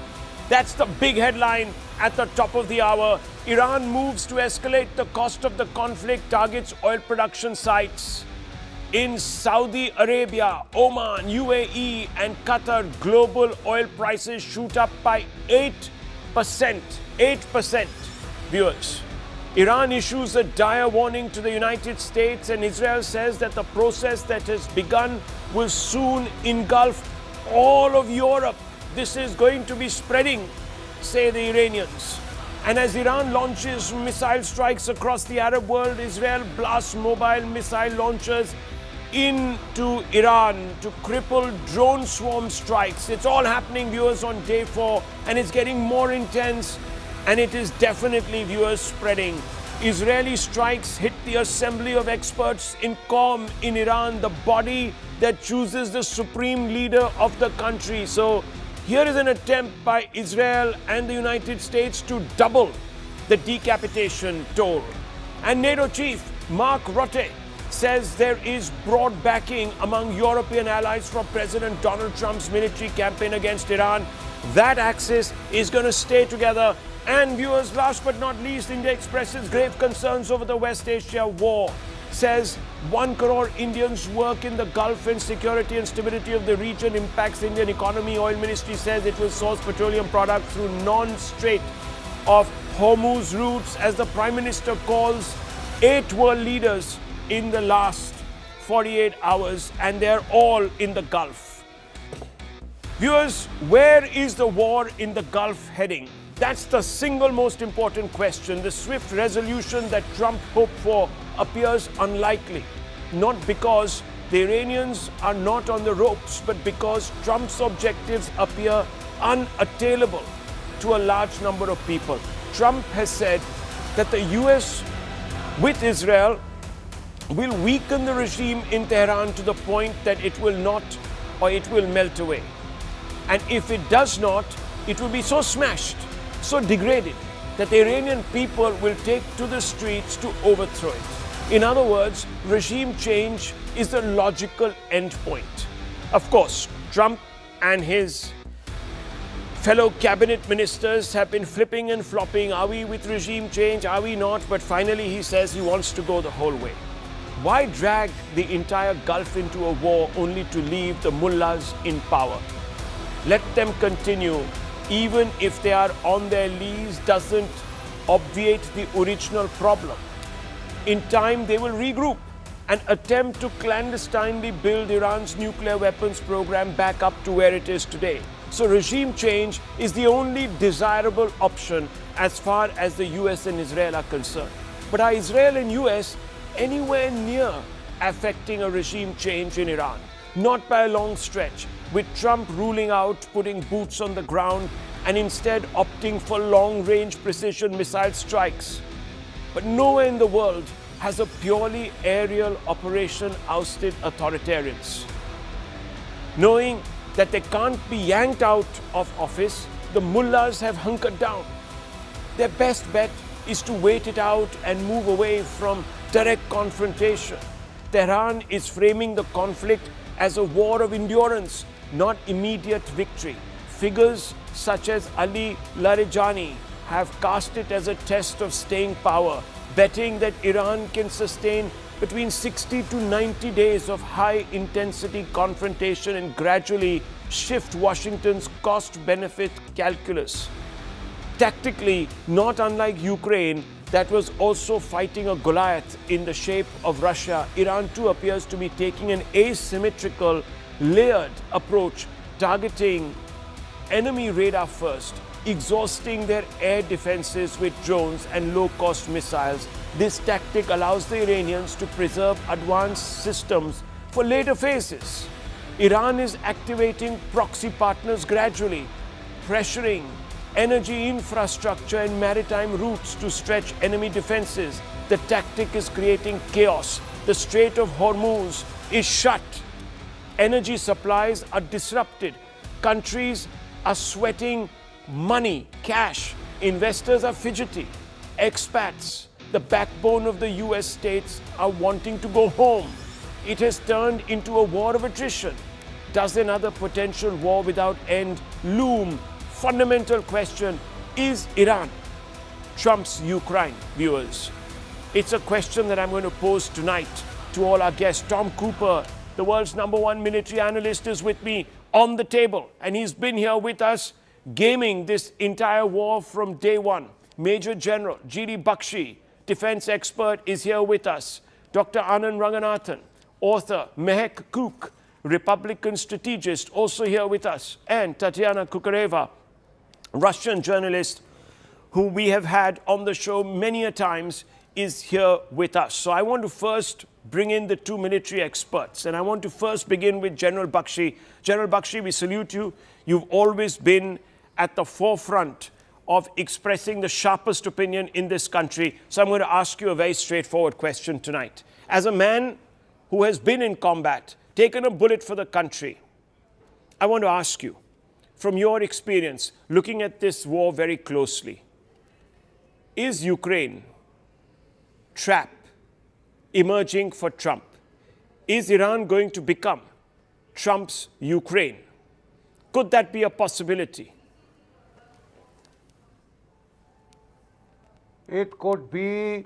It is already actualizing.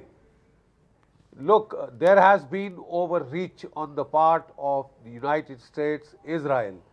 They thought that a very effective first strike on 28 February that decapacitated 48 top leaders of Iran would bring Iran to its knees, and they could do a Venezuela redux. Wow. Nothing of that sort has happened, because before the Americans struck, the Iranians had already worked out their counter strategy, which was to decentralize their command and control, to delegate to the 31 Iranian Revolutionary Guard Corps districts. Don't forget, the Iranian missiles are all over the country. They are not focused in any one particular area. They are deep underground. Their whole cities underground, with multiple exit tunnels from which the launchers can go out, fire and come back. They could sustain this from their mountain hideouts for months. And therefore it was no surprise. Within 1 hour of this so-called decapacitating strike, the Iranian had started hitting back. 70 missiles on the first day on American targets, on Israeli targets. Primarily they were hitting the radars. They were trying to blind them, right? Then very night they fired about 200 plus missiles again. They had started initially with 6 Gulf countries where there were American bases. They have widened it to 9. They have launched 2 attacks on the Abraham Lincoln. Don't forget, the Abraham Lincoln was first within the Gulf of Hormuz. When the Americans got very worried about this being sunk, they took it out of the Gulf of Hormuz and into the Gulf of Oman. And yesterday, when it was hit by 4 ballistic missiles, they say that they were able to shoot them all down. To my mind, the Iranians were now just zeroing in. They were just zeroing in. They were trying to gauge reaction, record all that telemetry so that they could perfect the strike. Look, Rahul, one proper full-scale hit on an American aircraft carrier, that means 5,000 sailors down, right? Even if they don't get an aircraft carrier, there are 3 destroyers, right, Aegis class, Arleigh Burke class, in the Gulf of Hormuz. One goes down, 250 to 300 American sailors down. This is a midterm election years. Body bags in this year can cost Donald Trump very dear. Okay. Very extremely costly it would be. There are various... The Gulf of Hormuz is already blocked. Already blocked. The price of oil is going to hit $100 a barrel. It is going to hit the economies of Europe, of America itself. of India, Japan, China, South Korea. We all have a stake that this nonsense stops at the earliest. Yeah. We must focus on our national interest. Big one. We are not the fan club of Donald Trump. Yes. Right? And even though we are very friendly with Israel, there is a state at which we have to count the costs to our national security. I think you put it is in so our interest. wonderfully. We have friendly ties with both. We cannot We have afford. friendly ties with both. Yes. India should take the lead We in should getting take the this to stop. We have to, because we can't afford a long, protracted fight, just as the US and Israel can't. Let's be very honest, viewers. And I want to turn to this camera and I want to take my friend here, Tom Cooper, to that big wall, because what we're going to show you, viewers, is something that you haven't seen till now. And I'm going to show you a map that's going to tell you what really is happening. Tom, what are we seeing? These big red dots, how are they? What are they? How have they been captured? What do they tell us? This is a map that was eventually published by Israeli think tank ENSS, based on, between others, satellite photographs of areas where there were, in the last 4 days, there were bigger fires registered. So you're saying that these are special satellites that capture areas where there are big fires? Yeah, for example, this is Israel, bush though. fires. This is Israel, yes. I mean, this looks as if it's completely burning. And Israel and southern Lebanon. So Israel and southern Lebanon, Beirut, viewers, for example, is up here. These are the boundaries of Israel. No, of Lebanon. Of Here, Lebanon. Here Right, and that's Israel. That's Israel, yes. And so you have a situation where there are some big fires in both areas. Yes. Up here and In then both in central, areas. this is Tel Aviv. This is Tel Aviv. You This have- looks as if it's not a one-way street. This is a fight that is also being fought in Israel itself. And now you look at Iran, and you look at Kuwait, and you look at Riyadh. These are lesser intensity fires. The red ones are really big that have raged for 24 hours, or maybe even longer, right? I'm not sure how long, but Yes. it's interesting to see. We have Bahrain here, Qatar. We have United Arab Emirates and the tip of Oman up here, also heavily hit. And this red area? Yeah. This is Dubai. This is Dubai. This is Abu Dhabi, and this is the Hormuz Strait. The Hormuz Strait. And then along the coast, several objects have been hit, obviously.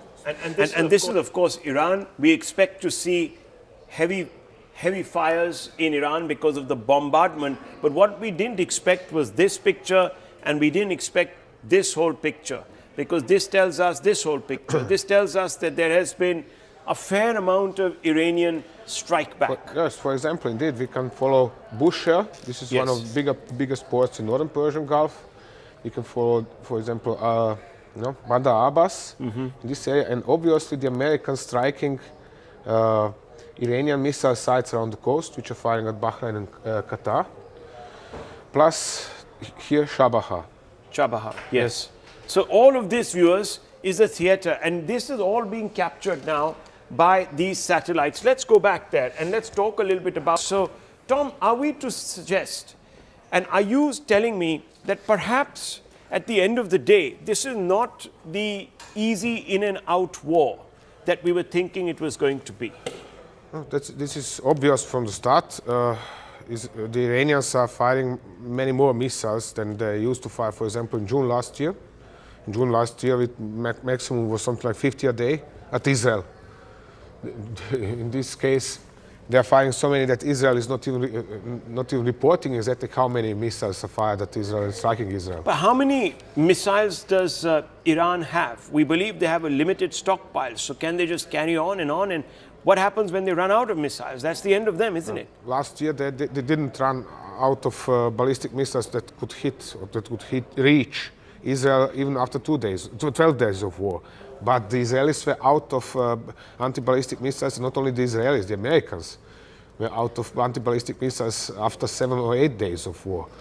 And the Americans have spent a quarter of their stocks of anti-ballistic missiles just to defend Israel last year in June.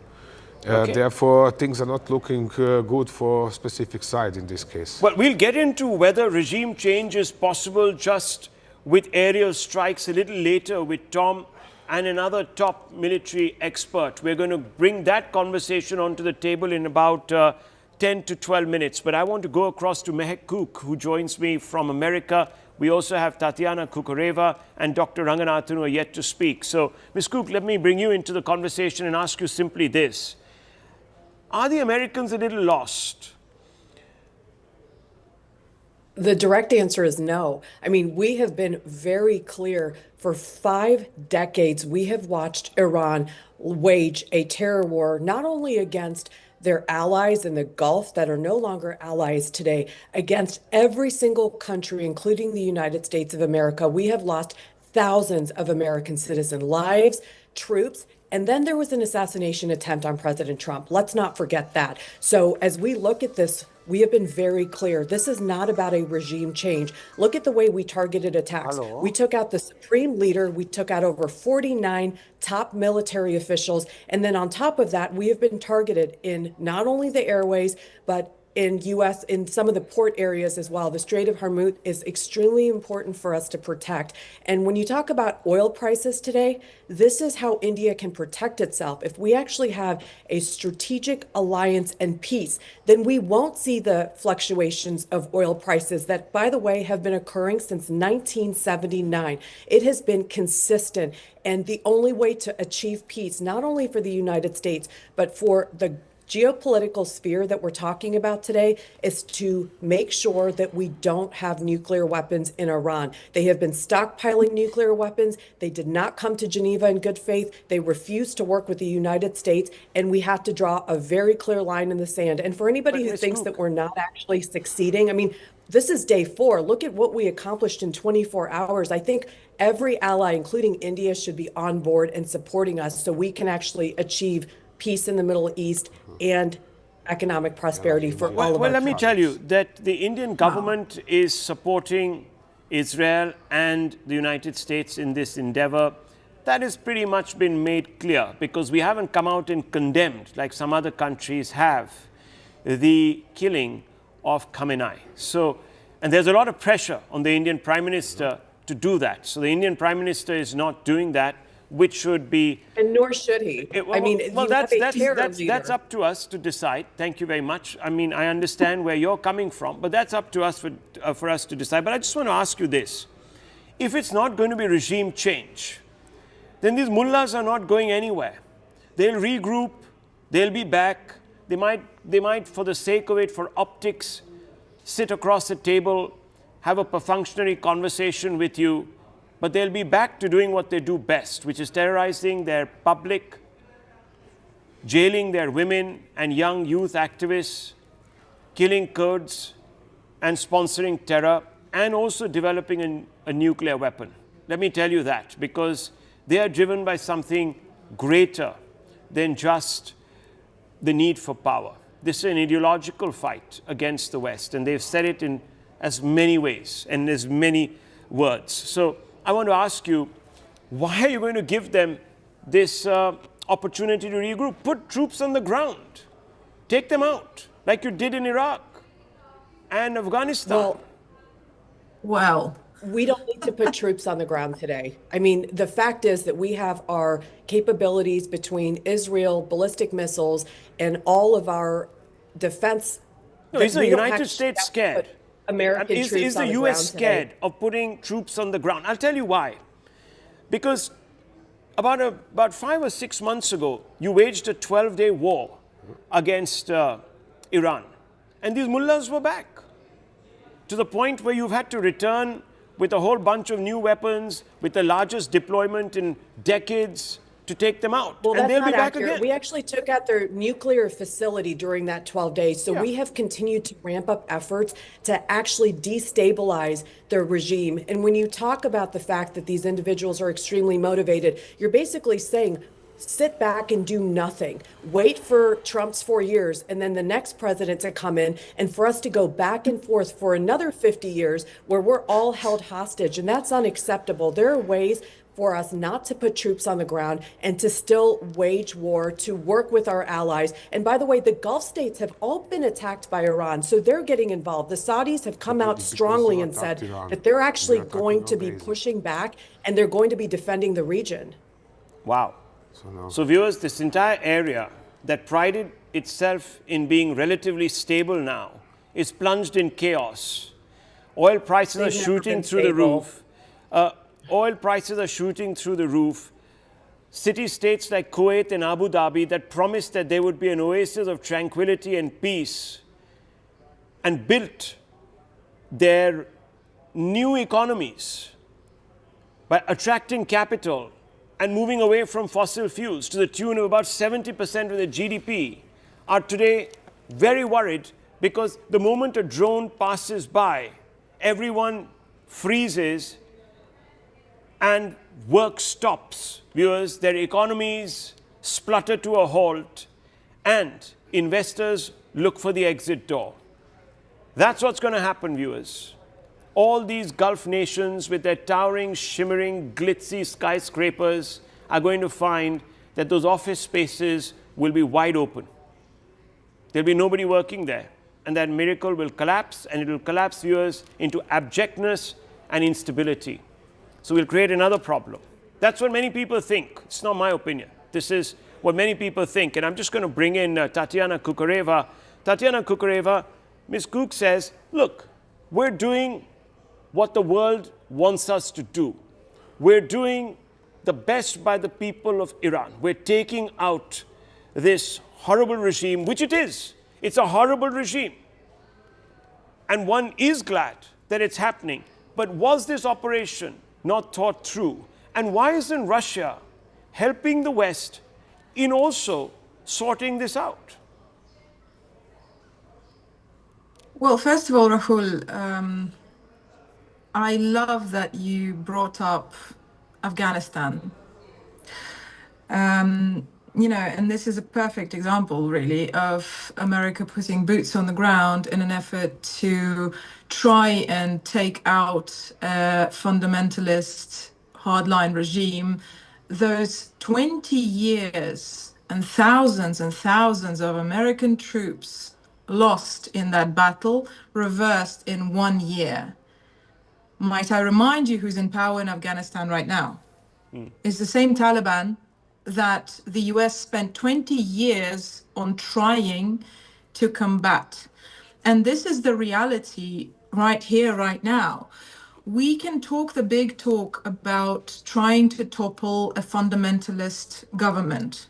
But the fact of the matter is, when you take out the head of a state in a targeted killing, you don't topple a regime.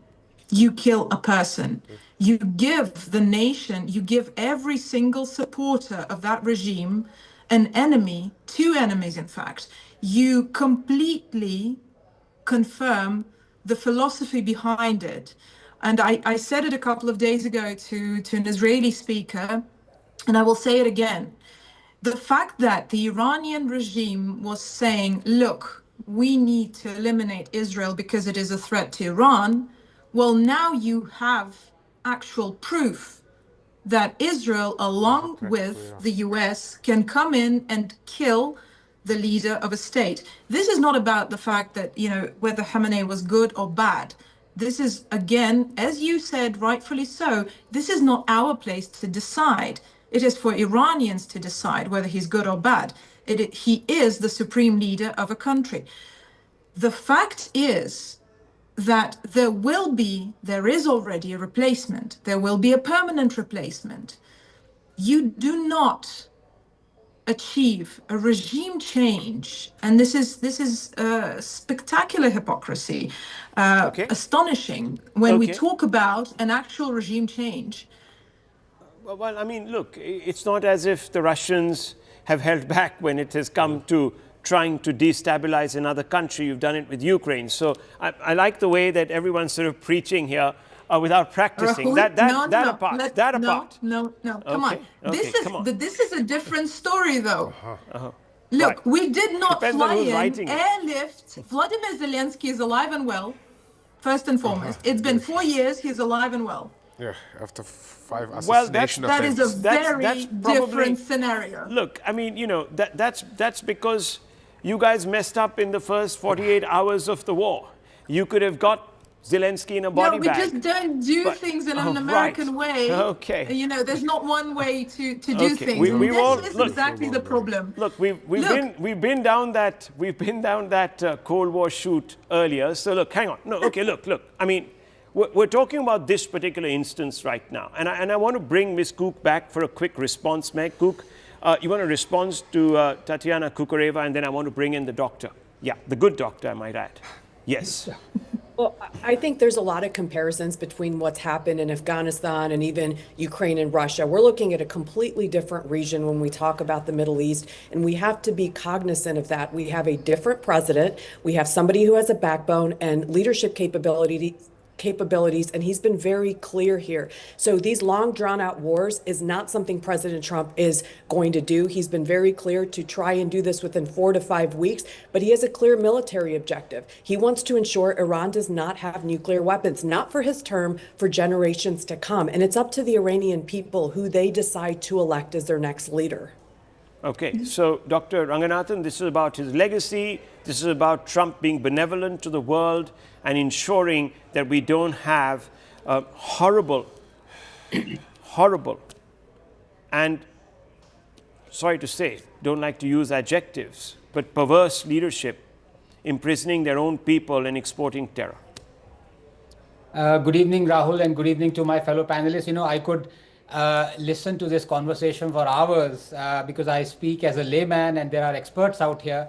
But there is a reason why I remain a layman because, pardon me, I disagree with 3 of the views put forward by the experts. Let me come one by one.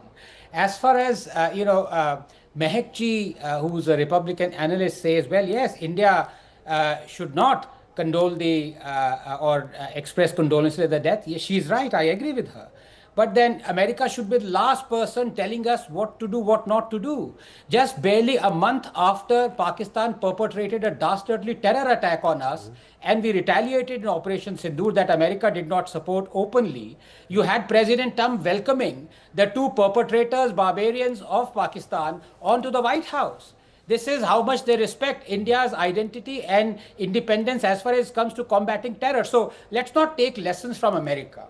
Number 2, as far as my good friend Tatiana ji is concerned, I'm coming one by one, so please pardon my ignorance out there. When she says it is up to the Iranians to decide who their leader should be, may I humbly disagree, because here was a supreme leader who was a commander of the Iranian armed forces that were directly or indirectly at war with Israel.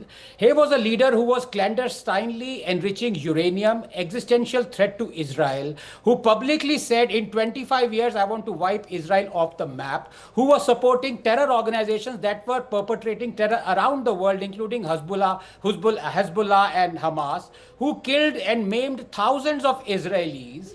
Would he not be a legitimate target? I mean, replace Iran with Pakistan and Israel with India, and 100 out of 100 Indians would say, if any Pakistani were to do exactly this, India has a legitimate right to go after him. Yeah. So that's point number 2. Point number 3 is, let me come very quickly to 2 things that are arguments in favor of Israel and America and 2 against. In favor, they have awesome intelligence on the ground. We saw on day 1, they eliminated 50 of the top Iranians. That speaks a lot about the intelligence that the Israelis and the Americans have. Number 2, awesome firepower. There is no doubting that. Number 3, majority of the Iranians are or were against this despotic regime. This is not to say this was the only despotic regime that has nuclear arsenal. Okay. There is hypocrisy there. I agree with Tatiana. But the fact is, I think Israelis and Americans are banking on from the ground up. The rebellion starts to topple the existing regime. The things that are against Israel and America is very simple. America, this war is not the same as Putin's war in Ukraine. In the last 3 years, conservative estimate says that 320,000 Russian soldiers, just the soldiers, not civilians, have been killed. Putin is prepared for a long, drawn-out war. Okay. I mean, which other country would accept 320,000 soldiers killed? Here you have, 10 body bags coming in, and Trump is going to have jitters. So that is one thing that is profoundly against. Please remember, America has never won a long drawn out war. Vietnam, it lost 47,000 US soldiers. We know how it ended. Afghanistan, we know how it ended. So unless this was going to be a quick war, it is going to be a disastrous war for America. I just want to go straight across to John Spencer, U.S. military expert. Tom Cooper is also here with us. Thank you, John Spencer, for taking out the time and being a little more patient than we would expected you to be, because it is about 6 minutes into your time. So I'm just going to ask you fundamentally this. The U.S. the U.S. government has decided, and of course the Israelis have decided, that they're going to use the aerial route to soften up the Iranian regime. Will this be enough? Will this be enough to affect regime change and attain the goals that Trump has now defined? Or do you need boots on the ground or some other sort of intervention? I would say, of course, predictions are really hard, but it's very unlikely that air power alone in this context would achieve that. And that's why a lot of the strategy has been to talk to the Iranian people and for this popular uprising as a byproduct, because there are very few historical cases of air power alone causing a regime change, whether it's Serbia, Milosevic, or Libya, different contexts as whole. Although this morning there is a very credible report that Israel struck the Supreme Council that was trying to elect a new Ayatollah. That will have a considerable impact, but I think the intent here is to paralyze the regime. War is a act of force to compel your enemy to do your will. That's what I think we're seeing here, not a direct strategy to cause a regime change, and I think the president has said this, as well as Secretary of Defense, set the conditions for a regime change. And just about your video, I've seen multiple reports from those in Tel Aviv that say that's an AI-generated fake video. Yeah, it could be, because it just does look very, very fake. I've not heard. Too much. Yes, just too much. It looks fake to me, and it just doesn't add up. Because by now, we would have had statements from Netanyahu. You would have had a fair bit of reaction coming out of Israel. That did look catastrophic, to be honest, Tom. But do you agree roughly with what John is saying? Essentially, yes.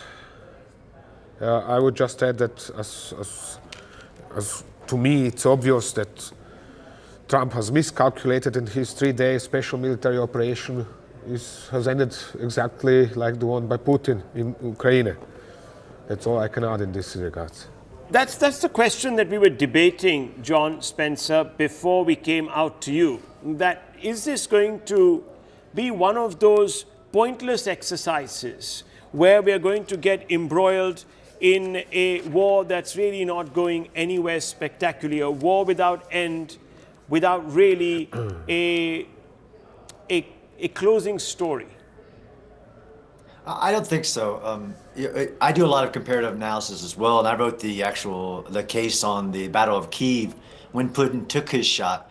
Had Putin had the capability to eliminate Zelensky, all the senior military figures or any personality in the push of a button, Putin didn't have that capability. While he tried this almost the attack of Baghdad type of approach on Kyiv to do a psychological impact. That's the context. A little different if you look at Iran, even if what was happening in January with the conditions of the internal stability, right? The internal stability of the population, the economic situation, the water situation, all of those variables. Now, whether, again, I don't think it'll be a forever war. I think this is actually trying to end a forever war and change the behavior of the Islamic regime. Of course, take away capabilities of the nuclear program, the ballistic missile program, of the Navy's threat to the Straits of Hormuz. Every war has to look at its context. Whether this is a futile effort, I don't think so. Even if it's, if anything, you have set the conditions for a different paradigm to be in place, one that Israel and the United States will strike any threat coming from the regime going forward. I think that's a decades-long paradigm that is being broken. And it's always a pursuit of political goal. All wars pursues a political goal. What's the goal, which is everybody keeps asking, whether that goal of regime change is the intent of the operation. And if you look at even Putin's special military operation, his intent was to instill a more Russian-friendly government. He failed to do that. And now, of course, goals can change, and that's happened. I think for this operation, the goals have been pretty clear. We're all questioning whether that ultimate goal of regime change can happen with the current ends, ways, and means kind of that's being given. I think we're in a wait and see. I mean, we're only 4 days, a few days into the operation, and to have 50 plus of all of the old way of thinking happening in Iran, not just the Ayatollah, but 40 senior commanders of that hardliners. I don't think anybody can tell you like how's this going to go, given the variety of context that is the Iran basically. Okay, so how are you assessing the timelines here? Because we're seeing evidence of a large number of strikes on Iran. We've had one on the spiritual headquarters in Qom. And we're not seeing the Iranian regime throw in the towel. What does that tell you? Again, it's with the amount of information, despite all of our open source intelligence, it's hard to know. Of course, we know from the Iranian constitution that meeting that was being held was to elect a new Ayatollah. The fact that all of the generals were taken out, of course, we believe there are plans put in place for such a scenario, and that's why you have possibly this, what I would say is just irrational behavior of attacking all of the Gulf states and basically these 14 different states and basically isolating yourself. We don't really know who's in charge, who's making the decisions. So it's hard to say whether the current kind of decapitation campaign, the paralysis of this operation, which is historic. And you look back at even American operations in the past, the invasion of Afghanistan, the invasion of Iraq, any of them, we've just never had this deep intelligence infiltration, precision ability no military has. This is really historic. So the outcomes of predicting of it, there is no comparative case to say, well, this will likely lead to this.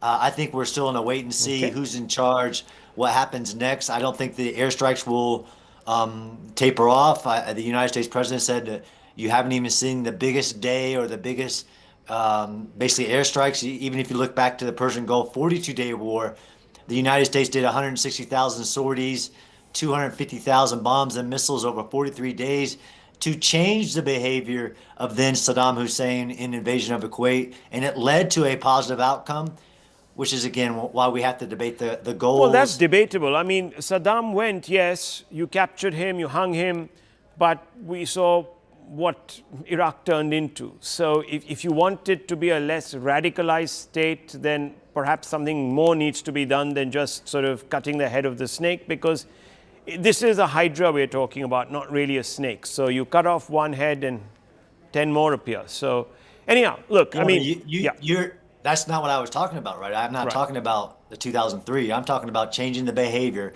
right? This is why you have to look at what the goals of the war are, stated by those participants, belligerents of it.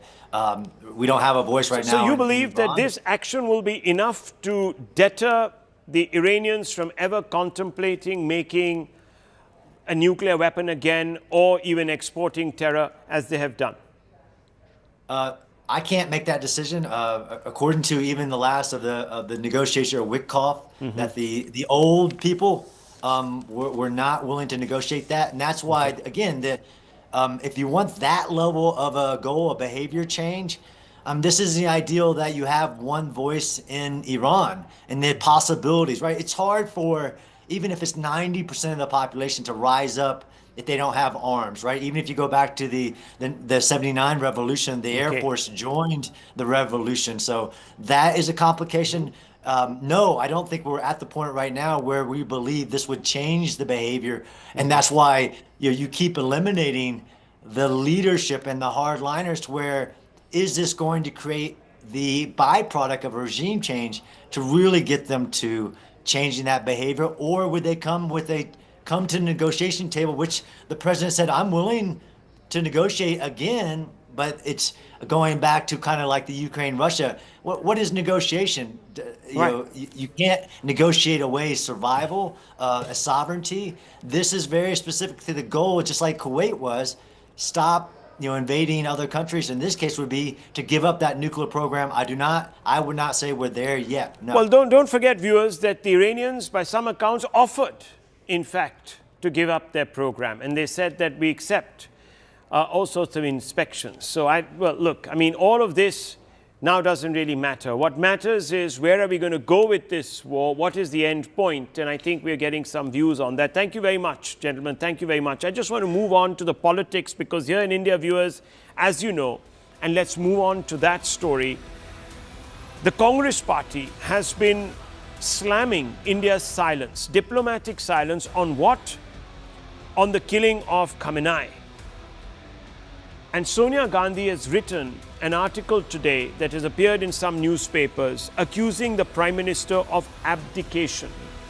She has come out and said, government silence over Khamenei is not equal to neutrality. Silence is an abdication of principles, in a sense of morality. India cannot remain a mute spectator. Traditional foreign policy values have been ignored. Now, viewers, the BJP has come out, and let's put out that graphic also for you to see. The BJP has come out and said that the Congress was silent, for example, when Gaddafi was killed in 2011. So why are they lecturing us? They also put the national interest first. They took a calculated decision not to sit there and condemn the West or the others who decided to overthrow Muammar Gaddafi. They didn't control or condemn Gaddafi's hanging. UPA was mum on Saddam Hussein's hanging also.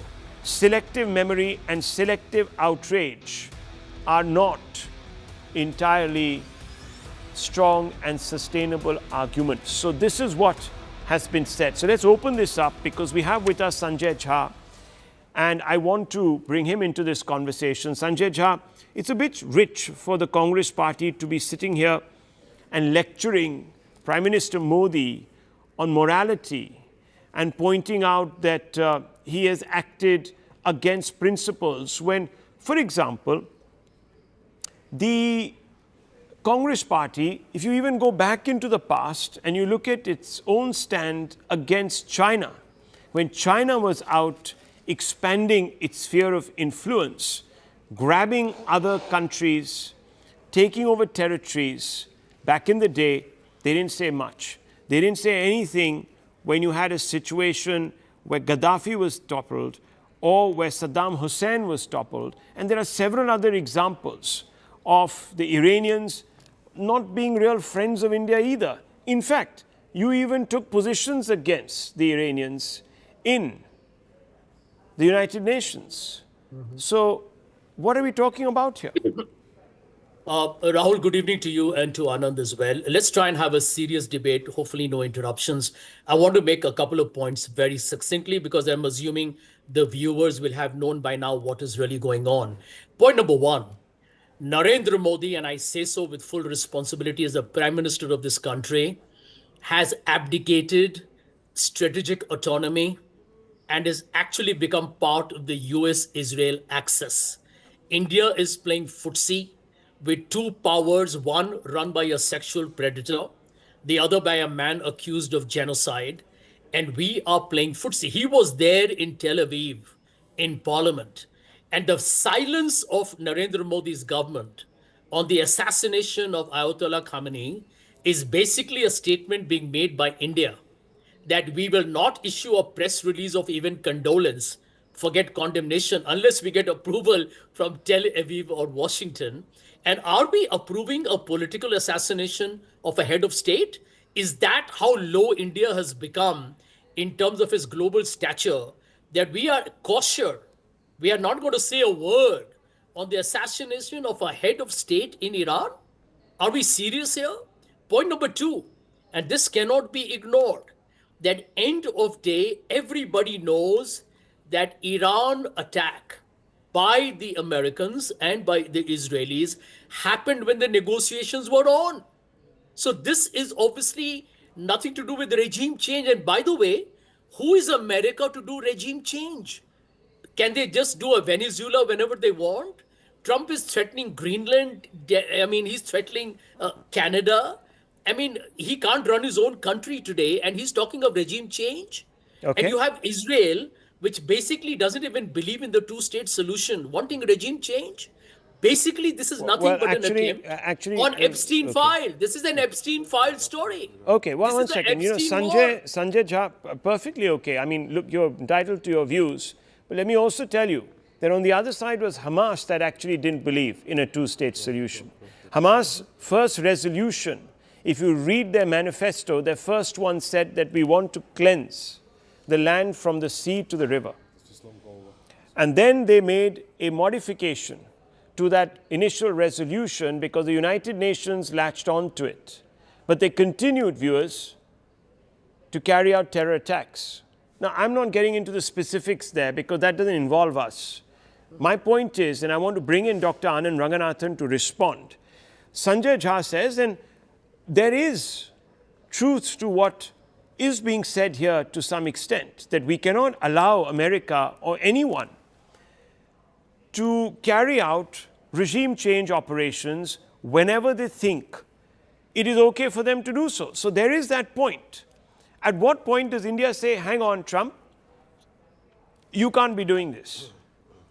Or should we be saying it at all? Rahul, when has India not or stepped in to not allow America orchestrate a regime change in the last 80 years? Give me one instance. America has orchestrated perhaps 17 or 18 regime changes. Has India stepped in and said, we are not going to allow you to do that? So that's point number one. Point number two, Sanjay did not answer your blunt questions. That is, if BJP has not expressed condolences at the passing away of a dictator, the Congress also did not express condolences at the passing away of Gaddafi and Saddam. In fact, I supported Congress, and I support Congress for not expressing condolences at the killing of dictators, even though those two dictators were quite friendly with India, even though this one, Khamenei, was, calling India an oppressor state and talking about all nonsense that India and Hindu state is massacring Muslims. That's point number two. Point number three is we have to look after our interests. It is not our war. It is a war of Israel with Iran. Now, I ask a very simple question. Is an Pakistani leader, for example, I just give you one very simple example. When people say, Rahul Gandhi say, we must express condolences, he was not a legitimate target, Khamenei. Simple question. I want to reduce it to a simple question.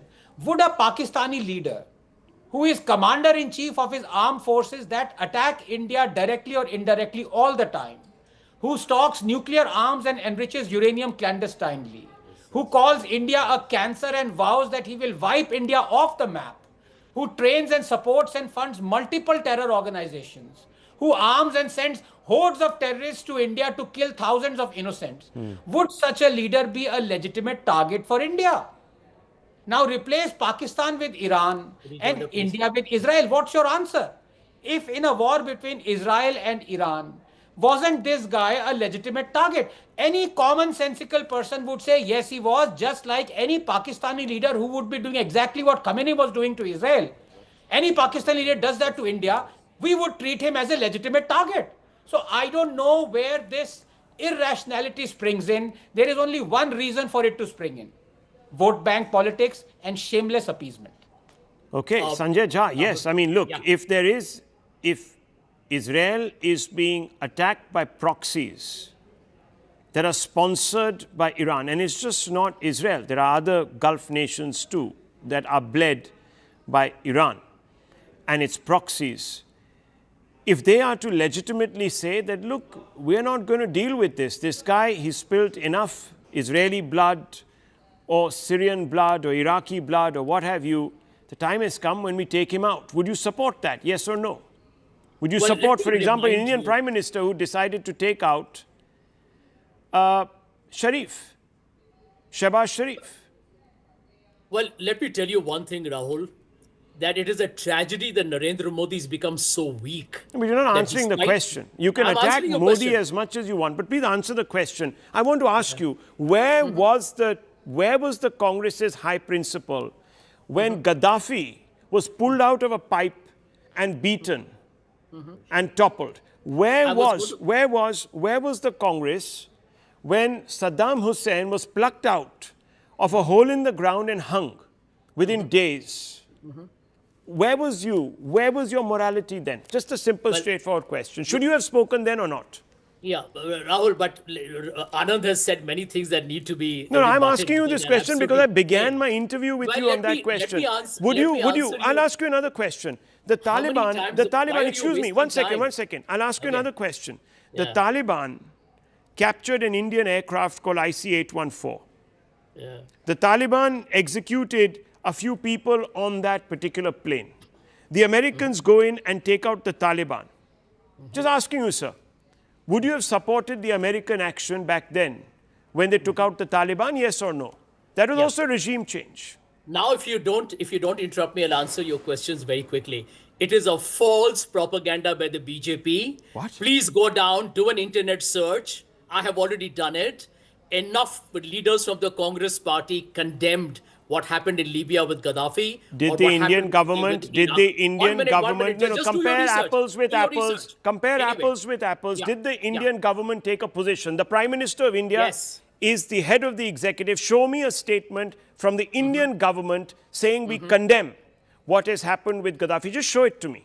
We condemn the United States. We condemn external intervention in Libya. Just show me that statement, sir. Yeah, I'm just answering you.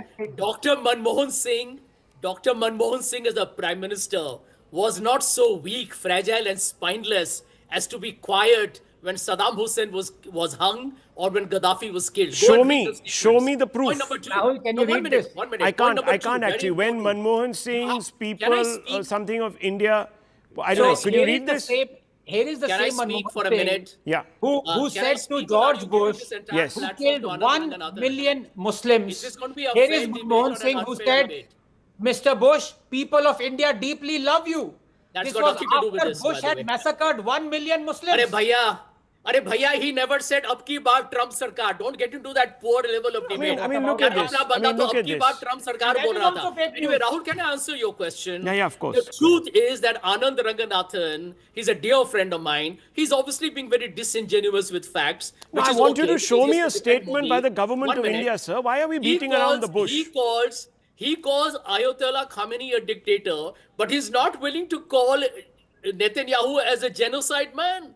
He's not hang willing on, to just call a him minute. out for war of, What is that? Hang on, just a minute. war No, against hang on. Now that's what. humanity. No, He's hang not on, willing to say that. We are talking about. No, hang on, just a minute. Unbelievable. Listen, if Netanyahu thinks that he can attack Iran because the leadership in Iran is hurting the sovereignty of his country, what does it matter if Netanyahu is a war criminal or not? He is doing what he wants to do to defend his country's interests, and he's been elected by his people to do that. And the opposition, hang on, the opposition in Israel, 1 second, sir, the opposition in Israel, please, let me allow you. Unlike in India, the opposition in Israel is supporting Netanyahu today on conducting the operation to decapitate Khomeini. So let me just put that down on the record. But that apart, I want to come out to you again and ask you, sir, please answer this question. Show me the statement by the Indian government. Give me the date, the time when this statement was made by the UPA government, I said, in support of Gaddafi. Show it to me. Okay. So, I mean, you want me to do it right now on your screen? Well, you should have, sir. Well. Here is the point. Here is the point, ladies and gentlemen, watching the program. Mr. Modi is backing America and Israel Show at me a the time statement. when abandoning India's sovereignty, abandoning India's independence, abandoning the strategy of actually multi-alignment and becoming part of the most dubious discredited axis where the two leaders are one is in the Epstein file and the other one monitors the all is Epstein fine. file. All is What a that shame. all you can What a say shame. all of that. You haven't answered the single question I posed. I have. You are lecturing It's Modi, on record. but you have done exactly what Modi has done.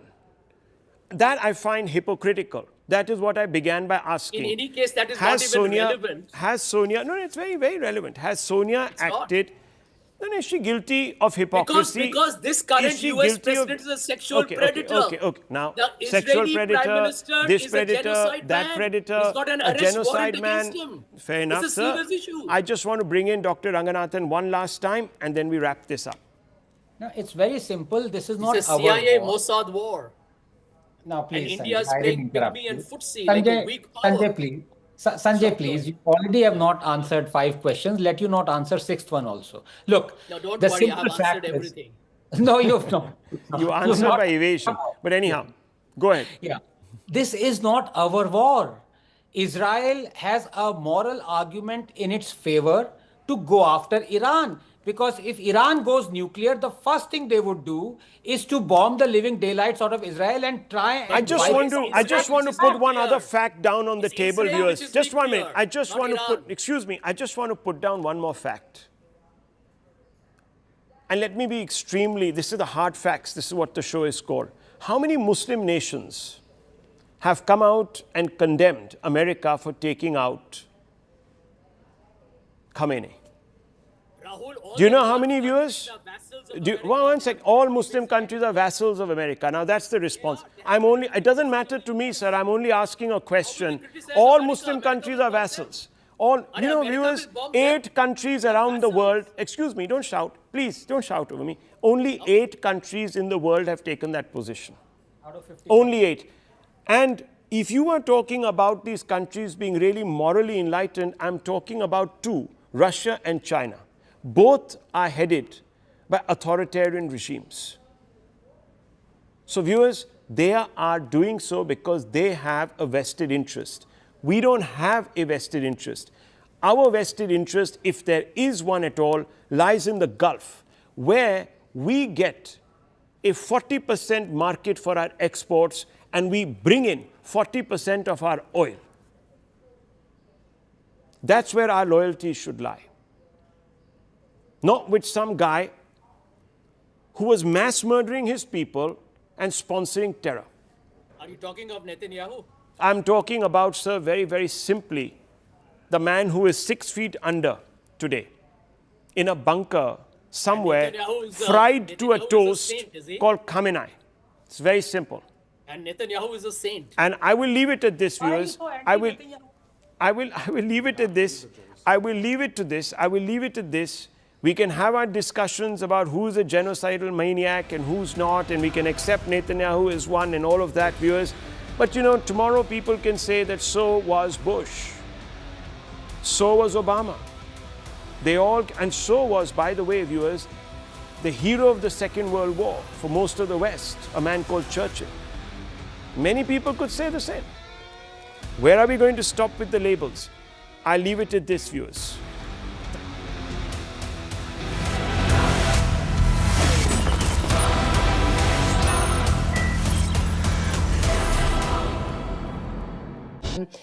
And while I have you here, just before we came on, we came to you, Stephen. We were breaking news, of course.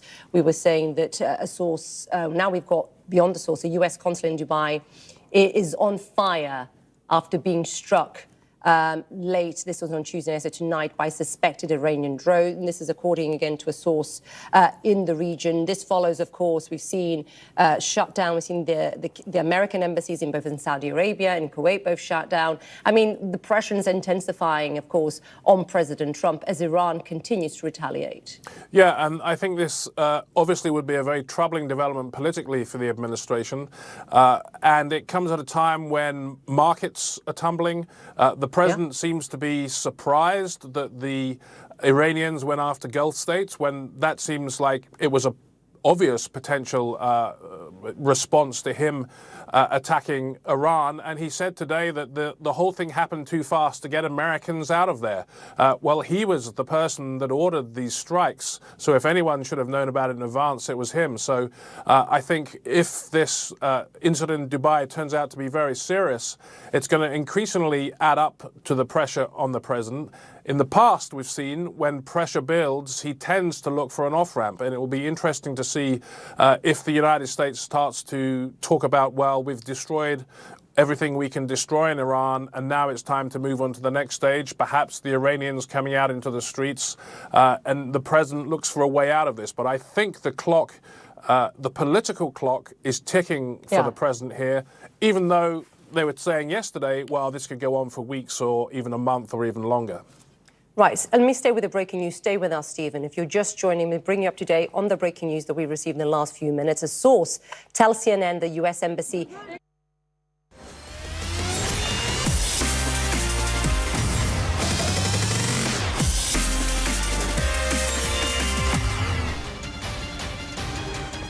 Good morning and a very warm welcome. Thanks for tuning in to CNN News 18. I'm Kritsween Valia. And I'm Hem Kaur Saroya. And as the volatility and escalation in West Asia continues, what is happening in Iran and in the wider region? We continue to bring you all the developments on that front. Here's a quick look at what we're tracking for you right now. Let's get started. President Donald Trump makes it clear, talks about US's objective, says regime change is the aim of the conflict. Iran moves to escalate the cost of the conflict, targets oil production sites in Saudi Arabia, Oman, UAE and Qatar. Global oil prices shoot up by 8%. As Iran issues a dire warning to the United States and Israel, it says that the process that has begun will soon engulf all of Europe. As Iran launches missile strikes across the Arab world, Israel blasts mobile missile launchers in Iran to cripple drone swarm strikes. Israeli strikes hit the Assembly of Experts in Qom, Iran. This is the body that chooses the supreme leader of the country.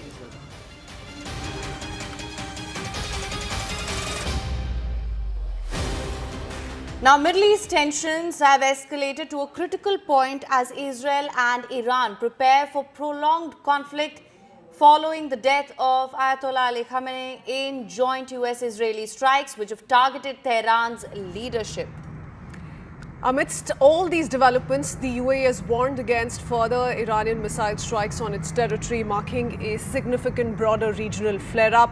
In fact, Prime Minister Benjamin Netanyahu has also claimed Israeli control over Tehran's airspace as the region braces for continued hostilities. In the meanwhile, Donald Trump has said that US has a huge amount of weapon supply and it can fight the war for a long, long time. He also targeted Spain and said his country would cut off all trade with Spain after the European nation refused to let American forces use its bases for some of these missions.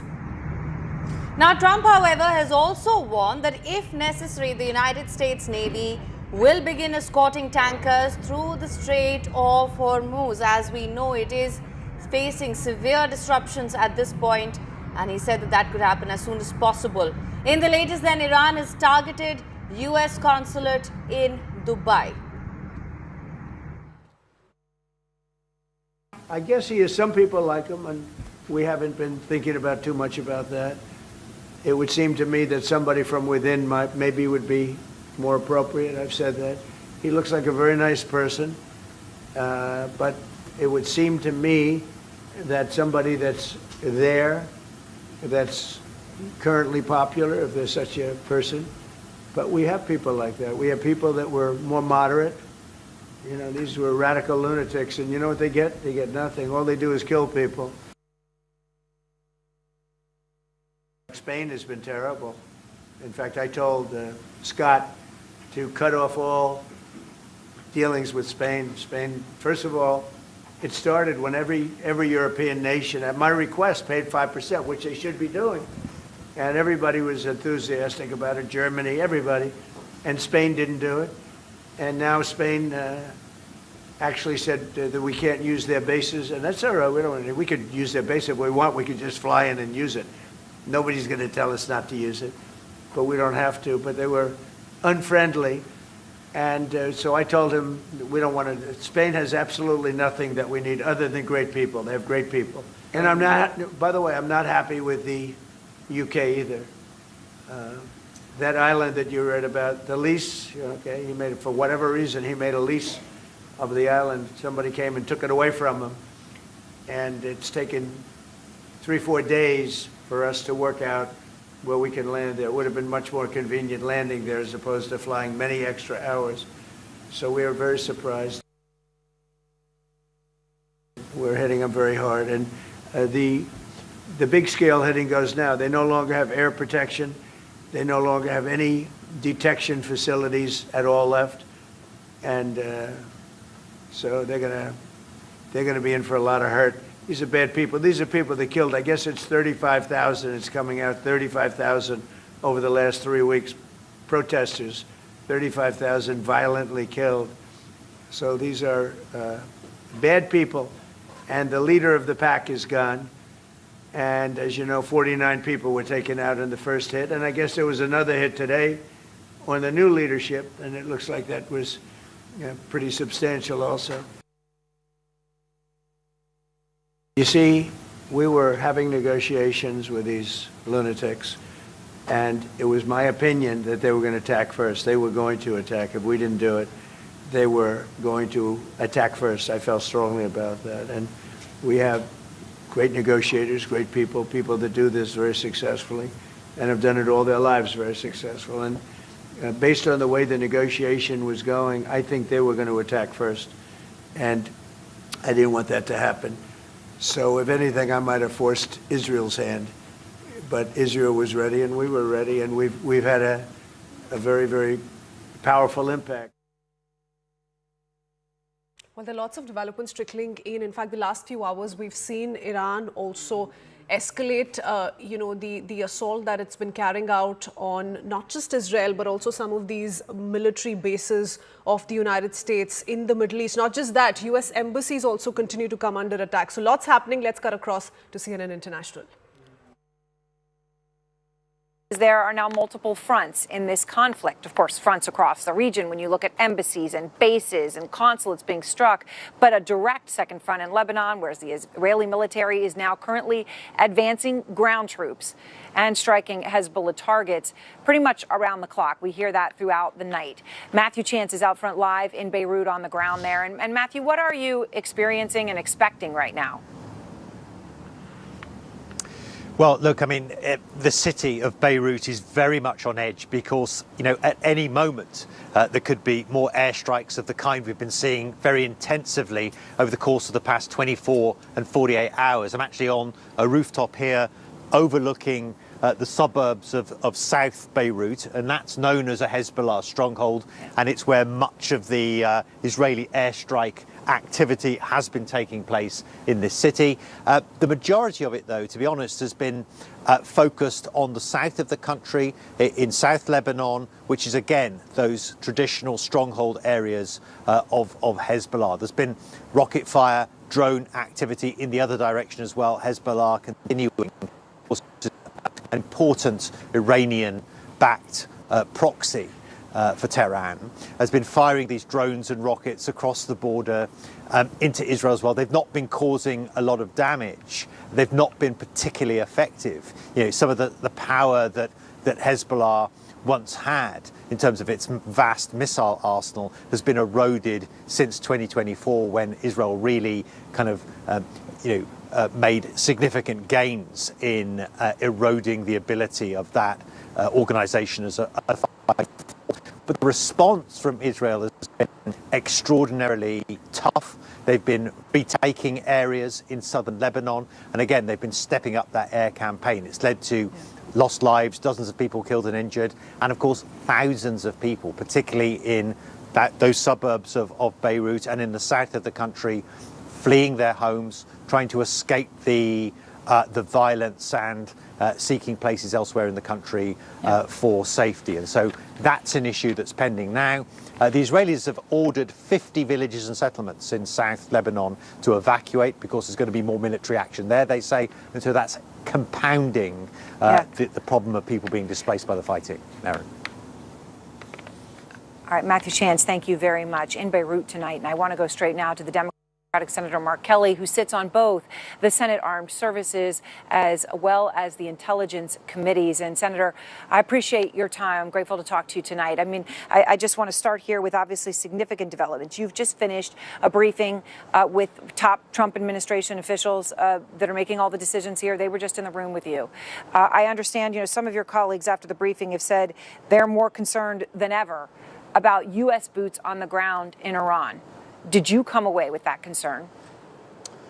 Well, yeah, I mean, just like Secretary Hegseth said publicly that he will not rule it out, we get sort of the same message in the secure facility there in that brief. So, yeah, I have more questions coming out than I had going in. That's typical of these briefs. They share a lot of the public information.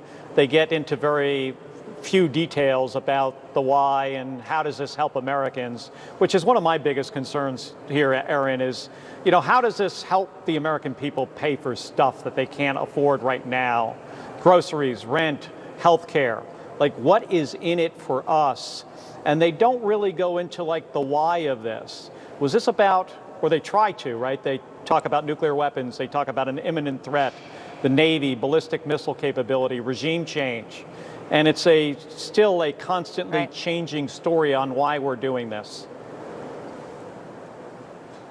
So the CIA, there's also this new reporting, and I'm sure, I don't know if you just have seen it, Senator, or not, but I'll give you the quick summary. We're reporting that the CIA has this plan where they're arming Kurdish forces to lead an uprising in Iran. Some of those forces are in Iraq and are going to cross over the border, and some of them are in Iran and they're armed, and the whole goal is to basically start some sort of an uprising and destabilize the government in some way.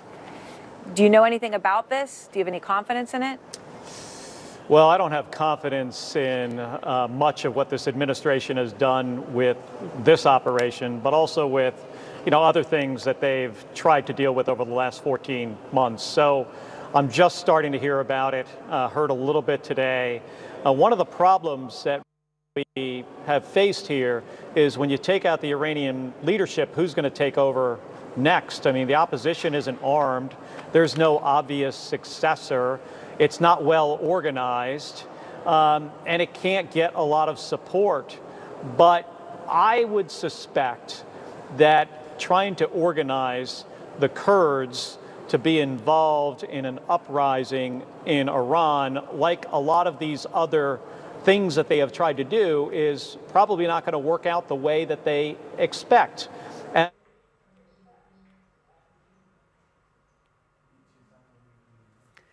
All right, shifting our focus to more breaking news coming in. Iran in the latest has also targeted U.S. consulate in Dubai. As per reports, blasts were heard. Smoke could be seen rising from a location very, very close to the U.S. consulate in Dubai. And these are some of the visuals of the same. We've closed in on these visuals for you as well. These are visuals now from Dubai. Dubai, remember, has also been one of the many places to be at the receiving end of this ongoing conflict between US, Israel and Iran. And this, we're learning, has happened in a location or a plot very close to where the US consulate is. Remember, something similar happened yesterday as well in Riyadh, wherein 2 drones were launched on the US consulate, the US embassy in Riyadh as well. So a drone attack took place yesterday at the US Embassy in Riyadh. Cut to these visuals coming in from Dubai, where in a plot, or this is an area very, very close to the US consulate, where explosions were heard. Smoke could be seen rising off this particular location.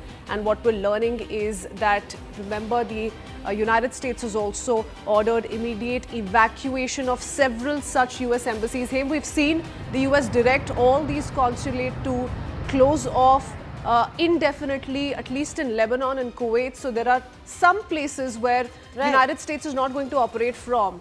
diplomatically for a while. Right, and advisories, of course, have been out as well. We've seen the attacks on Riyadh and Kuwait consulates. Yeah. Then, of course, though we didn't see any direct attacks, there has been a lot of scuffles across as well. Remember what we saw in Pakistan when 10 protesters were also hurt in that scuffle that broke out in Pakistan, a US consulate as well. Yeah. So we are going to see these sort of disruptions, and a lot of this comes from internal dissent as well, and protests that we're seeing right now, Kritsween.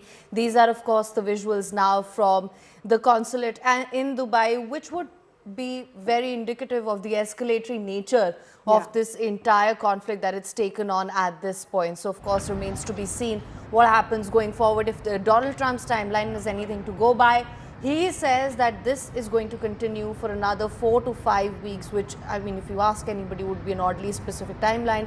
Remember earlier he was saying this is only going to happen for a few days, because back in Operation Midnight There's been a lot of dilly-dallying. In fact, we've also seen Donald Trump say something, contradict that very statement in the next few hours. Yes, 4 to 5 weeks is the timeline that he'd spoken of yesterday. He's also come out to express dissatisfaction with countries like Spain, some other European nations, the United Kingdom. He says they're not fully letting us operate militarily and respond to Iranian strikes from some of these military bases. So they're not being allowed, is why Donald Trump has come out to reject the stand that's been taken by these European nations. But I want to quickly draw our viewers' attention to the formal statement that has been put out by the Assistant Secretary of State, Mora Namdar, took to X, said the State Department urges Americans to depart now from countries including Egypt, Iraq, Jordan, Syria, the UAE and Qatar. So that's a directive that's come in from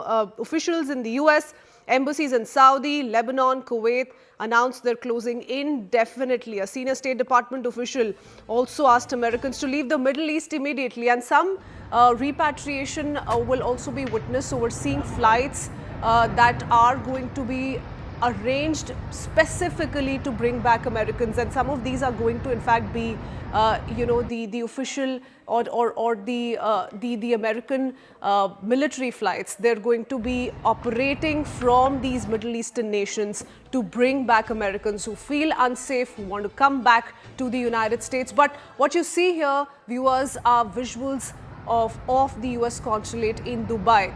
Now, you can't quite make out where exactly has this explosion take place, but what we're learning as per reports is that this is a plot which is located right next to the US consulate. So was this a aimed strike at the US consulate, or was this some sort of an interception, debris of which led to this explosion? That remains to be seen. But this, remember, is something that continues to irk the United States of America. And Donald Trump has spoken about this. He's obviously spoken of how he's going to avenge the deaths of the US military personnel. Not just that, continues to criticize the fact that some of these civilian areas, including US embassies, are now being targeted in the Gulf.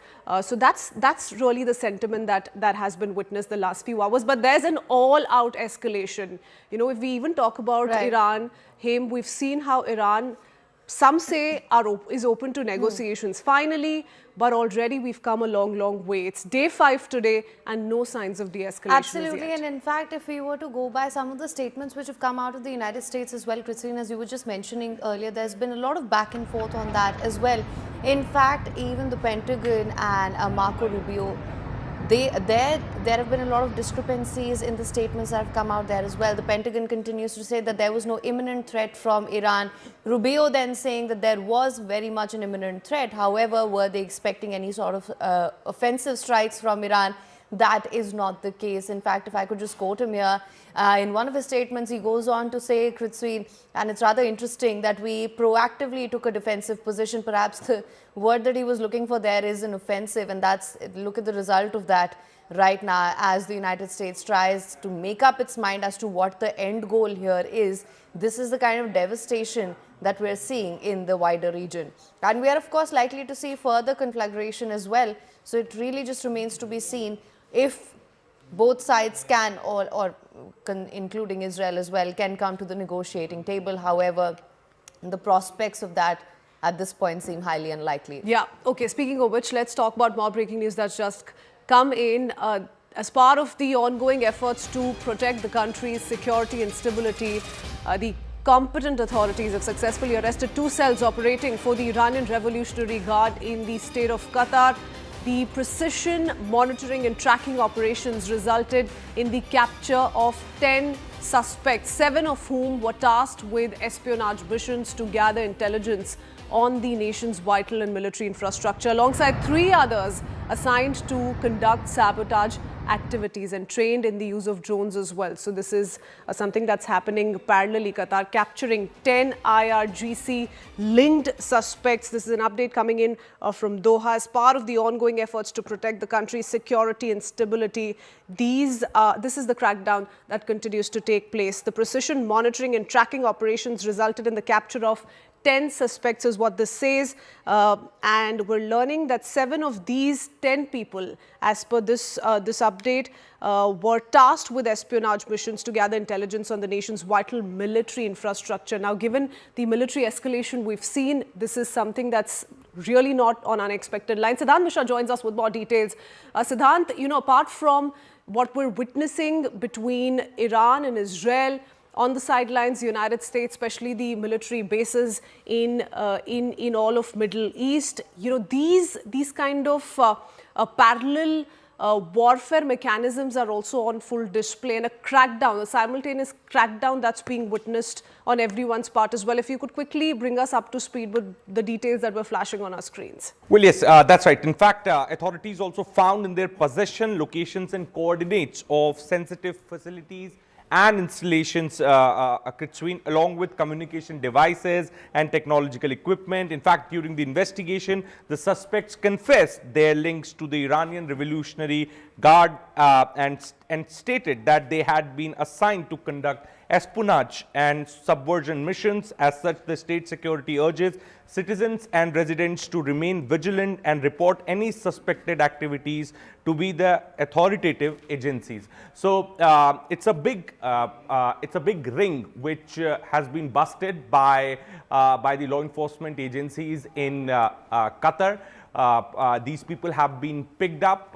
They were doing espionage for Iran. And in fact, some sensitive devices, information regarding some sensitive key installations inside the Qatar were found from these individuals, and they have been doing espionage for Iran from a very long time. This has also been found in the investigation. Now, situation is such, circumstances are such that nobody can be trusted, and in these times when Qatar has directly been hit by Iranian missiles, in fact, Qatar had to shut its LNG production, perhaps happening for the first time. The government, country leadership is extra cautious. All precautions are being taken. Air defense systems are active 24/7. They are coordinating with the United States and the other major players in the region to put air defense systems in place. But at the same time, at ground level, such measures are also being taken, identifying and zeroing down on people who they suspect to be working for the Iranian government, arrest them, confiscate their devices, etc., and also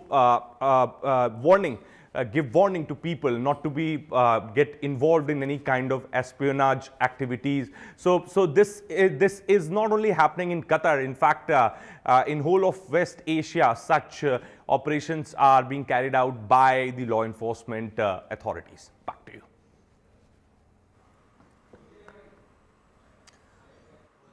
Right. Now, Siddhant, of course, we are seeing the escalatory nature of the attacks as well. Iran has very much gone on the offensive at this point. When we talk about the negotiations, that seems like a highly improbable prospect at this point, Siddhant. And of course, we are seeing the kind of defiant rhetoric that's coming out of the United States as well. There seems to be a lot of confusion on that front also. Well, that's right. Look, in fact, you were pointing this out a short while back, that how negotiations look difficult, because earlier the goalpost was to change the regime. Now Americans are saying the goalpost is to diminish the missile stockpile, the nuclear enrichment program of Iran, etc., etc. And the established mediators in the region, like Oman, like Qatar, they were also targeted by the Iranian missiles. Now, the established mediators, those who were taking the region towards dialogue and diplomacy, they have now been attacked, perhaps. So there is a very little room actually left for diplomacy at this point in time, and this is the reason that this conflict is turning into a wider conflict with each passing hour. All right, we have more breaking news that's just coming in. Qatar's Ministry of Defense says that 2 ballistic missiles were launched at the state of Qatar from Iran. Air defenses then intercepted 1 missile while the second impacted Al Udeid Air Base without causing any casualties. So that's the latest breaking that we're bringing for you right now. Another missile attack on saying that there were 2 ballistic missiles which were launched on the state of Qatar from Iran. The air defenses did intercept 1 of the missiles. The second impacted Al Udeid Air Base without causing any casualties. Remember, the Al Udeid Air Base happens to be a key US base here, and we're looking at sustained damage there as well. Christine can perhaps bring us more details on this also. Yeah, so we have the detailed statement. This is the statement that's been issued by the Ministry of Defense. Qatar Ministry of Defense announces that the state of Qatar was targeted by 2 ballistic missiles launched from the Islamic Republic of Iran. Air defense systems successfully intercepted 1 of the missiles, while the second missile struck Al Udeid base without causing any casualties. So no casualties is the first big takeaway, but it very clearly highlights that 2 missiles were launched from Iran. Further, the Ministry of Defense, it says, emphasizes that Qatar Armed Forces possess full capability and resources with God's will to protect and safeguard the sovereignty and territory of the country and to respond firmly to any external threat. The ministry also calls on citizens, residents and visitors to remain reassured, adhere to instructions issued by the relevant security authorities, refrain from spreading rumors and rely solely on statements and information released by official sources. So that's the official statement that's coming in. It confirms that 2 ballistic missiles were launched from Iran. However, a confirmation also coming in on how the air defense system successfully intercepted 1 of the missiles. Siddhant Mishra continues to stay on with us. Siddhant, how do you see the stance that's being taken now by some of these Gulf nations? Are we seeing a certain aggression now come in? Because remember, it's day 5 of the war, the ongoing conflict, and no signs of de-escalation as yet. United States continues to send out strong messaging. Iran also making it amply clear at the moment that we're not going to be the first to blink, but caught in the crossfire are some of these Middle Eastern countries. Well, that's absolutely right, Christine. In fact, we were discussing a short while back that how there is very little room left for diplomacy. The established mediators have been hit, have been targeted by Iran. And each time around, if you see, Christine, in the last 5 days, Iran is trying to make a point that Iran will not only sustain this conflict, but Iran also has a military might, the strength to hit US assets, US personnel and in the region. And perhaps in last 48 hours, Iran has successfully managed to prove this point, perhaps leading the region into the wider conflict. Now, Al Udeid Air Base in Qatar have been targeted. Now, this air base hosts US CENTCOM forward headquarters. This is also a home to Combined Air Operations Center, which coordinates air operations across the Middle East. Key launch point for missions in Iraq, Syria, Afghanistan, and broader regional operations. Established in 1996, expanded significantly after 2001, houses thousands of US and coalition personnel. Now, the demand of Iran, Christine, is that United States should vacate all its air bases in the region.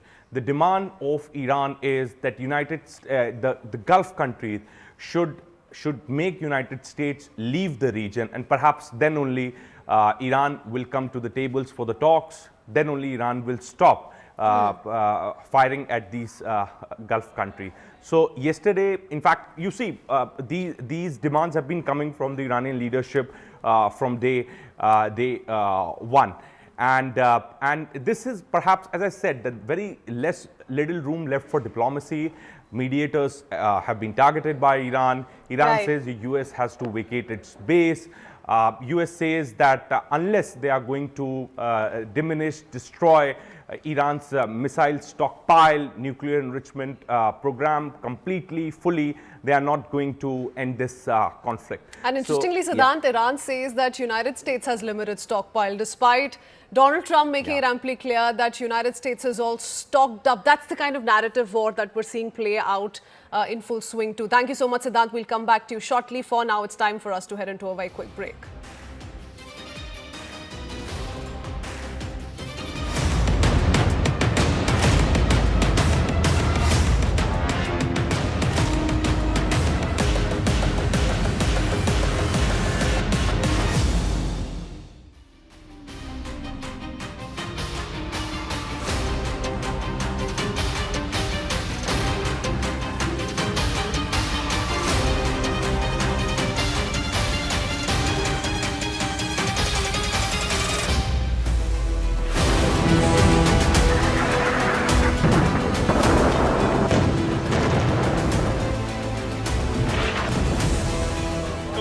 Devastation, a direct hit by a missile. Picture is that the US is not able to defend. Of a drone of massive, the number of ballistic missiles. Where is it that Iran is actually placing its resources right now? Tabriz, Sanandaj, Kermanshah. And this is now what they are doing since yesterday. They are conducting more or less an organized.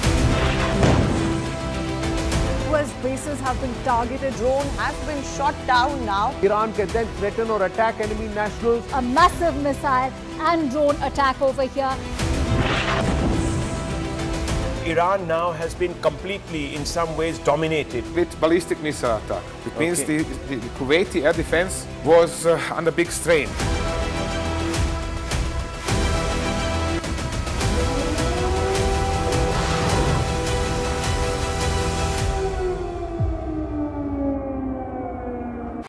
And while I have you here, just before we came on, we came to you, Stephen. We were breaking news, of course. We were saying that a source, now we've got beyond the source, a US consulate in Dubai is on fire after being struck late, this was on Tuesday, so tonight, by suspected Iranian drone. And this is according again to a source in the region. This follows, of course, we've seen shutdown. We've seen the American embassies in both in Saudi Arabia and Kuwait both shut down. I mean, the pressure is intensifying, of course, on President Trump as Iran continues to retaliate. Yeah, and I think this obviously would be a very troubling development politically for the administration. And it comes at a time when markets are tumbling. The president seems to be surprised that the Iranians went after Gulf states, when that seems like it was an obvious potential response to him attacking Iran. And he said today that the whole thing happened too fast to get Americans out of there. Well, he was the person that ordered these strikes. So if anyone should have known about it in advance, it was him. So I think if this incident in Dubai turns out to be very serious, it's going to increasingly add up to the pressure on the president. In the past, we've seen when pressure builds, he tends to look for an off-ramp. And it will be interesting to see if the United States starts to talk about, well, we've destroyed everything we can destroy in Iran, and now it's time to move on to the next stage. Perhaps the Iranians coming out into the streets, and the president looks for a way out of this. But I think the clock, the political clock, is ticking for the president here, even though they were saying yesterday, well, this could go on for weeks or even a month or even longer. Right, so let me stay with the breaking news. Stay with us, Stephen. If you're just joining me, bring you up to date on the breaking news that we received in the last few minutes. A source tells CNN the U.S. Embassy in Dubai has been struck, as you can see from this video here, and is on fire. This is just from moments ago. This is in Dubai. We have seen, of course, American embassies also in Saudi Arabia, and Kuwait was shut down. But this coming into CNN, source telling CNN, the U.S. consulate in Dubai has been hit by a suspected Iranian drone. We can see a plume of smoke there, black smoke, and we understand it's on fire. We're getting more information. I think our Jennifer Hansler with us. Jen, what more are you hearing on this? Well, we're not hearing much of anything yet, Issa. We've asked the State Department if they can confirm anything on this suspected Iranian strike on the consulate in Dubai. But of course, as you're saying, this is the latest in a series of suspected Iranian attacks on U.S. diplomatic facilities. Last night, we saw 2 suspected. War with Iran widening in the Middle East with no clear end game in sight. France now sending its aircraft carrier to the Mediterranean. French President Emmanuel Macron criticizing the U.S. and Israel, saying that the Iran strikes acted, quote, outside international law. The situation on the ground in the Middle East growing more tumultuous by the day. Video shows the U.S. consulate grounds in Dubai are on fire, hit by a suspected Iranian drone. 3 U.S. embassies now closed in Lebanon, in Kuwait, and in Saudi Arabia. And one day after urging Americans to get out of 14 Middle Eastern countries using essentially non-existent commercial flights, the Trump administration is now working, they say, to secure military aircraft and charter flights to get thousands of stranded Americans to safety. Explaining why there was no evacuation plan for Americans prior to Saturday's strike against Iran, the president said this. Well, because it happened all very quickly. We thought, and I thought maybe more so than most, I could ask Marco, but I thought we were going to have a situation where we were going to be attacked. Asked earlier today, what is the worst case scenario he planned for Iran, the president said this. I guess the worst case would be we do this and then somebody takes over who's as bad as the previous person, right? That could happen. We don't want that to happen. That would probably be the worst. You go through this and then in 5 years you realize you put somebody in who was no better. That begs the question, of course, so what is the plan here? And is it achievable? Let's go now to CNN's Aaron Burnett, who's live from Tel Aviv. Aaron, another round of Iranian missiles aimed at Israel tonight. It forced you and others to take shelter live on air. Tell us more. Yeah, Jake, I mean, that's sort of the way it's going here. And, you know, it's unpredictable when the missiles are going to come in from Iran. You know they're going to come, but you don't know when. And I think it's that uncertainty, in part, that's just, you know, this country is obviously in a war zone, but that has kept it on such uncertain footing. But, you know, there's a warning that comes in on your phone. A few minutes later, you'll start to hear the sirens, and then people do move very quickly for safety because these missiles coming from Iran, when they're coming from that direction as opposed to north from Hezbollah, these are cruise missiles, these are ballistic missiles, and there were some, whether they're shrapnel or parts of the missiles themselves, that actually break through, and that has caused, you know, deadly impact here on the ground in Israel. You talk about the consulate, though, Jake, sort of the fire around the region, not just those embassies closing, but that consulate in Dubai being struck.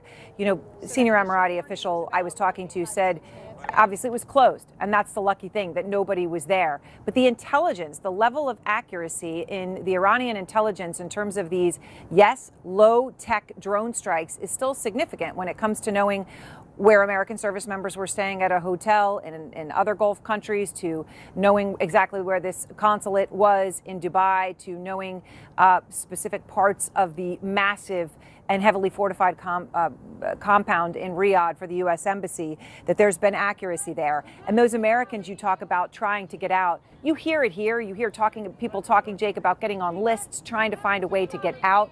It is very disconcerting to hear that and to see the note that we got here that said, you're on your own. There's nothing we can do from the U.S. Embassy. But also, Jake, someone in Dubai telling me they're doing everything they can. They booked 3 different ways out of the country today. Every single one of them canceled. People are afraid. People are frustrated. And that's what's happening as you continue to see these images of fire on your screen. And Aaron, Israel's also launching strikes in Lebanon, targeting the Iran-backed terrorist group, the proxy for Iran, Hezbollah. Yes, they are, and we have seen that expand. Two things, Jake. One, where we're standing, we hear that fire go back and forth. And obviously, as you well know from having been here so many times, the proximity there is close. So sometimes you don't even get a warning when there's incoming coming from Hezbollah. But Israel has expanded that front. They started it about a day ago, but now expanding it to ground incursion, ground forces on the ground in Lebanon. So we're obviously watching that and experiencing that here as well. And, you know, I've been here, Jake, with Nick Payton-Walsh and Jeremy Diamond. And Jeremy, when we talk about the warnings that we get, when the sirens come in, obviously this is a country now that in some ways has been at war since October 7th, when that first happened. And now with the full-on war, the war maybe that people have always talked about and never knew if it would ever come, it's here. And they're at war with Iran. In a sense, there is a preparedness, right? They have the sirens, and also they are looking. You've been going out when missiles get through. People are getting injured, and people are dying. Absolutely, and no one is more prepared than Israel's emergency response services, Magen David Adom. I visited their underground command center today. They moved into that command center about a year ago, and you can see as those ballistic missiles are coming in, that early warning hits, they immediately have maps that start to ping potential strike locations and then immediately send their paramedics out to potential scenes. So all of that data is coming in on these screens right here. Definitely. The different screens... We're inside the nerve center of Israel's emergency medical services, Magen David Adom's now fortified dispatch center. This was built about a year ago. When we were preparing for a multi-frontal war, we said we need to take our previous dispatch center, put it underground where we can assure the continuity of the EMS services. Built for a war, just like this one. Oh, yeah. So our cell phone just received a notice that in the coming minutes, sirens will probably be activated. Another wave of Iranian missiles. Screens here light up with projected points of impact. This barrage of rockets, we have almost 80 potential hitting points. Wow. Yeah. Within minutes, it's time to move. Okay, so we've just learned that there is a potential impact as a result of one of these Iranian ballistic missiles, and we're going to jump in with the paramedics to the scene. Paramedic Ori Lazarevich hits the gas. We had one rocket that struck very dense area. So and this is a direct impact? Direct, apparently. Still, we haven't gotten there, but it seems like it's a direct impact. While speeding through traffic, Lazarevich is also processing a fire hose of information. So we have an update now that it wasn't a direct hit. It was a very big piece of shrapnel that hit the building on the highest levels. As soon as we arrive, he rushes toward the impact site. Okay, so we just arrived on the scene, obviously very chaotic. So this isn't a direct impact, but nonetheless, you can see the damage just from shrapnel of a potential interception here. Part of this roof caved in. A half dozen people are lightly wounded, but many more are shaken. Irina was in a bomb shelter across the street when she suddenly heard a sharp sound. And yet, shock here is also matched with another realization. If it were to be a direct hit to this building, we'd be seeing at least 5 buildings with casualties inside. And debris not so easily swept away. And Aaron, we were obviously talking yesterday about the fact that Israeli officials believe that having struck Iran's launch capacity so much over the course of the last 24 hours, that those numbers of ballistic missile launches are going to go down. And I spoke with an Israeli military official tonight who said that even though we're still getting those sirens, we're still seeing those alerts, the number of missiles being fired in those barrages is smaller, and it has been decreasing over the course of the last several days. So we're still getting sirens, although I think we got fewer today than we got yesterday, for example. But the number of missiles is still less. But as you can see in this piece, even when one of those missiles gets intercepted, that shrapnel can be so large to the point that it can cave in, partially at least, a roof of a home. Well, at home, administration officials briefed lawmakers ahead of Senate debate this week on a bipartisan resolution requiring the president to get congressional sign-off for any additional military action in Iran. I think the president has the authority that he needs to conduct the activities, the operations that are currently underway there. We shouldn't be proceeding to legislation, providing votes to proceed to legislation until they put an authorization for military force on the floor of the United States Senate. This is as serious as it gets. As we said at the top, we are also covering a big election night. So in the hour ahead, we'll be checking with our correspondents and political professionals on that and on the war. CNN's Clarissa Ward is near Iran's border with Iraq. CNN's Caitlin Collins is in Washington and in Tel Aviv with new Israeli strikes outbound and a new wave of Iranian drones reportedly inbound. CNN's Jeremy Diamond. So we begin with him. So Jeremy, what more can you tell us about this broad wave of strikes launched by Israel in Iran, and what are they targeting?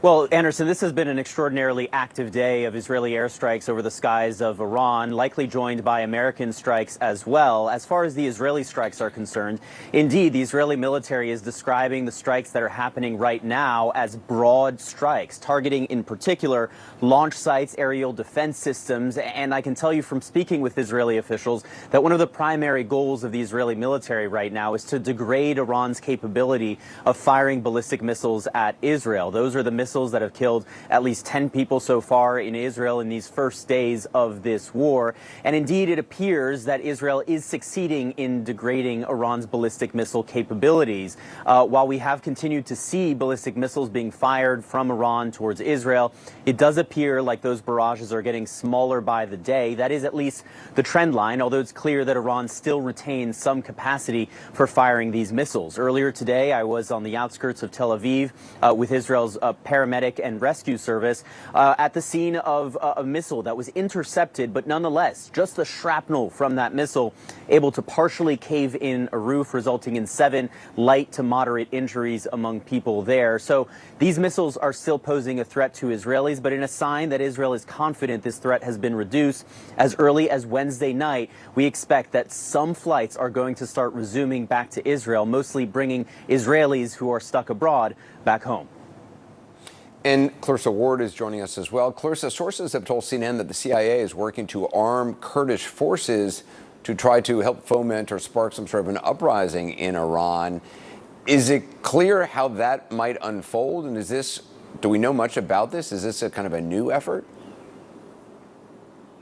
Well, Anderson, this is a pretty extraordinary development. We actually sat down earlier on tonight with an Iranian Kurdish senior leader who told us that Iranian Kurdish forces are literally preparing a ground operation inside western Iran in the coming days with the support of the U.S. and Israel. He wouldn't give any details as to what exactly that support looks like, but he did tell us that President Trump actually spoke on the phone today with the leader of the KDPI. That's one of the big Iranian Kurdish groups here.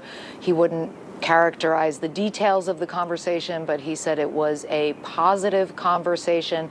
And this is something that is coming at the same time as this reporting from Natasha Bertrand, Elena Trine, and Zachary Cohen that the CIA is actively arming Kurdish forces, Iranian Kurdish forces, in order to try to foment civil unrest in Iran with all the many multitude of risks and complexity that entails. But one of the big ones here in terms of questions will be the response of the Iraqi Kurdish leadership here in Iraqi Kurdistan, because they have tried very hard to kind of carve out a neutral path in this conflict. The relationships that they have with Iran and with Turkey are very important, and this really puts them in an extremely difficult position. So we are now waiting and watching very closely to see how they're going to respond, if indeed this ground operation is going to go forward, and what that will look like, and what this broader operation that the CIA is involved with will look like. Because again, the complexity, the dangers, the risks are multiple, Anderson. Well, let me just follow up with you, because this is, kind of remarkable that you were talking to one of these folks today. How many troops do they have? What sort of weaponry do they have? How capable are they? How big a force are we talking about? We're talking thousands, but we don't know a specific number. There are 5 groups that have joined in this coalition. The Iranian Kurds have historically been treated appallingly by the Islamic Republic of Iran. And I asked them, when you look at what happened to the Syrian Kurds, are you not concerned that you are going to be ostensibly, used and abused in this scenario? But they're so focused on trying to get back into their homeland and to carve out an autonomous region. They like to see Iran be a federal state. I asked them about the weaponry because, to our knowledge, they don't have heavy weaponry. He was pretty coy about that, Anderson. He basically just said, don't worry about that. We're prepared and we're always ready to go in. So it's a pretty extraordinary moment, and I think making a lot of people across the region extremely nervous, Anderson. Jeremy, you have some new reporting on how the plan to kill Iran's supreme leader actually came together. What have you learned? Yeah, that's right, Anderson. As in previous cases where Israel has achieved, the ability to assassinate some of its enemies, whether we're talking about the Hezbollah leader Hassan Nasrallah or others, in this case, we are finding out once again that this was a strike that was the result of years of intelligence gathering. And this specific operation involved Israel hacking into the traffic cameras in Iran's capital city. That allowed the Israelis to have real-time information about some of their targets. This is according to a source who was briefed on this operation who I spoke to. It helped them establish a pattern of some of these targets, and one of the groups of individuals that they tracked were actually the elite bodyguards to some of Iran's senior leaders, and Israeli officials, intelligence officials, were able to watch as these bodyguards were coming and going from the very compound where the Ayatollah Ali Khamenei was killed on Saturday morning in that opening wave of Israeli strikes alongside dozens of other senior Iranian officials. And this was just one piece of the critical information that the Israelis had, combined with signals intelligence, human intelligence, all of it fed into an AI-powered data center that allowed the Israelis to build up this bank of targets and choose the right moment to be able to take out the supreme leader and other senior Iranian officials.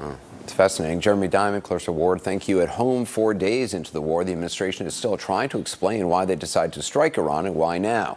Yesterday, you may remember, Secretary of State Marco Rubio surprised many with a comment he made to reporters suggesting that a decision by Israel to attack Iran led the U.S. to join in. We knew that there was going to be an Israeli action. We knew that that would precipitate an attack against American forces. And we knew that if we didn't preemptively go after them before they launched those attacks, we would suffer higher casualties and perhaps even higher those killed. Those remarks were widely criticized, and today President Trump claimed it may have been him who forced Israel's hand. Mr. President, did Israel force your hand to launch these strikes against Iran? Did Netanyahu pull the United States into this war? No, I might have forced their hand. You see, we were having negotiations with these lunatics, and it was my opinion that they were going to attack first. They were going to attack. If we didn't do it, they were going to attack first. I felt strongly about that. That was the president this morning. Now here's Secretary Rubio late this afternoon. Yesterday, you told us that Israel was going to strike Iran and that's why we needed to get involved. Today, the president said that Iran was going to get Yeah, your statement is false. So that's not what I was asked very specifically. Were you there yesterday? Yes, I asked a question. No, were you the one that, because somebody asked me a question yesterday, did we go in because of Israel? And I said, you were asking me that follow-up. And I said, no. I told you this had to happen anyway. The president made a decision, and the decision he made was that Iran was not going to be allowed to hide behind its ballistic missile program, that Iran was not going to be allowed to hide behind its ability to conduct these attacks. That decision had been made. The president systematically made a decision to systematically destroy this terroristic capability that they had, and we carried that out. I was very clear in that answer. This was a question of timing, of why this had to happen as a joint operation, not the question of the intent. Once the president made a decision that negotiations were not going to work, that they were playing us on the negotiations, and that this was a threat that was untenable, the decision was made to strike them. That's what I said yesterday. More on all this from CNN anchor and chief White House correspondent Kaitlan Collins, who joins us now. It's clearly they now seem to be on the same page or in sync in their explanations. It did not seem that way yesterday. Well, it also didn't seem that way this morning when the president was asked that question. And I think the reason we're seeing this change, Anderson, is because the administration and the president, they were facing a lot of criticism from people on the right who walked away from that answer from Secretary Rubio yesterday, not what he said just there, but what he said repeatedly yesterday during that back and forth with reporters about why this had to happen now. That was the question that was being posed to him.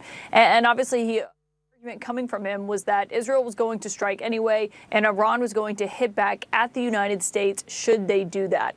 And the president arguing that he believed that there was going to be a preemptive strike from Iran because they were worried about Israel striking them, and that was why the United States needed to get in. They faced criticism from that because people on the right were taking that answer as the White House saying that because Israel was doing this, that is why the United States felt the need to do it. And so the president obviously offered a different answer today, saying that he actually was the one he believes who forced Israel's hand on this front. And it matters, obviously, as the White House has been trying to rally support for this decision and for what the president is doing here and get Republicans behind what exactly is being carried out here. But those are two very different reasons than what we heard from the Secretary of State yesterday and what we heard from the president this morning.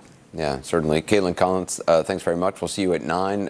One of Caitlin's guests is going to be former Transportation Secretary Pete Buttigieg as the results start coming in from tonight's big primary races in Texas, North Carolina, and Arkansas. We're going to dig into that as well coming up in this hour. Next, though, more on the war, the administration's justification for it, and fighting of it. We're joined by top Democrat on the House Armed Services Committee, also by retired Army Lieutenant General Mark Hertling ahead.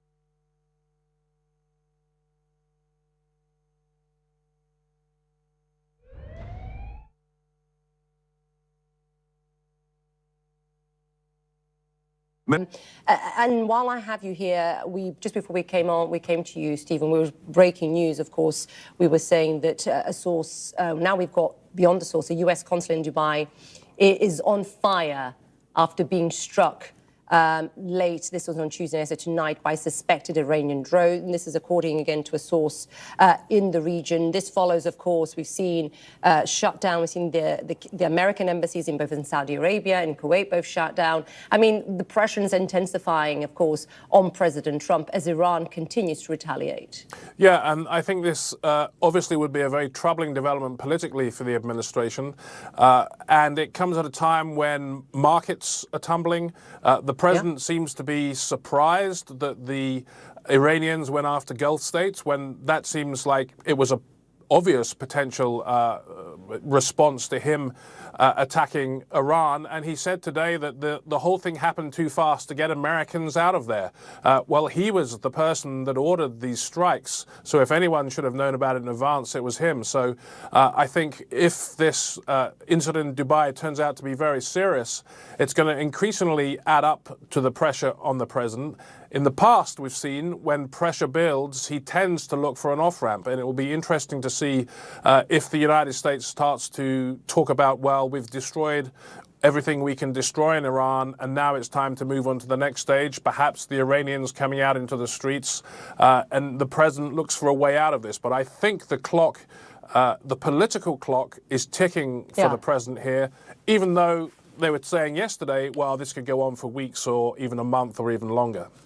Right, and let me stay with the breaking news. Stay with us, Stephen. If you're just joining me, bring you up to date on the breaking news that we received in the last few minutes. A source tells CNN the U.S. Embassy in Dubai has been struck, as you can see from this video here, and is on fire. This is just from moments ago. This is in Dubai. We have seen, of course, American embassies also in Saudi Arabia, and Kuwait was shut down. But this coming into CNN, source telling CNN, the U.S. consulate in Dubai has been hit by a suspected Iranian drone. We can see a plume of smoke there, black smoke, and we understand it's on fire. We're getting more information. I think our Jennifer Hansler with us. Jen, what more are you hearing on this? Well, we're not hearing much of anything yet, Issa. We've asked the State Department if they can confirm anything on this suspected Iranian strike on the consulate in Dubai. But of course, as you're saying, this is the latest in a series of suspected Iranian attacks on U.S. diplomatic facilities. Last night, we saw 2 suspected Iranian drones hit the U.S. embassy in Riyadh. 2 more hit at or near the embassy, sources told me. There were no injuries initially reported with that strike. We don't know yet if there were any injuries with this latest strike on the consulate in Dubai. Earlier this week, the embassy in Kuwait was also hit. So this is coming amidst this massive, massive retaliation in the region. Of course, this also comes, Issa, as the State Department last night ordered the departure of non-emergency personnel and their family members from 6 countries in the region. That included the UAE, that included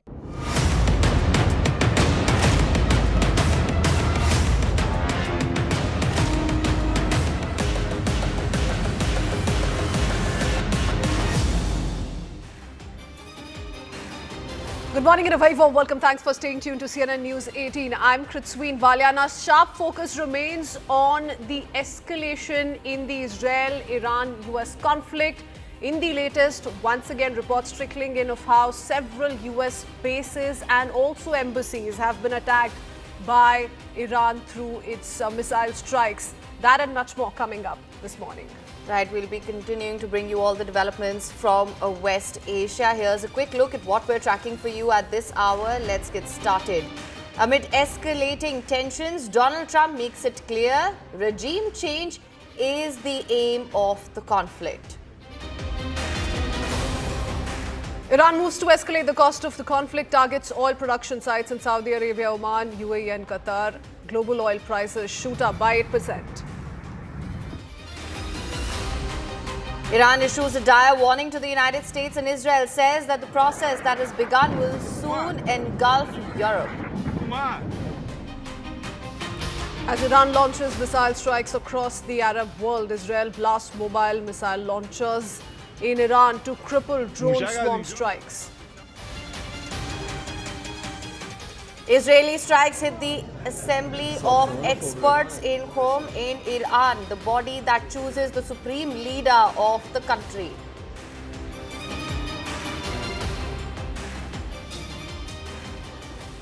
Middle East tensions have escalated to a critical point as Israel and Iran prepare for prolonged conflict following the death of Ayatollah Ali Khamenei in the joint US-Israeli strikes which targeted Iran's leadership. And amidst all these developments, the UAE is warned against further Iranian missile strikes on its territory, marking a significant broader regional flare-up.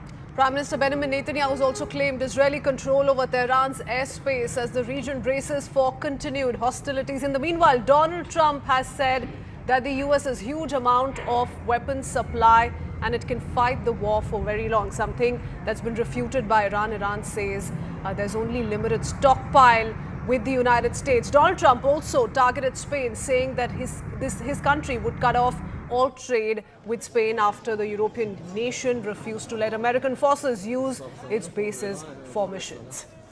Now, Trump, however, has warned that if necessary, the United States Navy will begin escorting tankers through the Strait of Hormuz as soon as possible. In the latest, Iran has also targeted the US consulate in Dubai. I guess he has some people like him, and we haven't been thinking about too much about that. It would seem to me that somebody from within maybe would be more appropriate. I've said that. He looks like a very nice person, but it would seem to me that somebody that's there, that's currently popular, if there's such a person. But we have people like that. We have people that were more moderate. You know, these were radical lunatics, and you know what they get? They get nothing. All they do is kill people.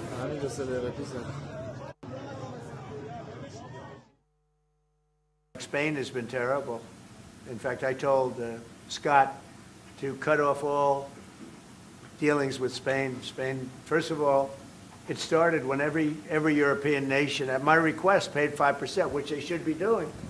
And everybody was enthusiastic about it, Germany, everybody.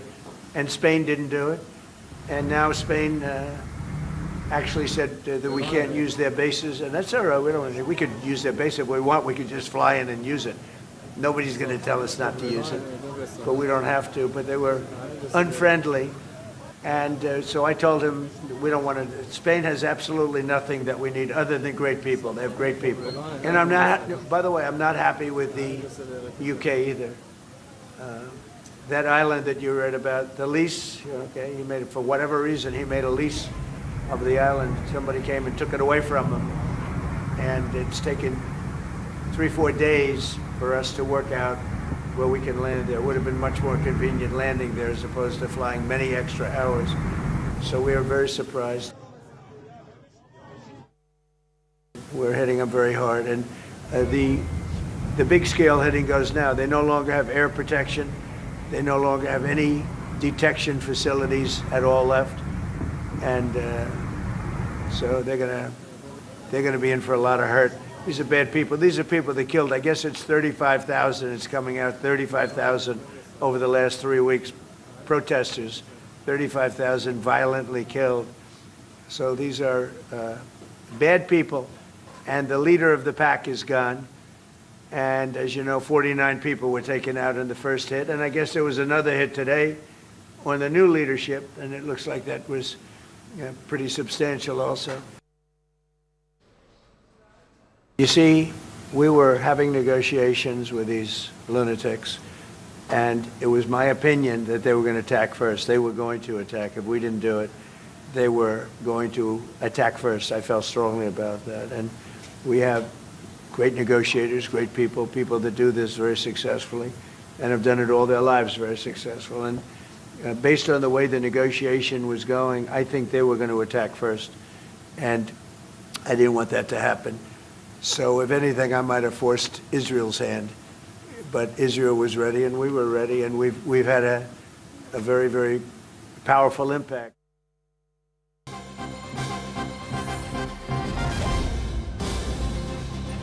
All right, breaking news coming in. According to latest reports, Iran's Assembly of Experts has elected Ali Khamenei's son, Mojtaba, as the next leader under pressure from the Revolutionary Guard. So this is the latest that is coming.